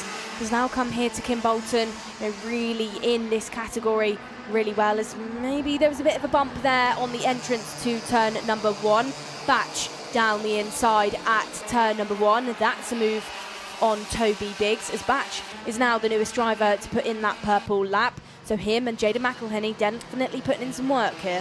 And we've seen from Bodie Batch, his pace in the second half of races has been very, very good this weekend. So the fact that this is the longer one, this is the 15-minute plus 1 lap finale for these drivers, that bodes well for Bodie Batch. You can see the live championship scores there. As things stand, Stubbs would head to Wilton Mill with a 43 championship point lead. He'd still need to run at Wilton Mill, of course. Don't forget there's a bonus 20 points on offer for drivers who attend every single event of the season. So those can't be won by the time before we get to Wilton Mill. New fastest lap of the race from McElhenney. Meanwhile, side by side for 4th place, Hodgetts and Bowers, both of them at the moment on for their best results of the season so far. Logan Hodgetts hasn't been on the podium so far this season. He's had a few top 10s, a few 9th places as well across the course of 2025. It's already improved on that today, having started 7th in this race. Drops there to 5th behind Arthur Bowers. Still a really good run for a number of these drivers, but here come the likes of Lyons, McElhenney. Lyons down the inside of Logan Hodgetts is going to take 6th place here, may get a little bit of support from his Daily Motorsport DMS teammate McElhenney. It's starting to spread out at the front as well, Nicole. That's good news for the likes of Schlivar and West as they look to get their best results of the season so far. No decision then by our team in the cameras on whether or not Schlivar was at fault for that move at turn number 1. Still is under investigation for the time being though, but hasn't fallen off the back of Albie Stubbs. It's still just over a 10th that splits up those two, and Ollie West still very much within this one as well.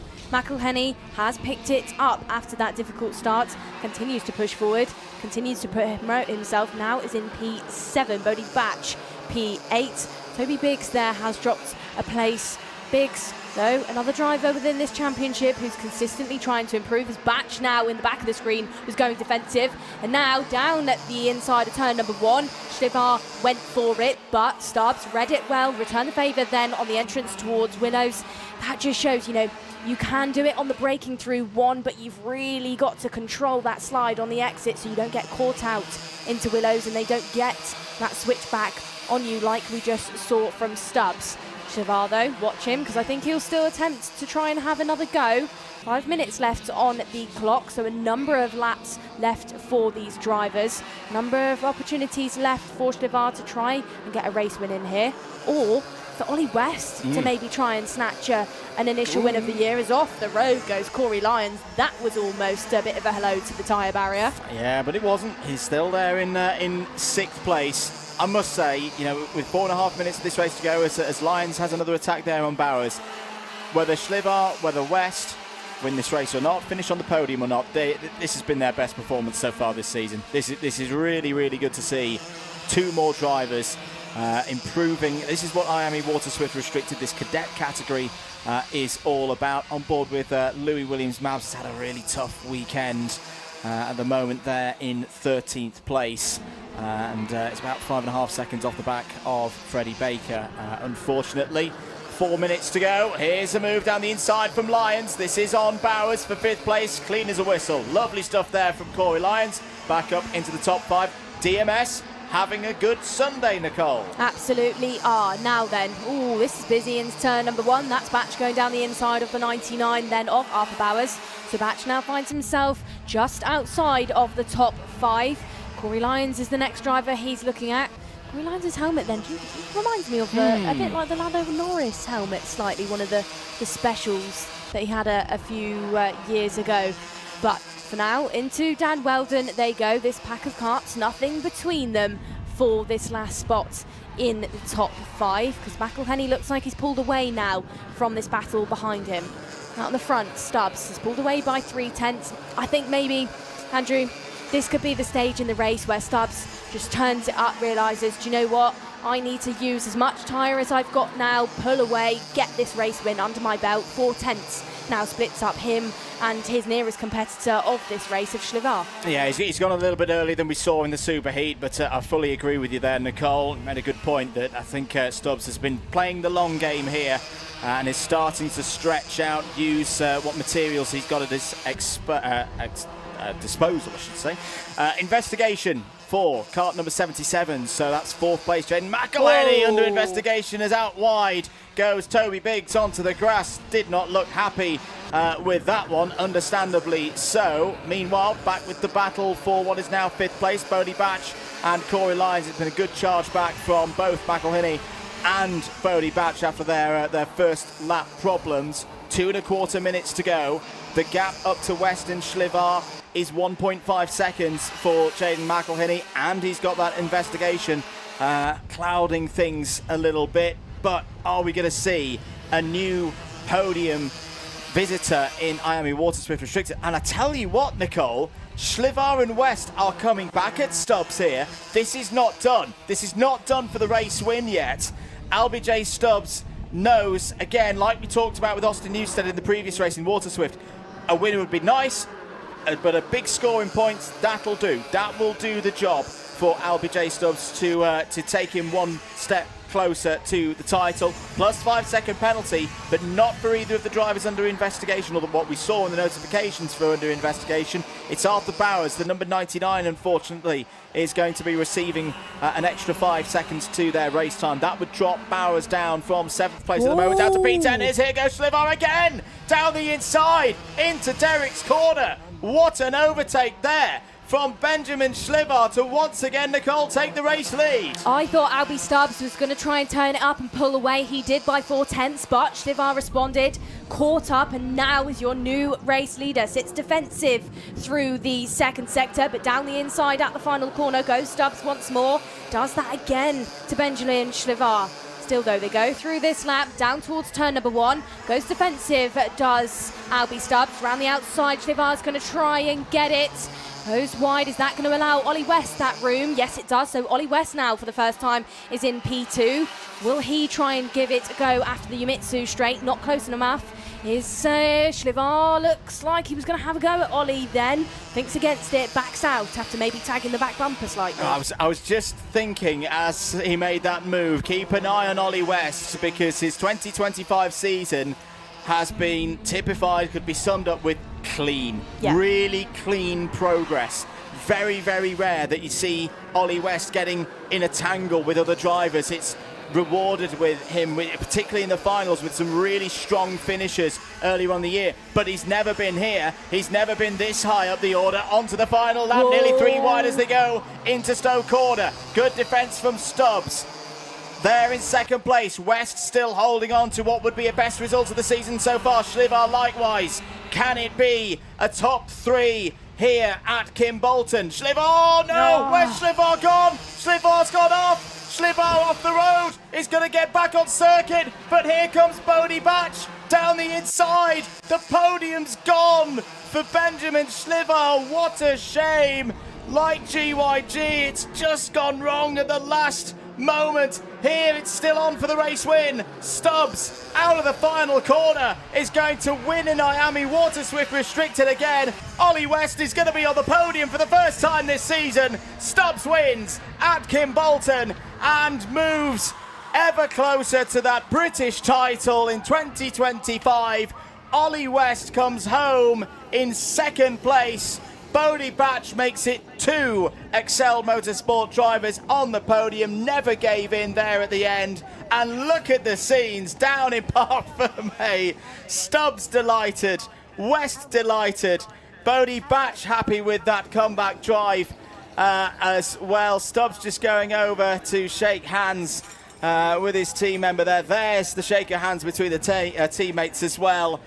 Benjamin Schlivar, so close to that first podium. 4th place, it's an equal best result of the season so far for Benjamin Schlivar, and the podium will come. We cannot forget he is the youngest driver in the paddock, Nicole, and that is such a big thing, particularly at this cadet level. The result will come for Benjamin Schlivar, I'm sure. Jaden McElhenney in the top 5 as well, a good drive after that moment on lap 1. Stunning result out there to take another final win then by Stubbs, but I think we need to highlight in this one this result for Ollie West. P2. You saw his celebration over the line. You saw him come in and hug Albie Stubbs. You saw him just before he pushed on the weighing scale with his arms in the air. This is a big result for not only Ollie, but for the Evolve team. Absolutely. You know, that clearly means a lot to that driver. And congratulations to Ollie West. You'll be on the podium later on, Ollie. You know, well done. That's some great stuff for that young driver, and just shows, you know, the consistent hard work that both Ollie and Evolve have put in. Hard work that matches other drivers around him, like Albie Stubbs, who could be on for a championship win now as we head towards our last round at Wilton Mill. But for now, another round here for Stubbs, another round win here for XL. And had to work really hard for that victory as well. You know, controlled it well, but what wasn't fully in his control. Those moves came in from Schlivar. He had to position himself well to fend off any kind of attack from Ollie West. But there's your provisional result then for round 7 in Waterswift Restricted. Albie J. Stubbs wins again, continues this golden run of results. That is now every single final. He's at least been second. He's been your winner 1, 2, 3, 4, 5, 6 times so far this season. Ollie West P2, first podium, a 4th podium in British Kart Championships history for Evolve Motorsport as well. Bodie Batch will be second in the championship standings as we head towards Wilton Mill and have a good gap back to the others behind. Could well be on for the number 2 plate, and a great drive as well, having been all the way to the back of the field on lap 1. Benjamin Schlivar, what a star. P4 for Schlivar today, just ahead of Jaden McElhenney. A decent day for the DMS team, 5th and 6th. For their 2 drivers, Corey Lyons, the second of them, Arthur Bowers, Logan Hodgetts, Patrick Wood. What a star Patrick Wood has been this weekend after his incident on Saturday morning. Gets a top 10 ahead of Toby Biggs. Frank Morris running the TB kart for the first time, finished P11. Freddie Baker, Louis Williams maps with the rest of your finishers. Some big moments within that race then. Big moments at the race start between Batch and McElhenney. Caught each other out on the exit of turn number 1. Fell right back to the order. Both had to fight for some big positions. They worked together to push past some of the field, like Louis Williams, Mabs, Freddie Baker, Frank Morris and Toby Biggs. In the early stages, Benjamin Schlivar looked very strong. Got past your race winner of Albie Stubbs, but Stubbs at that final corner did what he did best. Overtook and got himself further up in the order, took back that race lead. The number 46 then got caught out over at Dan Weldon, fell further down in the order, but fought up for position. That was Toby Biggs that fell off the road. Schlivar looked strong, got back into the race lead, but it got taken away. Then he got it wrong on the final lap. Cut the cross, which gifted that P2 to Ollie West and pushed him down to P4. But once more here at Kimbolton, Albie Stubbs takes a win. Once more in this championship, Albie Stubbs takes a final lead. Piers Pryor is down with Albie in Parc Ferme. Albie, another win. That must feel pretty good. Oh yeah, it feels really good. It was definitely much harder than the other ones because I haven't been battling with Ollie that much, but it was a good race. Benjamin as well was right up there with you until the last couple of laps. It must be good to fight some drivers you haven't fought with this year. Yeah, Ben was really quick this weekend. He done really well, so did Ollie, but it was a really good race. You've all but sealed the championship now. You must be a weight off your shoulders going into Wilton. Yeah, hopefully I can win at Wilton again and take the championship home. Amazing. Well, we're going to grab a quick word with the happiest man in the paddock, Ollie West. Come in, second place, your best result of the season so far. I can see it. Come closer, come closer. We want to see your happy, smiling face. How does that feel? Great. It's my first podium in a British Championship in Waterswift Restricted. It's great. And amazing. I can see you're very happy. The family's happy. You drove an excellent race. Yeah. And anyone you'd like to thank? Evolve Motorsport, my mum and dad, Chris Lamar, and Johnny Shocks. Well, you've done an amazing job, a great team around you as well. We'll let you go and celebrate your best result, and maybe we'll see you on the top step next time out. Yeah. Mate. Ollie West, second place there. That was Waterswift Restricted. We're up to the big karts now. 3 races remain. Junior X30 up next.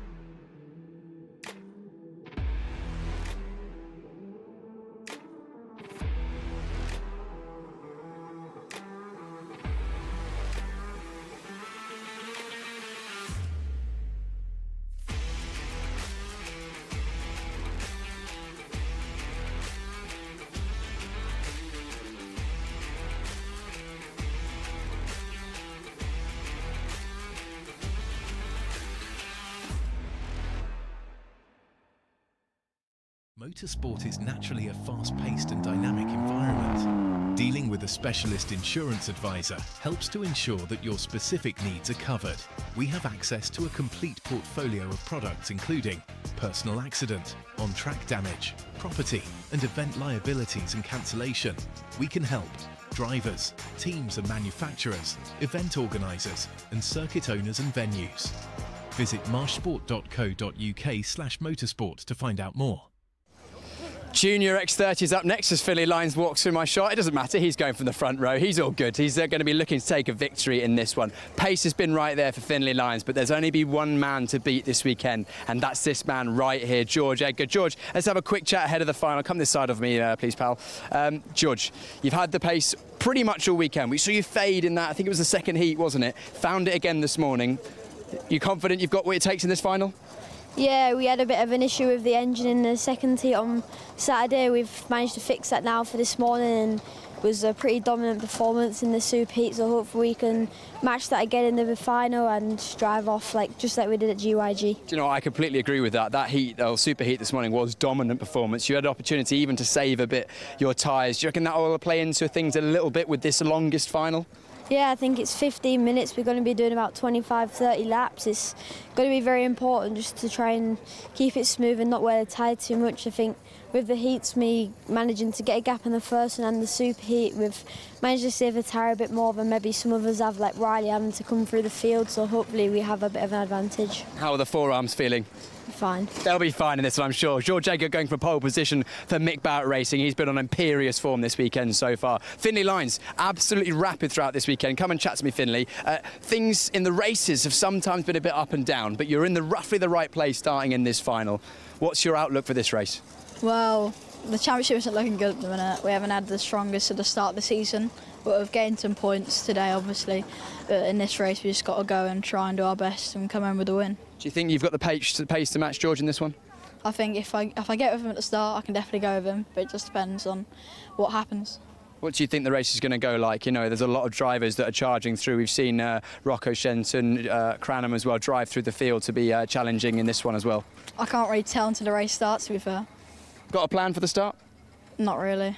We'll just see how things go.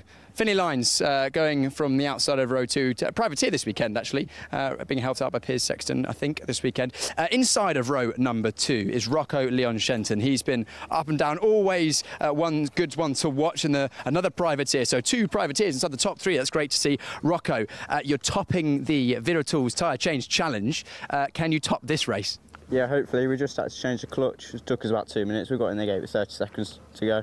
So just a bit of extra stress to get that heart rate risen up. No need for a warm-up in this race, though. It's plenty of heat on circuit. The track temperature will be baking up. Is that going to play into this race, do you reckon? I don't know. I mean, I'm normally best in the cold weather, but we'll see how it goes. Yeah. Do you reckon that, or have you made any changes to the kart based on the temperature and the length of the race?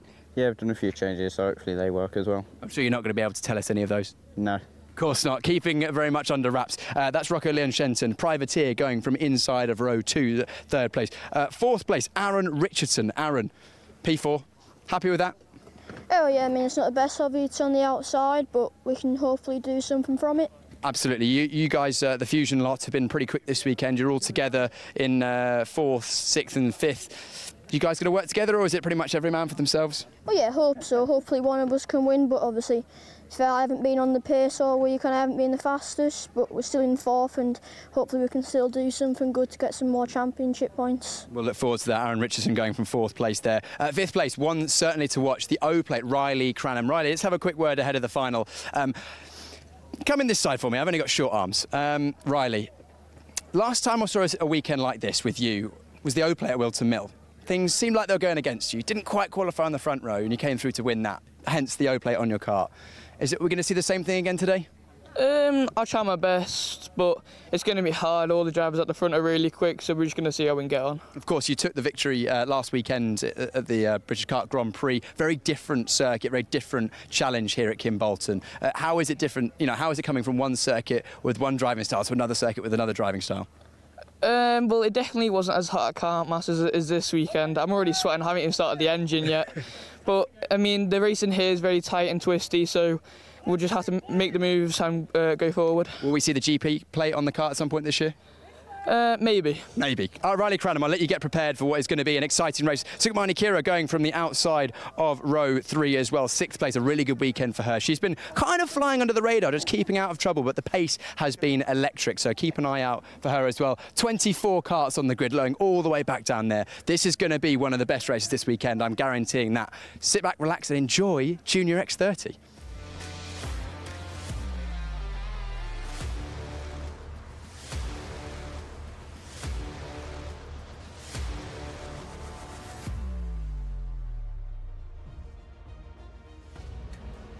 Thank you very much, Piers. Welcome once again, if you're just joining us, to Kimbolton for X30 Junior's 7th final of this Wera Tools Motorsport UK British Kart Championship season.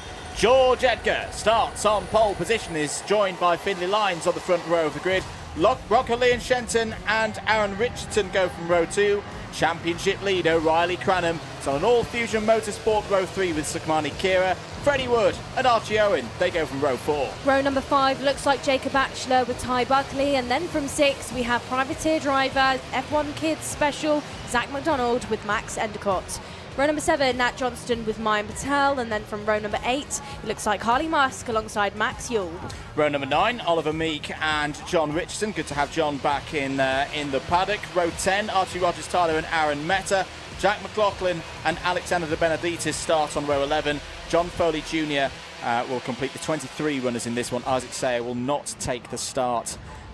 Was disqualified from the event after not serving a black flag in yesterday's second heat. Right, Cranham has the championship lead, 812 points to Edgar's 757, Richardson 749. The run-in well and truly starts here at Kimbolton. Into the tram lines, do we go this time? Yes we do, racing once again in X30 Junior down towards turn 1. Edgar will have the inside line. Lyons trying to fling it round the outside. Shenton's got down the inside for the next corner and taken second place. Great start as well, Nicole, for Riley Cranham, championship leader, already up to 3rd. Yeah, spot on for Cranham so far, and a good job this weekend after that DNF in his first heat with the train card incident to fight his way through the pack and find himself currently at P3 behind Rocco Shenton.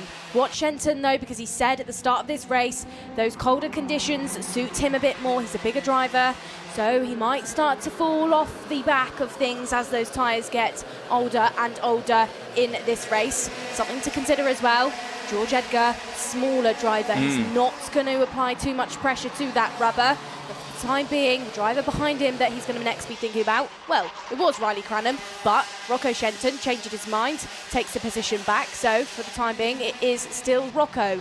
Lyons sat there in 4th as Shenton gets overtaken once more by Cranham. These two have traded positions 3 times now within the first opening lap and a half. It has given George, for the time being, almost a 9/10, no, make it a 1.1 second gap after only 2 laps down the inside at the final corner. Shenton once more applies pressure to the fusion of Cranham, looks down the inside now, goes Lyons.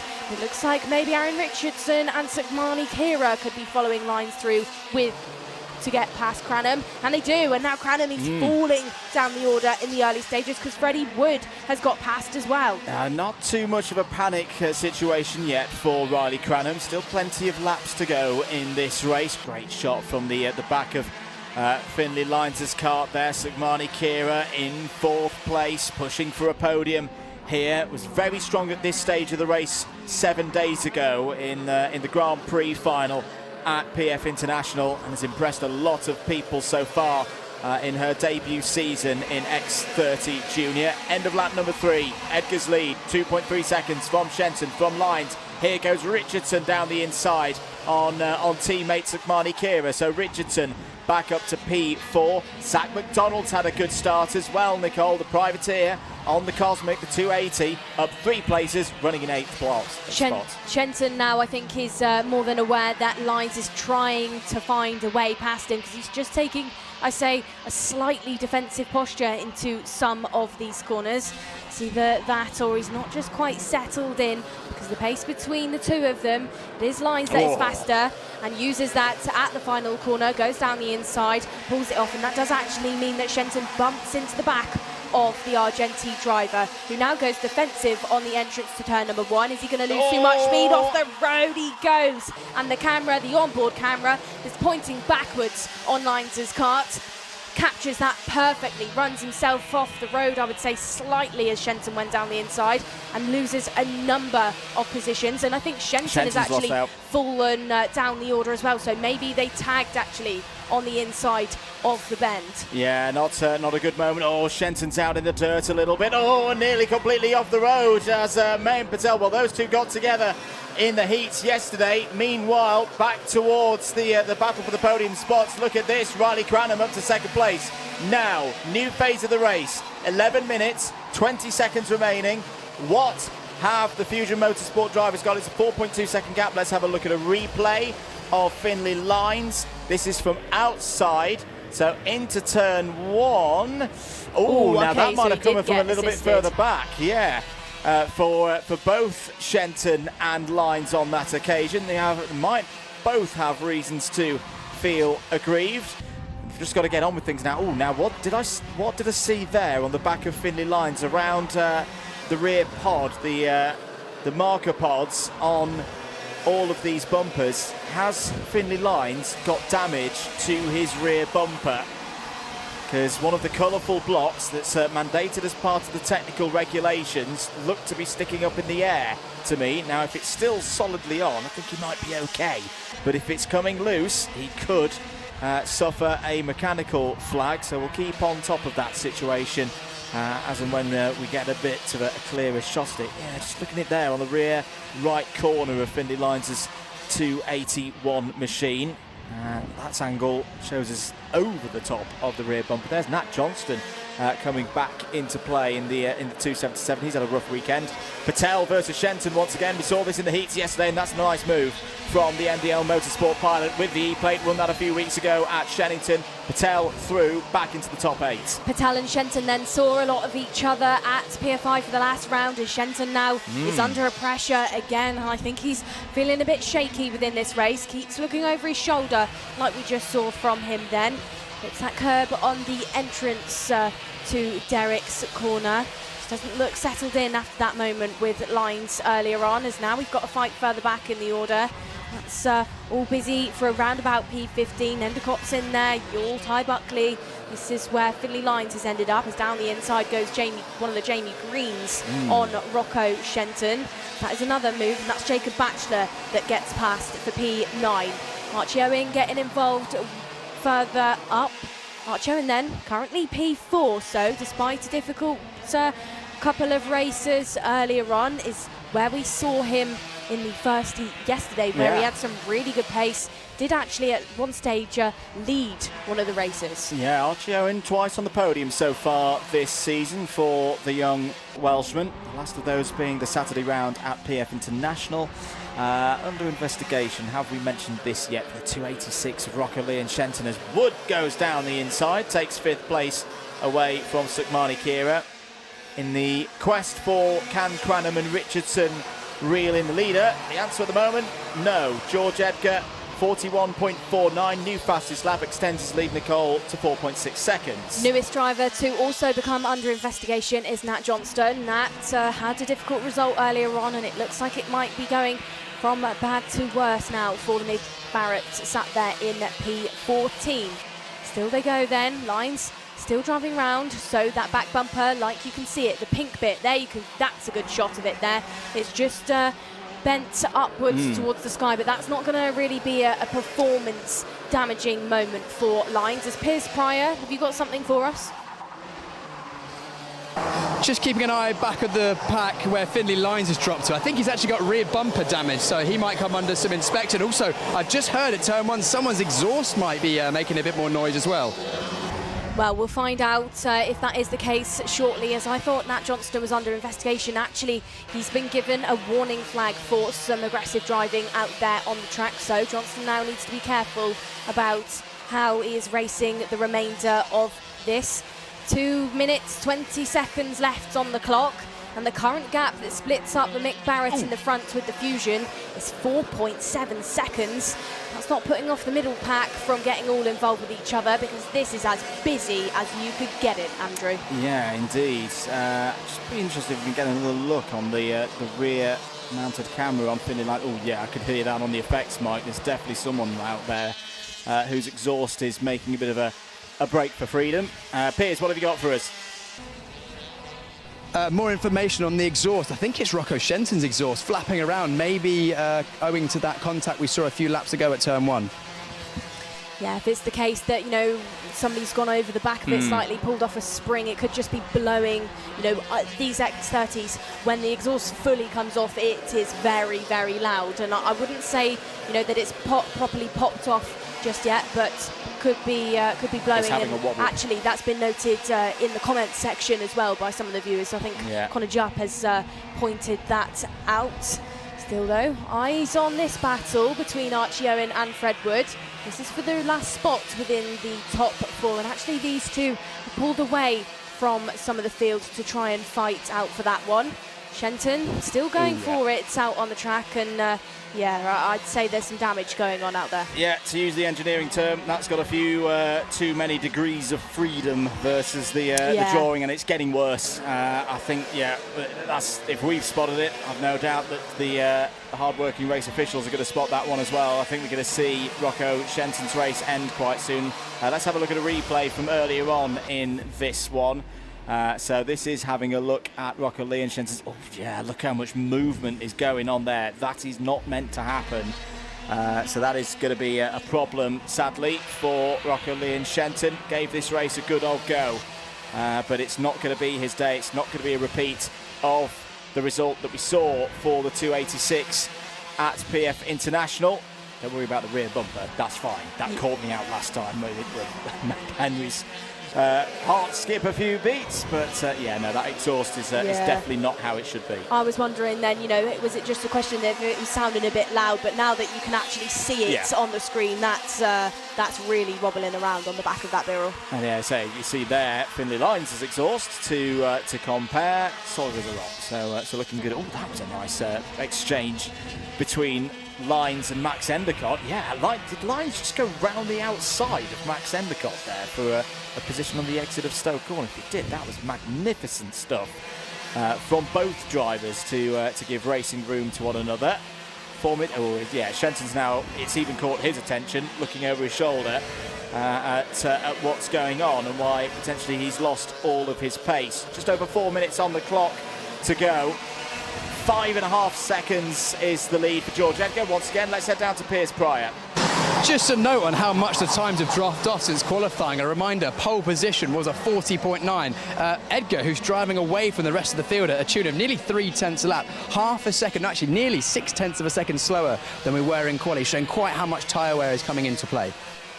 Well, whilst Pierce was highlighting that, got a bit aggressive between Lyons and Shenton on the entrance to Willows. I think some questionable driving going on out there. That could have been a big moment, as once more it occurs in towards the third sector after the TKM straight. These drivers then bumping into the back of each other, side by side on the exits of the final corner goes Lyons and Shenton. Lyons tucks back in, though, behind the Birrell, goes wide on the entrance to turn number 1. He's going to put it off round the outside. No, that's going to allow Endicott some room, but Lyons tucks back in behind the Birrell once more.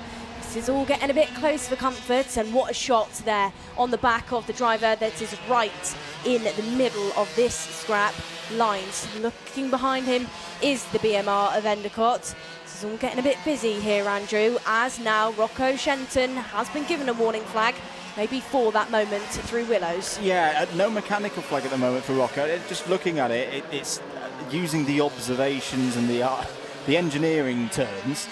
It's wobbling, but I don't think it's actually getting any worse. The springs are still clearly there. The springs are doing their job. It's probably a bracket's broken, but all the safety and the retaining features of the exhaust are doing their job. So Rocco Lee and Shenton's race continues for now. It's clearly loose because you can hear the extra noise coming from the 286, but in terms of safety, and that's the most important thing, it's not a developing or worsening situation in that regard, I would say. Well, not yet, as now he's actually given a 5-second penalty. So Rocco, who has had maybe a bad to worse race within this one, is going to fall even further down the order now.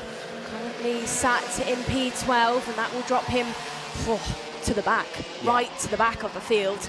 As now it's still getting busy, wide goes lines and loses 3, 4, maybe even 5 positions. Now this is becoming a bit of a problem within this race for Finn Lines. Let's have a look at a replay from earlier on in this race. What are we going to see here? So this is Shenton down into... Oh, that was a mighty moment for Harley Musk in the 2:21.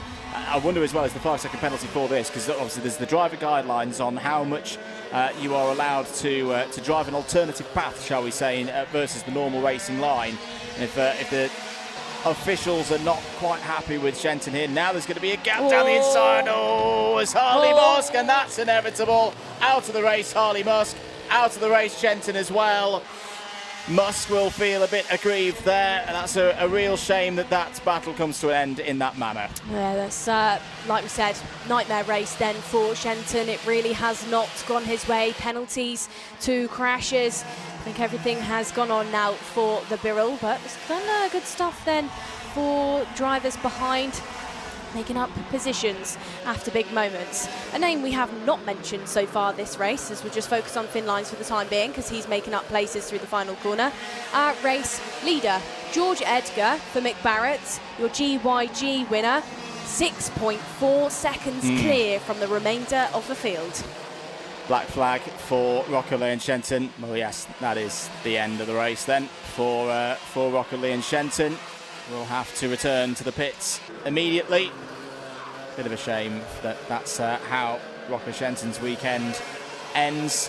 15 seconds remaining, and he has now pulled into Parc Fermé. Right, let's focus on the battles on track. Archie Owen versus Freddie Wood for 4th place. Both drivers looking for a good haul of points. For Freddie Wood, said at the start of the weekend to keep an eye on Freddie Wood. He likes the fast circuits. He likes the fast corners. It's more of a Euro driver in that regard. He runs very well at places like Wera and Valencia, and he's using all of those skills, applying them here to the fast sections of Kimbolton, and performing well in the hard braking and slower corners as well, on for a potential top 5. I think it would be his best result of the season so far in the British. Final lap board is out. Wood trying to get to the outside. Zach McDonald's on for a top 6 as well. Archie Owen controls the speed off of the corner very well indeed. But George Edgar on his final lap now has not tasted victory in the Wera Tools British Kart Championships since GYG. Here he is.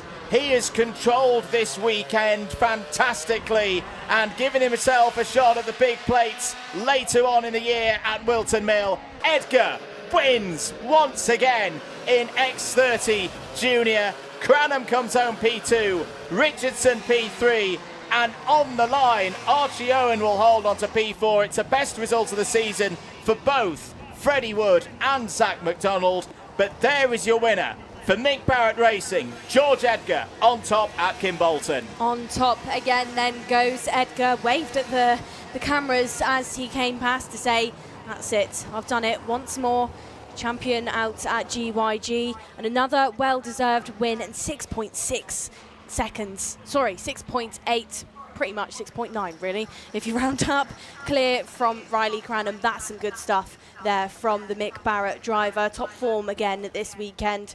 You know, he said it, he can go for a race win, and he's done just that, and added some more points to his virtual championship score as well. Still in that P2 spot, so confirmed in that silver plate for the time being before we head to our final round at Wilton. There we go then. Congratulates Riley Cranham on a P2. Both drivers will be happy with those results. Both drivers fighting out for this championship, and it's going to be a good one as we head to our final doubleheader. Yeah, it'll be heavy advantage to Cranham, of course. And I've got to say, for Riley's weekend, again, that's almost one of those classic champions drives this weekend, considering how his weekend started with Newstead. You know, chain guard off, DNF in the first heat, but he still manages to come back with a P5 and a P2 in terms of championship scores, and will be a heavy favourite, of course. Edgar wins, though, here at Kimbolton, a third victory of the season for George Edgar and Mick Barrett Racing. Second today, Riley Cranham. It's a double podium for the Fusion Motorsport team, with Aaron Richardson scoring well again. I tell you what, the battle between Edgar and Richardson for positions within the championship, that's going to be a good one for us to enjoy at Wilton Mill. Archie Owen just off the podium today for the Welshman, but P4, another solid result, leaves him well inside the top 5 in the championship standings heading to the final double header. Freddie Wood P5, Zach McDonald P6. Very good jobs from both of those drivers here this weekend. Sugmani Kira, Jacob Bachelor, Mayan Patel and Nat Johnston all in the top 10. Nicole, once again, take us through the highlights. Busy as you like then, and busy as you like through turn number 1. Riley Cranham and Shenton said hello to each other, and in the early stages it was Shenton versus Lines versus Cranham. I think Rocco and Finley had a bit of drama with each other a number of times. It was through the final turn and turn number 1 that they had big moments with each other. Cranham got past Richardson to find himself in that P2 spot, and both of those drivers confirmed a strong P2 and P3 for Fusion. But it didn't stop there. It didn't stop there between Lines and Shenton. Shenton sweeped across on Lines on the entrance to the Willows, and that's actually cost them a bit of time to the likes of Musk and Max Endicott as well. This was the stage where it really got bad to worse for Rocco Shenton. Him and Musk caught each other out through turn number 1. And that black flag was eventually given to the Birrell driver. But positive focus then is shone on the Mick Barrett Racing driver of George Edgar, who takes another final win here. He puts more points on his scoreboard for the Virtual Championship and will be taking home another trophy this weekend. Absolutely, for Mick Barrett Racing as well, their 6th win in the history of the modern era of this championship. Let's head down to Pierce Pryor. George, you need to slow down. You're making it look easy. Yeah, we've had a good weekend. I think Pierce has been unmatchable all weekend. We've had one not heat win, but other than that we've clean sweep. So we've tried to his championship battle to Riley, and we come into the weekend, knew what we had to do, win everything we could, and we did that. So hopefully they close the championship up a bit, but it's going to be close, I think. George, your pace has just been electric, like unmatched, like no one could get anywhere near you. I think most laps of that race you were 2.5 tenths quicker than Riley and Richardson behind you. Where's the pace come from this weekend? We saw at GYG you had good pace, but not quite this level.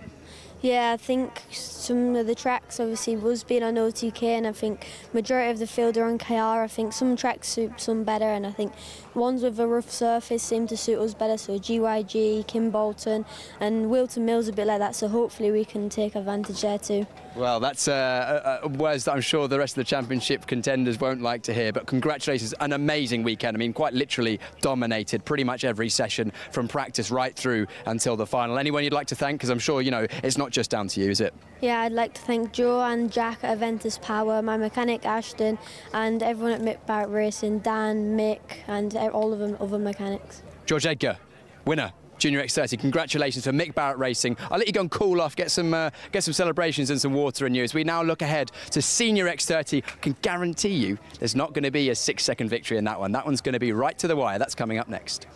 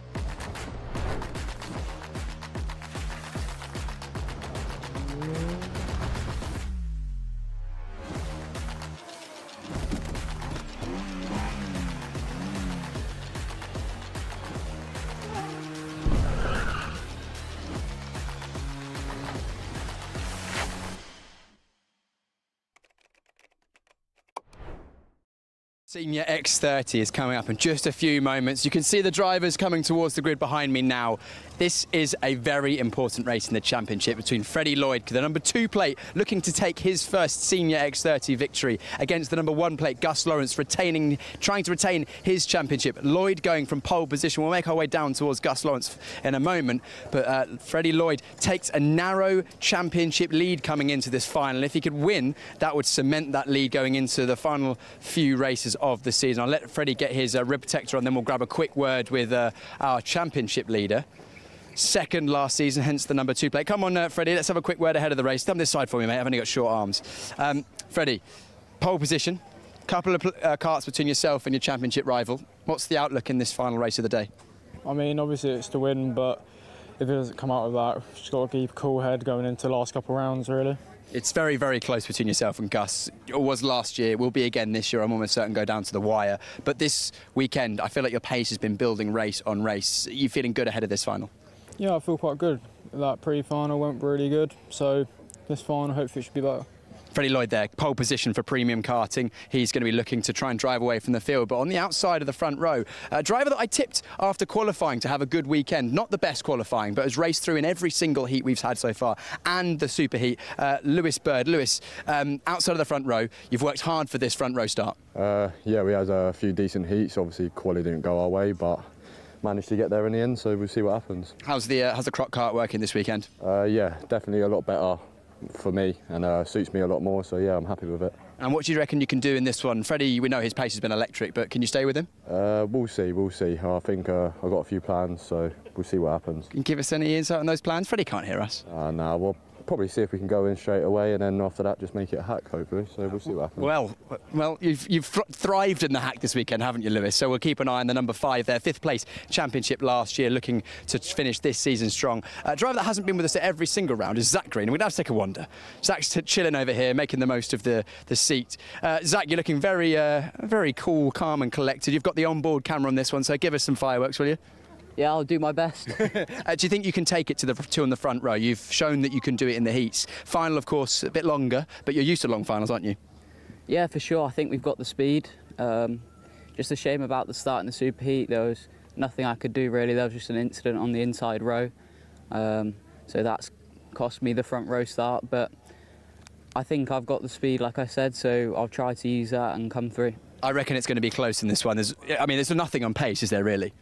Yeah, I mean, there's a lot of people that aren't actually that fast that are up here, but they're just quite good at battling, so yeah, it'll be tricky. Well, I look forward to seeing how it goes. The onboard camera there for Zach Green on the inside of row 2. A quick word with our championship driver from last season, looking to take championship again, Gus Lawrence. I'll come round, Gus, you stay there. Don't want to make you do any more steps than you need to. You know, you've got a big race coming up and all. 4th place on the grid. I know you would have liked the front row. Super heat was tricky. What can you do in this final? That was just an unfortunate start at the super heat, just getting pushed out at the start. And again, that just sort of lays the pathway of the race. Obviously, he was quick enough. I think it was almost as quick as the quickest lap, stuck in traffic and defending. So, yeah, we just need to get around the first corner, really, and then get in a stride and see how we go. I've spoken to all 3 of the drivers ahead of you, and they reckon that the race could go 3 different ways. So where do you see this playing out? If it spreads out, it'll be just a normal race. But if people defend at the start, I'm assuming it'll just be the standard stuff where everyone drives around the inside, which is painful. But yeah, we'll see how it goes. What would you prefer? Oh, the proper race. That's what we're here to do, right? We're here to go racing, absolutely. Gus Lawrence, champion last year, looking to take the championship once again. Then we've got time for one more chat. I'm going to grab a quick word with a driver I'm very impressed with this weekend, Tristan Powell. Tristan, you've been up there pretty much every session this weekend. The racing, you've been well in amongst it. What can you do in this final race of the weekend? Well, we know this track very well. Mostly race here is our closest track. Yeah, we lacked a bit of pace early on, but we seemed to make some setup changes, and then we went better then. Had a decent start, got up into the front lot, and then, yeah, we'll just see how we go racing. I mean, same as what Gus said, we're going to go racing. We very much are going to go racing. Do you reckon you can get in amongst it? Hopefully there's a lot of defending at the front, so then it makes it a big long train and it's a nice race. Well, that's the opposite of what Gus wants, but anyway, we'll go racing nonetheless. That was Tristan Powell. He's going from the inside of row 7. Andrew and Nicole will be talking you through this and give you the full grid in just a moment as we go racing for the final time in Senior X30.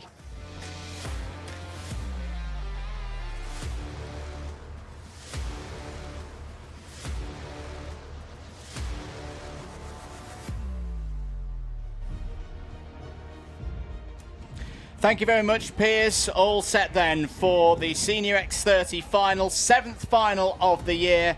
There is your new championship leader, Freddie Lloyd, on pole position for this race. But this is going to be a tough one for all of the drivers out there across the next 15 minutes plus 1 lap. Lloyd, as stated, on pole, is joined by Lewis Bird, back on form in the Croc Promotion team. Second on the grid for him today. Zach Green and Gus Lawrence, they were a big part of the battle at the front of the field last time out at PF International. They start on row number 2. Gus Lawrence won that final, of course, from P4 on the grid. Row 3, Morgan Moore had a really good run in the superheat this morning. He's joined by Gabriel Stilp. Can this be a big result for Stilp? Tristan Powell and William Altruis, they go from row number 4. Row number 5 is Premium Karting's Harrison Whitcomb with Jack Nettleship. Row number 6 is Jack Buckley with Reese Newburn. Row number 7 we have CJ Bennett with Aaron Brown, and then from 8 is Sam Lewis and Dylan Patel. Fighting from the back of the grid, Theo Lestrange and Luca Mann go from the 9th row of the grid. Joao Castro and Lucian Joyce are on row number 10. Oliver Harris and Yusuf Alali on row 11. First final of the season for Alali. Dean Pedersen does not take the start of the race. Neither does Harrison Mackie. Harrison Mackie disqualified from the event earlier on in the weekend. So it'll be 22 drivers for this final. Freddie Lloyd, laser focused on pole, wants to take another victory here in this championship. Hasn't been on the top step of the podium since round 4 at Glanigore. Here we go then, 15 minutes plus 1 lap. Senior X30 is go here at Kimbolton. Even start down to the first corner. It will be advantage Lloyd on the inside through the willows. Good start for Lewis Bird as well. There is held second place. Zach Green all over the back of the rear bumper of the number 5 as they head towards Derek's corner for the first time. There is the view on board from Zach Green through this first lap, Nicole. Good start for Freddie Lloyd. That's exactly what he needed to do. Completely different start then from our field with that race start. Previously we saw Lloyd, Green and Lawrence get caught out, but within this one everybody looking quite settled for the time being. Lloyd out there in the front has given himself an early breath of fresh air by just under 0.4 of a second, but don't count out Lewis Bird, because he is right there. It's down at turn number 1. That's Harrison Whitcomb going wheel to wheel with Morgan Moore. Morgan Moore then losing 2 positions because Tristan Powell looks like he has got ahead as well. And now Lloyd is being caught up as they head through this second lap. The Premium versus the Mad Croc versus the driver in the Jamie Green kart, who's now chasing around your current number 1. Tailing around, your current number 1. Gus Lawrence then. This weekend, not quite had the luck as down the inside looks Lewis Bird. Has he pulled it off on your championship leader? No, not just yet. That was wheel to wheel, as you like, on the exit. And that brings the likes of Green, Lawrence and Stilp ever closer. Harrison Whitcomb has now arrived. So has Tristan Powell, so has Morgan Moore, your driver that was disqualified at PFI, who's here this weekend fighting for some points. This is going to turn into a massive train here, Andrew. Yeah, Morgan Moore, who suffered that DQ because of taking the tyres out of Parc Ferme. Very, very easy to do, but the rules are the rules. In terms of on the racetrack, Moore hasn't lost any of his speed. As there, down the inside, Zach Green goes for second place. Top 5 last week in the FIA Karting Championships in the wet conditions of Rugby. Here in the British summertime, Zach Green is on the charge once again. Aaron Brown is currently the fastest driver out on circuit. It's Powell and still go wheel to wheel on the approach to the Willows. And I can tell you outside of our commentary box window, Powell did not come off best in that battle, has lost a number of positions as a result. Big lap now for Freddie Lloyd, in my opinion, Nicole. Green's made the move, taken the initiative, taken second place. Lloyd's got an opportunity now to break off the front of the field. He needs a quick lap. This is a momentum circuit here then, Andrew, and the driver with the most momentum for the time being is Fred Lloyd, because he is faster than the 4 drivers behind him. So is this the stage where he starts to try and pull away? Has spread out now between the drivers in the top 5. As further back in the field, that's William Antrobus getting all involved on towards the entrance of Willows. He trades places with Jack Nettleship, who looked like he got it wrong on the entrance. Morgan Moore finds himself maybe being shuffled down the order now because Jack Buckley and Stilp are right there. Stilp, this weekend to me then, Andrew, just looks like he's sliding around on the track slightly. Doesn't quite look as dialed in as we typically see the two-time IWF champion, as that's a move now on Morgan Moore round the final corner. That's Jack Buckley promoting himself into P6 for Mick Barrett. Lawrence turns up the temperature dial in this front pack. P3 currently behind the Jamie Green racing driver, and is your fastest driver on the circuit, as Piers Pryor has seen something down there in the paddock. I think this is turning into exactly the race that Gus Lawrence wanted. Not too much defending so far. Lewis Bird maybe realising doesn't quite have the pace of Green and Lawrence. Now it's whether Zach Green and Gus Lawrence can chase down our race leader. Yeah, well, pace-wise, actually, it does look like Bird is about 2/10 off of your top three currently, so might start to tail off this front end as it gets aggressive now between Bennett and Moore. Moore starting to lose some positions here within this final race. Goes defensive on the entrance to turn number 1 from William Antrobus, but Antrobus now tries to return it. That makes him vulnerable to Powell. Not just Powell, because it looks like Nettleship is going to get ahead from Antrobus as well, and that just shows then, Andrew, how quickly things can actually happen around such a track that is so fast and so flowing. Yeah, absolutely. And with X30 Senior, you can't breathe. You cannot make one mistake out there because the Wolves will pounce. Oh, Sam Lewis out a little bit wide. They're out of Dan Weldon corner. Plus 5 second penalty. First one of the race, and it's gone to Gabriel Stilp. So his chances of being on the podium here today are pretty much gone. Harrison Whitcomb. Big race this for Harrison Whitcomb, in my opinion, Nicole.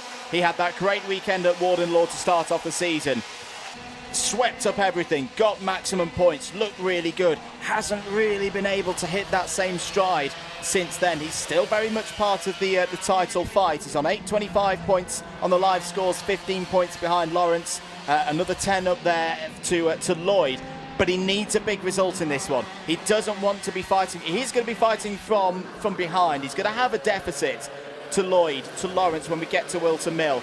But reducing that deficit is absolutely critical in this race if Harrison Whitcomb, in his first year in Senior X30, is going to become British champion. You know, early stages of this championship at Warden Law, he was really, really strong, was on the podium. Then maybe he's just had some bad luck. Things started to fall to bits a little bit for Whitcomb. Had some bad luck yesterday at DNF, some damage to the karts. But it's not thrown him off his tracks because he's trying to fight position now. And like you said, in that virtual championship, he's still well within that top 3 for now. But the top 3 on your tarmac for the time being: Lloyd, Green, Lawrence. Lawrence still sat there on the tail of Zach Green, still the fastest driver on the track. Dropped a bit of pace and time in sector number 3 on that previous lap compared to Green. He's still right there, but hasn't bit the bullet just yet, as Tristan Powell now promotes himself ahead of Gabe Stilp. Textbook move there into turn number 1, as the field looks like within this stage of the halfway kind of point in the race. Andrew, people are starting to find their rhythm, spread out for the time being, but expect each other, you know, expect these drivers to start to back each other up and start bumping into each other, you know, just because we get to this point in the race where it becomes a bit of a lull, becomes a bit of a 2 versus 2 or 1 versus 1. You're going to see a train very shortly form. Well, 7 days ago, it was Freddie Lloyd versus a Green, Fred Green. Fred Green went on to take the GP plate, of course, after the 5 second penalty for Freddie Lloyd after he took the checkered flag first on the road. This week, it's another Green, Zach Green, trying to close in now on the race leader. There's Aaron Brown and Morgan Moore. That's Brown ahead of Moore now for 11th place. Yeah, Morgan Moore having a difficult race here, starting to go backwards, but back at the front, Green put in a purple lap time last time around. He's closed that gap to Freddie Lloyd to less than 0.2 of a second, and he's bringing Gus Lawrence with him on board now with Zach Green down into Stowe Corner, getting closer and closer all the time. But I think there's going to be a little bit of caution, isn't there, Nicole? He's not going to go throwing it in straight away. and risking everything with 7 minutes to go, especially with Gus Lawrence not too far behind. No, he's not, but equally so, you know, Green's got nothing to lose within this. It's a bit of a win or bin weekend where he's not in that virtual championship fight because of his campaign in Europe in FIA, and that being the focus for Zach this year. He's not within this one vying for a championship, so maybe expect him to do a bit of a high risk, high reward move on Lloyd. Catches up through that final sector and on the tail as we head through turn number 1. This is bunching up now between your top 3, but no change, of course, within these points because we've got no change within this race. Lloyd, 850 to his name. Lawrence, 840. Whitcomb still on that 825. So really, there's nothing in it. And let's not forget as well, our final round is a double header for our drivers. Double header, you know, and the difference of 3 points between first and second. So a driver who goes out and wins everything at Wilton Mill could very well take the title. You're watching live coverage of the Wera Tools Motorsport UK British Kart Championships, Event 7. The final for X30 Senior, penultimate race of the day. Don't go anywhere after this because the title decider for KZ2 follows up after this.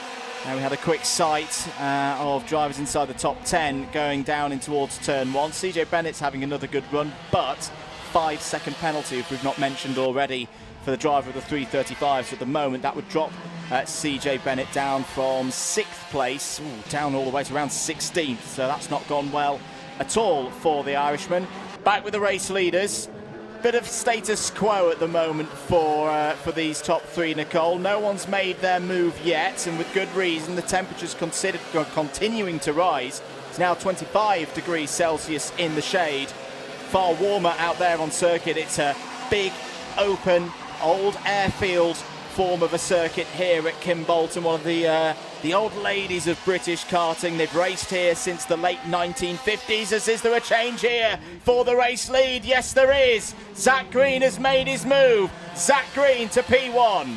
Zach Green then leads the way. Head goes over the shoulder to see what the gap is to him and Lloyd. Didn't throw him off the tracks at all, really, because Lloyd still is absolutely on the back bumper of the 5-3. Of the 5-3-5-3. Oh, can't read there, Andrew.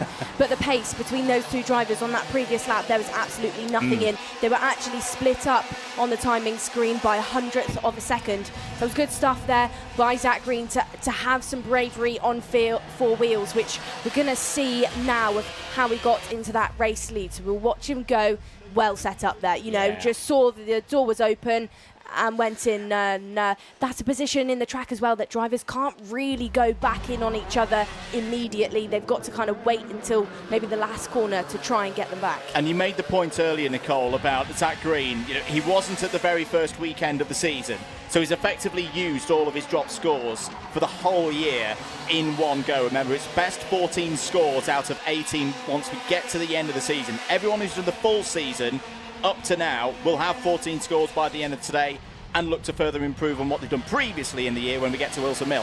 That's not the case for Zach Green. He's out there to win races. He's out there to win trophies. The two behind him, though, Lloyd versus Lawrence, this is for the championship. This is for that #1 plate in 2026. And right now, Freddie Lloyd knows if Gus Lawrence finishes behind him, in as simple matters as that, he will extend his championship lead this evening, heading towards the season finale. Zach Green, might, if he races at Wilton Mill, might still break up into the top 10, but he's not really going to be a factor in the championship. As out of the race, sadly, is Sam Lewis. Tough weekend for Sam Lewis, but progress has been made in his switch across to premium karting. 3 minutes to go. Green's lead, 1/4 of a second ahead of Freddie Lloyd. Gus Lawrence is still there, though, just waiting for his moment. We saw that amazing finish to the race at PF International for round #6, and it was the old school Gus Lawrence coming through the field. He's raced in this category for a long time. The last time this category raced here in a British Champs event was 4 years ago. Gus Lawrence was on the grid for that one. He got a top 10 that day. He, of course, has gone on to be a 3-time British champion in Senior X30. If he wants to be a 4-time champion, Nicole, he's got to beat that man ahead of him, Fast Freddie Lloyd. Absolutely does. Last year then, when we were out at Three Sisters, it was Lloyd versus Lawrence for this championship. But Lawrence confirmed his position as the king of Senior X30, and it's that story again this year. It's Lloyd versus Lawrence. Don't count out Whitcomb, but to me, I think they're going to be the two that are going to be fighting out for that championship. For the time being, though, they're fighting out for P2 because Lloyd has not tried to go in on Zach Green for the time being. At PFI, it was Mackie versus Lawrence versus Lloyd in the fight on the track. Now we've got a new name in there of Zach Green with a 2/10 gap out there in the front. Here we go then. Still no change between them. With Lloyd trying to bide his time pace-wise, he's actually faster than Zach on the board. It's a 40.81 to the premium. It was a 40.88 to the Jamie Green. So actually he's got it in him to try and get past, and he's going to deploy that through the final corner, down the inside, hotspot move, gets it done, makes himself your race leader once more this weekend. Watch out for Gus Lawrence though, he's got to make the move now on Zach Green. He's got to get that JGR machine out of his way. Lloyd backs it up out of Stowe Corner. 1 minute to go on the clock here at Kimbolton. Changes further down the order. Buckley up to 6th. Brown has followed. Lewis Bird sadly fading a little bit in this final. Have done a brilliant job to start this race from the front row of the grid, but is now down to P8. Tristan Powell, Reece Newburn, they've both got past Dylan Patel. So 12th and 13th respectively for those two now. 40 seconds remaining on the clock into Kimbolton Corner. No move yet from either Zach Green or Gus Lawrence. Zach Green is a championship point scorer, remember, so whilst we're not talking about him in terms of the championship battle, he can still take a few points here and there off either of these two championship contenders. 2 laps to go, maybe 3. We'll see what the time is like when the next round to start finish, Nicole. But this again is going to be another grandstand finish in Senior X30. And this is a stage in the race then that Lloyd is going to absolutely hold that white line. That defensive posture has been deployed. We'll try and back up Green maybe, but he's going to try and just hold on to this race win. He's doing just that out of the final corner. Whitcomb is starting to arrive onto the back of Gus Lawrence now, because that defensive driving, of course, is going to drop the pace. Is round the outside, that outside line. Zach Green is going to try and go to get the run on the entrance to Willows, but Lloyd holds onto it once more, and it doesn't open things up enough for Lawrence. Drivers then checking over their shoulders to see what those gaps are to the back, and Lawrence did just that because now he's aware he's got a new problem. It's not just the driver ahead of him that he's got to think about. He's now got somebody behind. The Whitcomb, the Argenti back driver is right there, and he's another name that's in your top 3 in your virtual championship. Lloyd still holding on to it nicely, gets it wrong and loses the race lead. Is he going to get it back on the entrance to turn number 1? Checker flag is out, checker flag is waving, and it's Freddie Lloyd. Freddie Lloyd takes the final win by 100th of a second. What a finish here in Senior X30. Freddie Lloyd on our screens. I'd love to see a slow-mo replay of that, because that looked really, really tight on the line. That might be less than 0.0 of 1 of a second. I'll stress this, folks. That is a provisional result. That is one of the closest finishes that we have seen. We're not going to be able to tell from that line who gets their transponder over the line first. That is going to be one. I think that is a photo finish, Nicole. That is seriously close, and that's what you expect from these senior racers. Like you said, we'll even have to check the positioning of those transponders, you know, the seat positioning. 100th of a second, though, on your timing screen. That is some serious, serious stuff by Fred and by Zach. Just go back to it. We had one in IAME Waterswift Restricted earlier on in the year. The timing screen said one thing, but ultimately, if it is a really, really tight finish, the master control of the positions is the nose cones and the photo camera straight down the start line. So I'm going to say it because it's true. We don't know. We don't know for sure who won that one, because that was mighty, mighty close. What a race between Freddie Lloyd, Zach Green and Gus Lawrence. Well, for the moment, Zach Green is heading to the number 2 spot. Freddie Lloyd is going to the number 1 spot. If that is the result, Freddie Lloyd has extended his championship lead to 10 points. Let's have another look at this. As I say, that's going to play on frame by frame. By the nose cone, to me, Zach Oh, my word. I'd say Zach's nose cone crosses the line first. I don't. Well, we don't call it anyway. It doesn't matter what we think. I'll say it again, ladies and gentlemen. Commentators are not formal officials of the meeting. We only say what we can see on the screen. And the reality of the situation is, folks, we don't know. That was so close. I think we have got some communications going on down to timekeeping. Ultimately, that is where the notification of who has won this race will come from. As we say, in the timekeeping office, directly below us. We should have hopped up, shouldn't we? We should have hopped up from our seats and had a look over the line, because we're looking straight down at the start-finish line.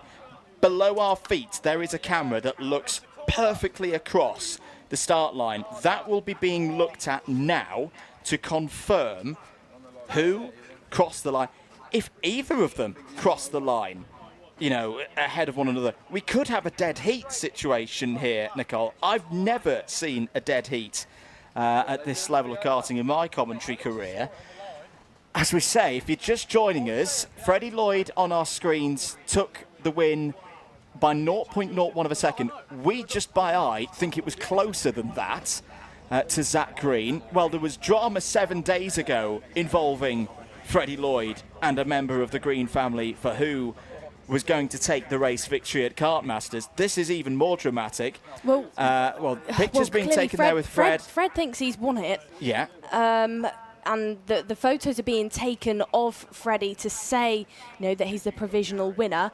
But it's, of course, we don't quite know just yet. We'll try and get Ian Rogers in timing to confirm that for us, but it's going to be close. It's going to be mighty, mighty close. At first, I thought that was Fred just checking out what his hair looked like on Fraser Glasby's camera. Something tells me that Fraser might have a shot of that down the line. Now, to be clear, folks, that will not be the official way that this race is decided. Again, can we to. hear what they're Can't see well. Yeah, they're definitely having a look, I think, at a picture that Fraser Glasby, one of the official photographers of the championship, he will have been down at the finish line getting the shot of the winner.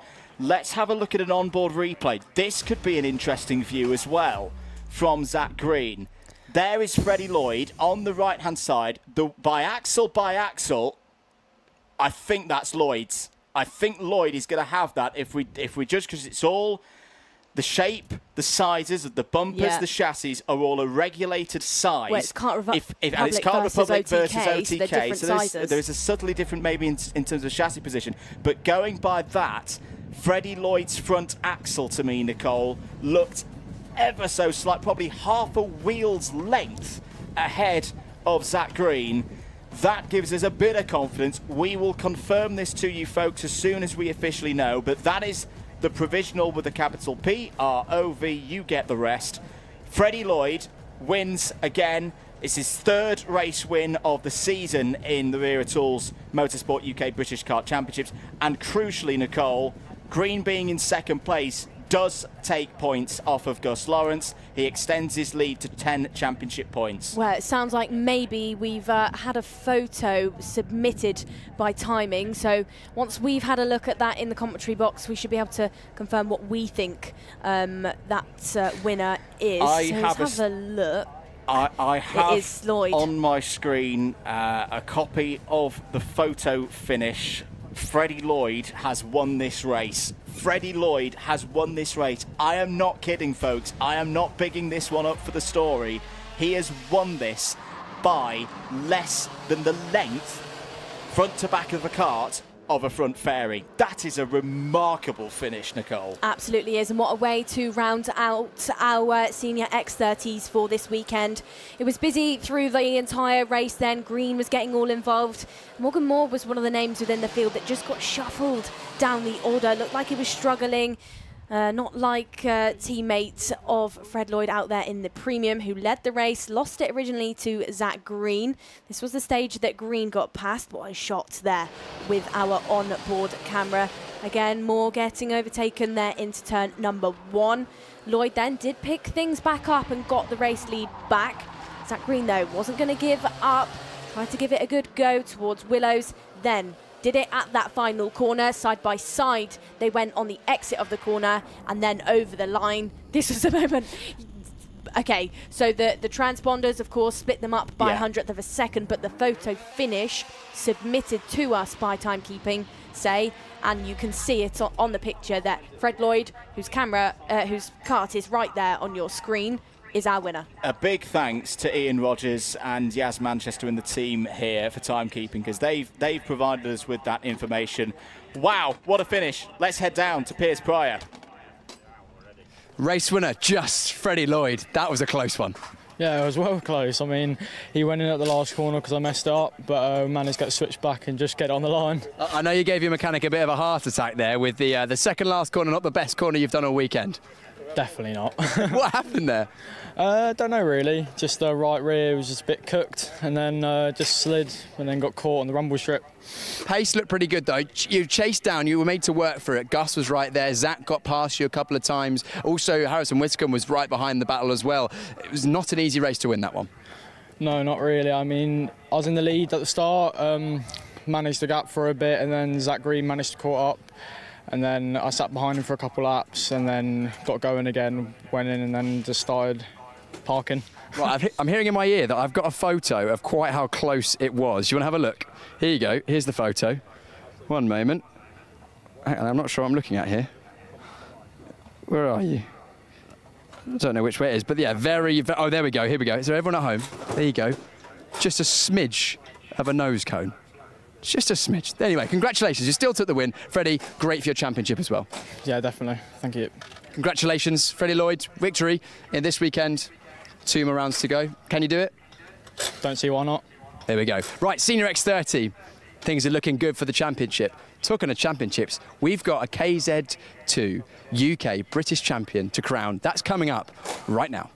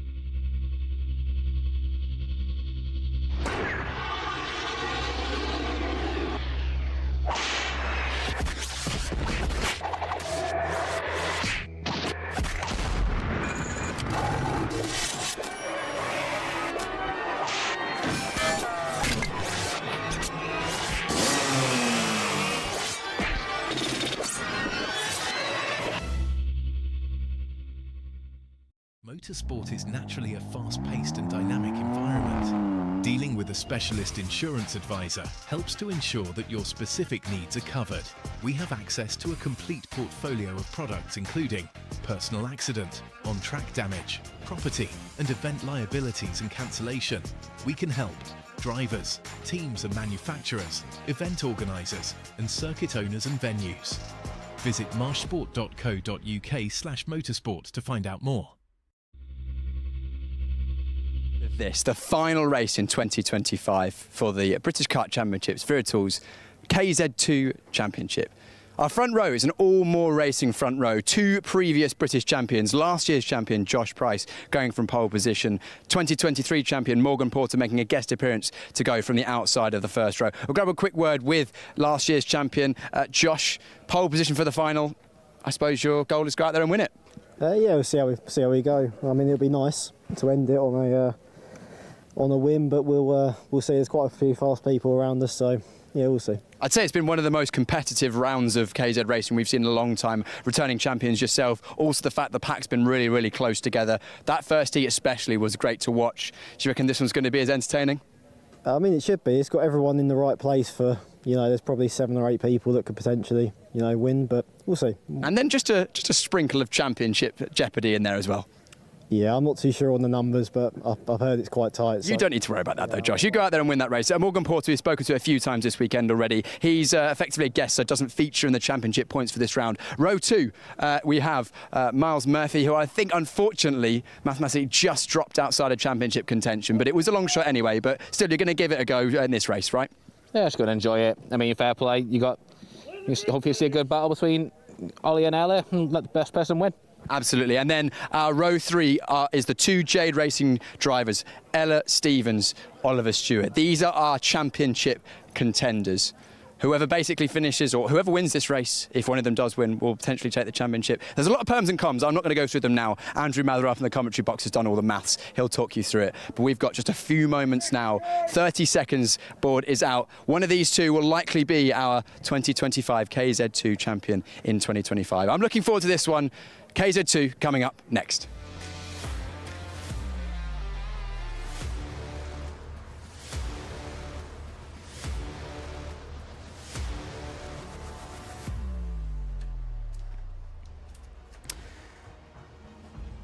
Welcome everybody once again to Kimbolton. Whatever you're doing, put your phone on silent, put the tea down, do whatever you need to do to be ready for this, the title decider for 2025 in the Wera Tools Motorsport UK British Kart Championships in KZ2. The Gearbox Short Circuit title is on the line. Josh Price has his last race with the number 1 for now, is starting on pole position. He has Morgan Porter alongside him on the front row. To remind, Porter is not eligible for championship points. It's a 1-2-3 for more racing. Miles Murphy sadly is out of championship contention, but he could still take second place. He's on the second row of the grid, and watch out for Jake Weston as well, who won the superheat earlier, starts P4. Here are your 2 championship contenders. Ella Stevens, the E-plate holder. She won that plate, she retained that plate at Shennington a few weeks ago. She has a 4-point deficit to teammate Oliver Stewart, who starts this race 12 months on from his recovery back to karting. He starts P6. James Glenister, he could be a bit of a wild card in the mix here today. Could he do something from row number 4? And keep an eye on Alan Kenyon as well. That is your top 8. Row number 5 will be Ralph Youngling, the Sodi Fatigues driver, alongside privateer of Derek Morgan. Watch out for Derek. Had some bad luck, did the number 6 this weekend, but fought through the paddock, and he will try and do the same here. Row number 6, Jessica Edgar with Isaac Smith. 7, Sam Ward with Lee Ward. Row number 8 is Charlie Turner with Ashley Lewis. Yeah, on the 8th row of the grid there for the rush performances. Ryan Green and James Beecroft, row 9. Nat Thomas and Nina Piccoli, row 10. The 21-strong field is completed by Bryn Kinch. So, the points. Big thanks once again to Ian Rogers for the help on this one. Stewart has 392 secured. He needs to finish in a position that's equivalent to second place in those counting for championship points. We say that because Porter is not scoring championship points, so that's either second on the road or third on the road if Porter is ahead. Stewart has to score 62 points to further improve his score from 392. Ella Stevens, if she finishes with either 65 or 62 points, she can go beyond that 392. In short term, she has to beat her teammates in this race and other drivers further up the road to turn over this 4-point deficit. This is going to be a nail-biter, ladies and gentlemen. We have seen some stunning finishes in this KZ2 class in years gone by. You think back to the likes of 2019. You think back to last year as well. What is going to happen here in 2025? It's the Wera Tools Motorsport UK British Kart Championships. It's KZ2 and we are racing in the season finale. It's a good start for Price. It's a good start for Weston and Murphy. Stevens is already fighting for P4. Is ahead of her teammates through the first couple of corners. They're clean. They're running Nicole Sutherland toward Derek's corner and towards Dan Weldon corner. It's a terrible start then for Morgan Porter, your driver that started on that front row alongside more racing teammate of Josh Price, has fallen all the way back down the order into the clutches of Ralph Youngling. Out in the front, Price leads the way for the final time of him running that number 1 plate for the time being. Leads the way with just under 6 tenths. clear of teammate Miles Murphy. Jake Weston, P3. James Glenister, P4. Oliver Stewart, P5. And Ella Stevens, P6. This is the story, ladies and gentlemen. Oliver Stewart versus Ella Stevens. Championship battle is on between the two Jades. By the end of this race, we could have Andrew Mather, the first female to win a Wera Tools British Kart Championship in the modern era of this competition. This could be a day for the history books, but this is not going to be easily given to Ella Stevens. She's right there fighting out with Oliver Stewart, overtakes now James Glenister, follows through on her James Racing teammate there, uses him to get past as well, doesn't fall off the back because she's more than aware she needs to get past Ollie Stewart within this race. So remember, folks, that drop scores are in play. It's the best 6 from 8 across the season. There are the live points. It's not really changed that much at the moment. So Stewart's still on 392, Ella Stevens still on 388 as they stand on the road. For both of them, it will be drop scores, one of their 2 drop scores here today. Miles Murphy could still take second place in the championship as well, but right now has got to get through past Jake Weston to move above Stevens in the title picture. Absolutely right, Nicole. The last time a Motorsport UK sanctioned British champion was 2018 with Abby Pulling. Here is the battle a little bit further down the field. That's Sam Ward in number 63. Charlie Turner, who's been on the podium 3 times here in the last 3 years. What can he do? He's already tearing his way up through the field. Josh Price leads this race by a second. Jake Weston stays there in P2. New fastest lap of the race so far for Josh Price, a 35.97. I like that Oliver Stewart's gone on the attack in this race, Nicole. I like that he's taken the initiative as Turner gets down the inside of Ryan Green there. Turner back up into the top 10. It would have been very easy for Stewart to sit back and let the racing gods of fate decide who is going to be the British champion this year. It has been a remarkable comeback story for Oliver Stewart. Right now, he's ahead of Ella Stevens. Doesn't matter that it's a drop score at the moment. He's doing what he needs to do. Be interested to see if there is a little change in how, you can see there, Stewart just checks over the shoulder.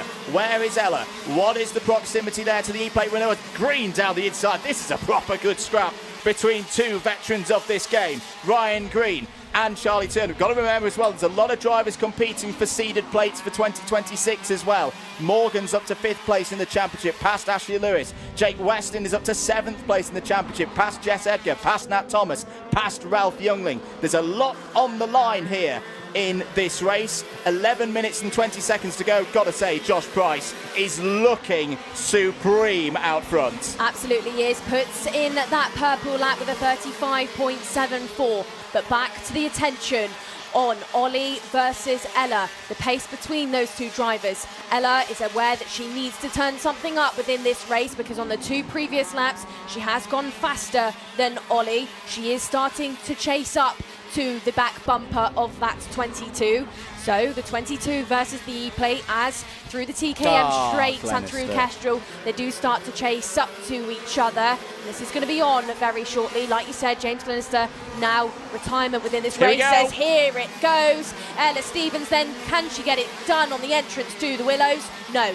Door is slammed shut by Ollie Stewart knows that she was right there, knows what she was trying to do, and now ducks his head under the steering wheel, trying to avoid some of that head and tail wind that is going out on the different parts of the circuit to try and pull away. Gets it wrong though, out of Dan Weldon onto the grass. We'll have dirty tyres on the entrance to Kestrel, and now that's going to open things up to Ella through this lap. Goes wider through the exit of the final corner. Will she get the run down to turn number 1? Stewart defends heavily into 1. That's going to bring Derek Morgan into things. Ella won't be able to get the run through the Willows. And actually Morgan then backed off slightly from the back of those 2 Birrells as he got closer.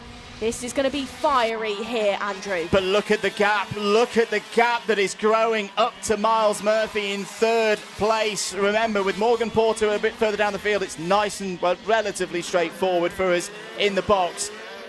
For Stevens to win the title, irrespective of where Stewart is on the circuit for the first bit of this argument, Stevens has to be at least 2nd. She's got to get up to where Jake Weston is on the road right now. The gap is over 3.5 seconds now. Yes, for those supporting Ella Stevens.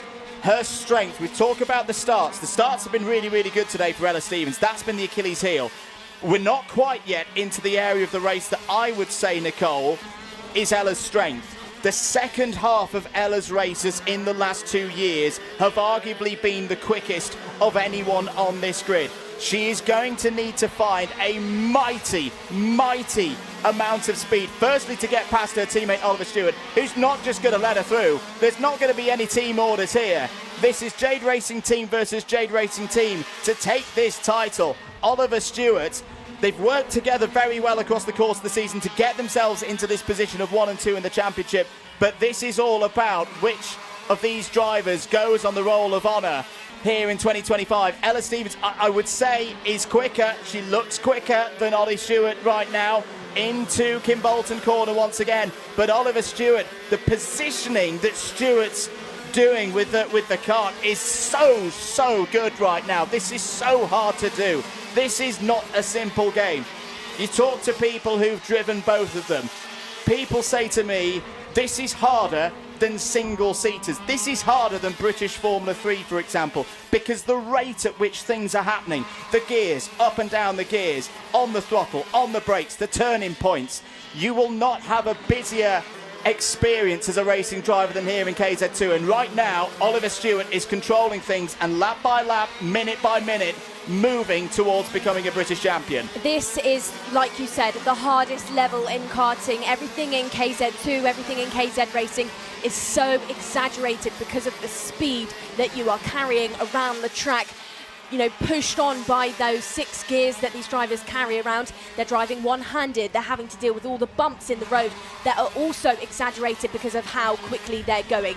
So many individual components on the kart for these drivers to master, to understand those front brakes, the chassis, everything that can be generated from the, the chassis thickness. This is not like your typical karting. There's so many different elements. These drivers abruptly stop at the centre bit of each curve, V it off and then ping off of the corners while shifting up one-handed. It's not a difficult thing to do, and because of the pace and because of the size of the karts, like you said, could be argued to be more difficult than single-seater races where you're in a bigger car and things seem like they're happening a little bit slower even though you are technically going faster. This is why drivers like Oliver Stewart, who has dabbled in single-seater racing, who has dabbled in the GB3 Championship, like Jessica Edgar, who went to Formula 1 Academy very briefly, have come back to KZ karting because it's enjoyable raw for them. It's raw, it's passionate, it's full on, and it's fast. Seriously fast. We're into the second half of this race. 6 minutes and 10 seconds to go. Let's head down to Piers Pryor for a Paddock report. Oliver Stewart won't mind the fact that he's losing time to the leaders here, because I'm almost certain that he will know that Stevens needs at least a good result up the front, and all the while he's defending, he's pushing Ella further away from the front. Thank you very much, Piers. Yeah, I'm absolutely certain. Here's the fight. Stewart defends again. This is fine for Stewart's title bid, because even if Ella Stevens gets through, the amount of time that has been taken out of this race, it's down to 5.5 minutes now, and the gap up to Miles Murphy in third and Jake Weston in second place continues to go. Look at Derek Morgan there in 6th place. What a run Derek Morgan is having. A disaster yesterday, 24 hours ago in time qualifying, but the pace of that number 6 privateer entered machine cannot be counted out. It's going to need some drama ahead of him, but a repeat of the podium that Morgan had here at Kimbolton 12 months ago is not out of question. And here's a fight for the race lead. Jake Weston on the Sodi Vitesse. The Sodi has been so quick in KZ2 racing around the world in recent times. Josh Price in his last race with the number 1 plate for now. Last year in the championship finale, he had that stunning finish in the wet conditions at Three Sisters versus Charlie Turner.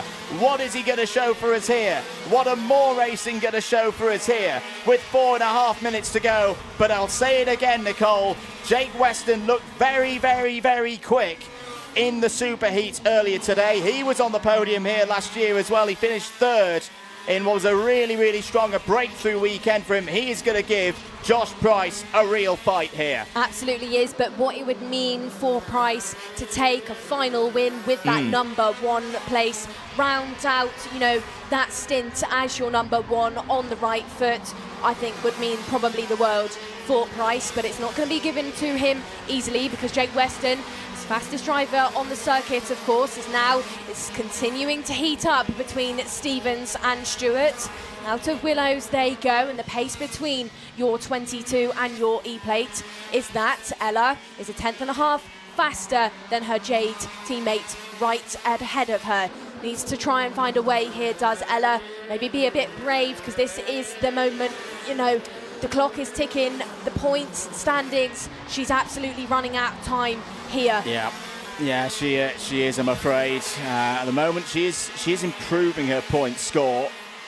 So, well, the second place in the championship on the line as well in terms of getting to the race finish, but I don't think Ella Stevens will be thinking too much about that right now. Second or third, it's still not the championship. Now, here's an interesting development. Warning flag for Oliver Stewart, driver number 22. Again, we discussed it earlier with the drivers' guidelines and what is fair and what is allowable in terms of racing defence.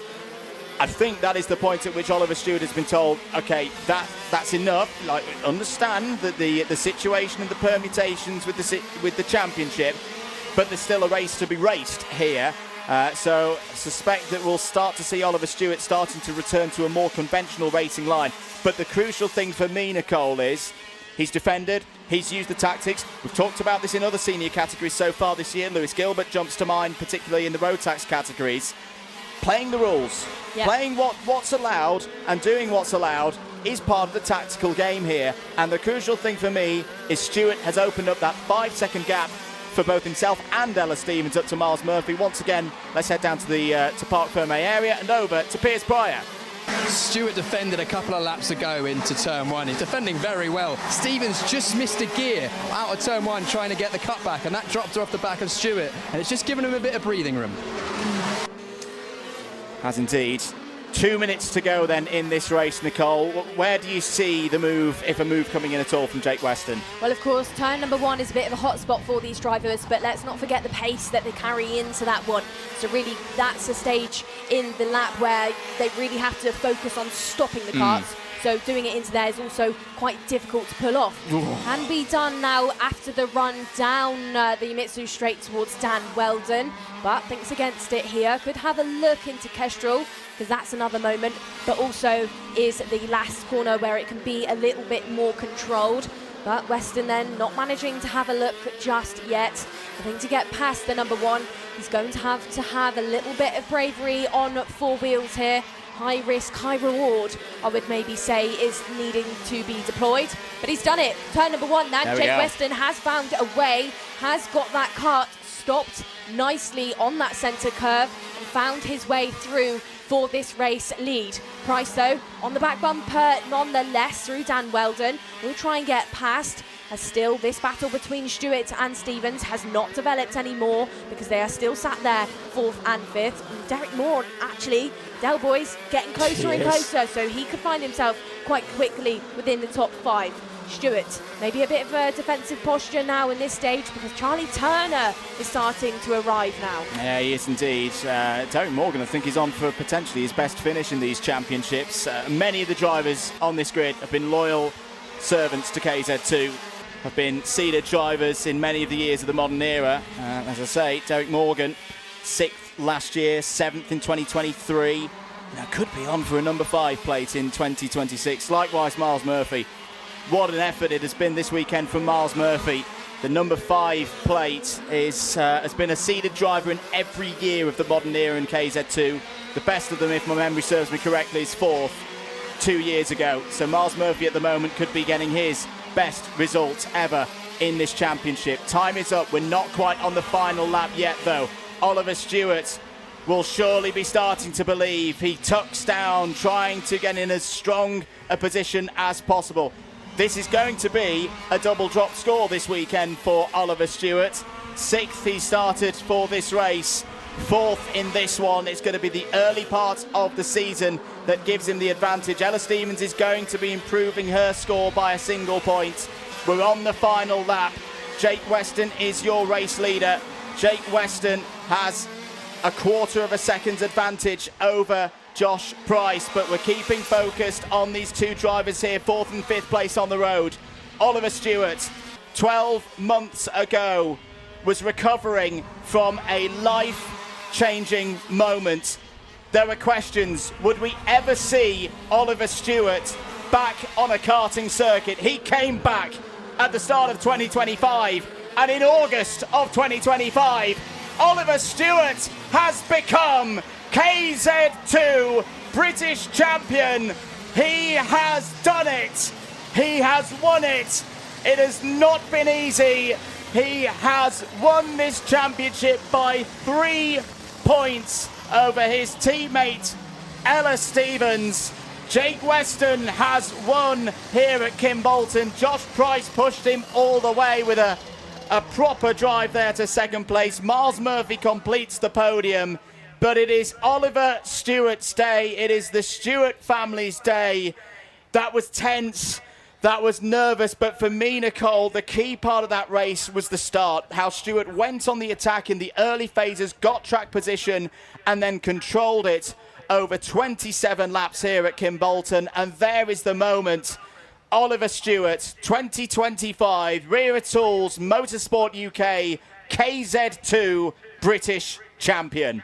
There we go then. There he is on your screen, being congratulated by all of the other competitors within the field. Morgan Porter just said, well done to Oliver. You had Charlie Turner, your number 2 from last year, just go over and recognise the hard work, the dedication put in by Oliver, put in by the Jade Racing team, but also by the family. Like you mentioned, that moment last year, it's not been a smooth journey for Oliver, but he's here within the grid, on that Birrell, and he achieves it. He pulls it off. He becomes your champion for 2025.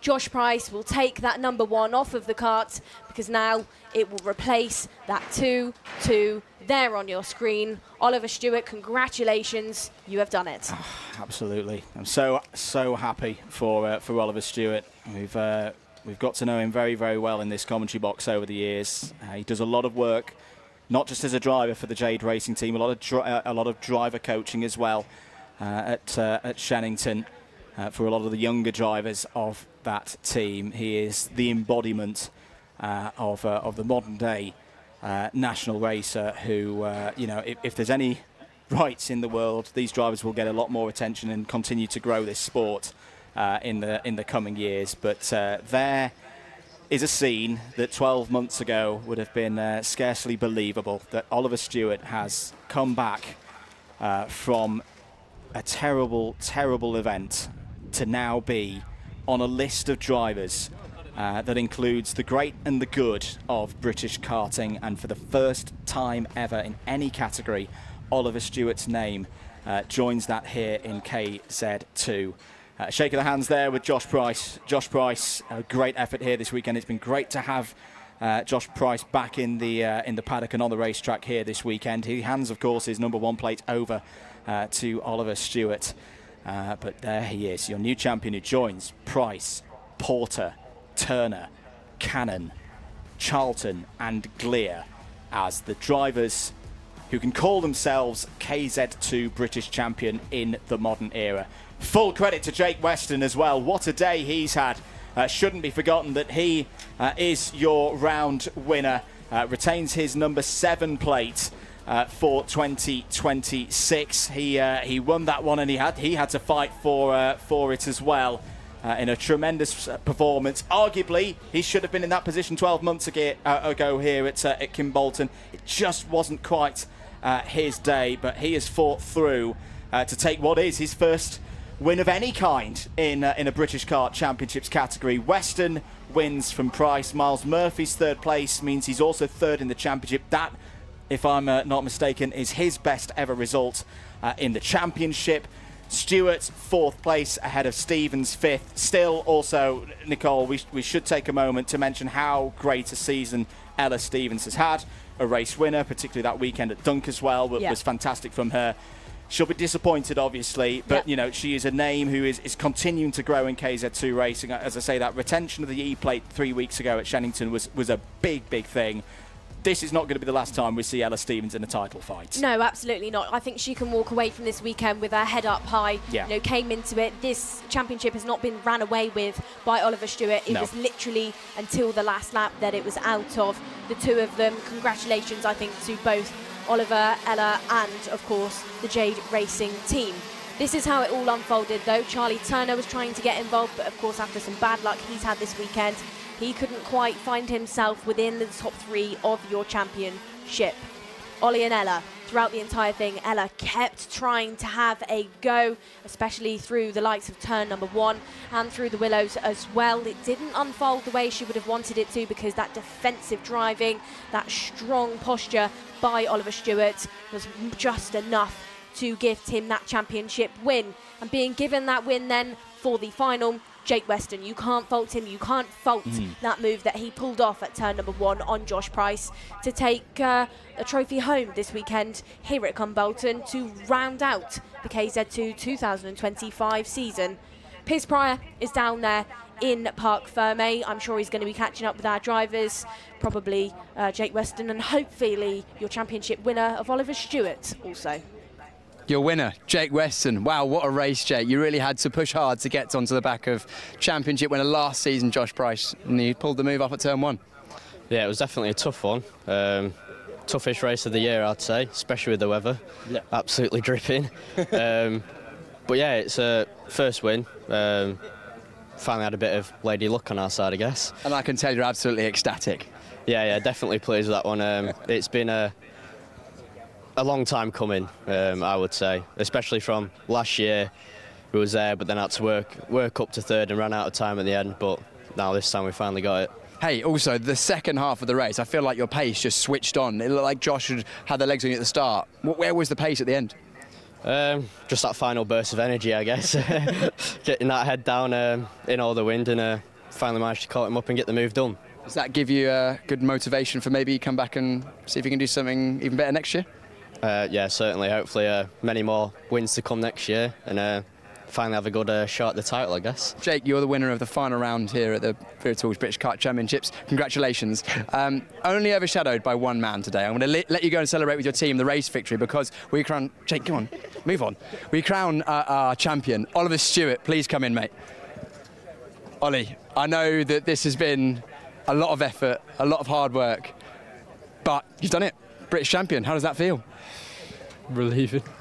Relieved? Yeah, I can't believe it. I mean, not only last year, nearly marks a year, we were in a car crash and I thought I'd never race again. So to come back in a year later and be British champions, just... Amazing. I can see the emotion. Obviously, your dad's here, everyone that's worked behind the scenes. Just give us an idea of how much work that goes on behind the scenes to do this, and thank anyone that you need to. Yeah, I mean, I guess it starts from right back from when my dad's putting spotlights and roofs, because he's an electrician, so starts all the way from there. All the effort he puts in, my sponsors, my family, just everything. It's been a tough year, and especially in that final, we didn't really have the pace to win it. But yeah, the team have done an absolutely fantastic job all year. The kart's been unbelievable, the engines have been unbelievable, so yeah, if we were slow in one final, I can't complain, because we've been rapid all year elsewhere. You did what you needed to do in that final, and a word for Ella as well, because she was right behind you that whole race. She's pushed you all the way in the championship. You guys have been teammates this year, friends, but also rivals. Yeah, for sure. I mean, Ella's been absolutely unbelievable. It's really hard to keep up with. She's the little midget missile, the 4'2" weapon, so yeah, it's hard to keep up with her, so I'm glad I was able to keep it behind me, because if she got in front of me, I wasn't keeping up with her. But yeah, no, she's been unbelievable all year, really pushed me to my limits. So yeah, fair play to her as well. Amazing job by yourself, and I'm going to let Dan Parker, head of UK Karting, come in and present you with what you've worked so hard for, the #1 plate, Oliver Stewart 2025 British Kart Championships Wera KZ2 winner. Amazing. What a way to end the season. I'll let Oliver go and celebrate with the team as we close out what has been an amazing weekend of racing. I've got Andrew Mather alongside me as well. Andrew, you can see what it means to Oliver Stewart. He's been crowned champion. We've got some more champions to be crowned in future rounds, but what a performance. Yeah, as I say again, we can't forget where Ollie and his family were 12 months ago. And I think that's what we love the stories. That's what we're all about telling the stories here in this sport, to further progress this sport, to get more eyes on this sport. You know, sport loves a comeback story, doesn't it? Of a driver, you know, pulling themselves together and going, no, I'm not going to let certain things dictate what the future looks like. And for Oliver Stewart, he's been on fire all year. You remember right back to the start of the season, yeah, Borden Law, you know, hurting, you know, and has continued to get better and better and better and secure this championship with what must have been a really difficult drive, having your teammate right on your tail, knowing that it's one of those defensive drives. So yeah, full credit to Ollie, full credit to Ella as well. She's been fantastic this season. Full credit to Miles as well. You know, he gave it his all to mix it up at the end there. So the one shame I have is that that's it for KZ2. I wish we had, you know, another 2 rounds with them, but hey, we don't make the calendar, do we, mate? No, it's not to be understated, the physical and mental challenges that Oliver Stewart's gone through to get himself in a position to even be on the grid, let alone take the victory. And you can see what it means to him and the team. Congratulations to them. Of course, we've got plenty more racing coming up. Events 8 and 9 coming up very quickly in short succession. But all that's left to do is thank everyone here at Kimbolton Hunts Kart Race Club for hosting us. It's been an amazing weekend of racing. Thank you very much to James Fitzhugh and all of Alpha Live for organising the weather and this wonderful broadcast. The Orange Army, as always, Scrutineers, everyone who works behind the scenes to make this work. We hope you've enjoyed the stream. If you have done, drop a like on this video and this live stream. Let us know that you enjoyed the racing and subscribe so you don't miss out the next events, which will come live to you on the Alpha Live YouTube channel and Karting UK. Thanks very much for joining us, and we'll see you very, very soon.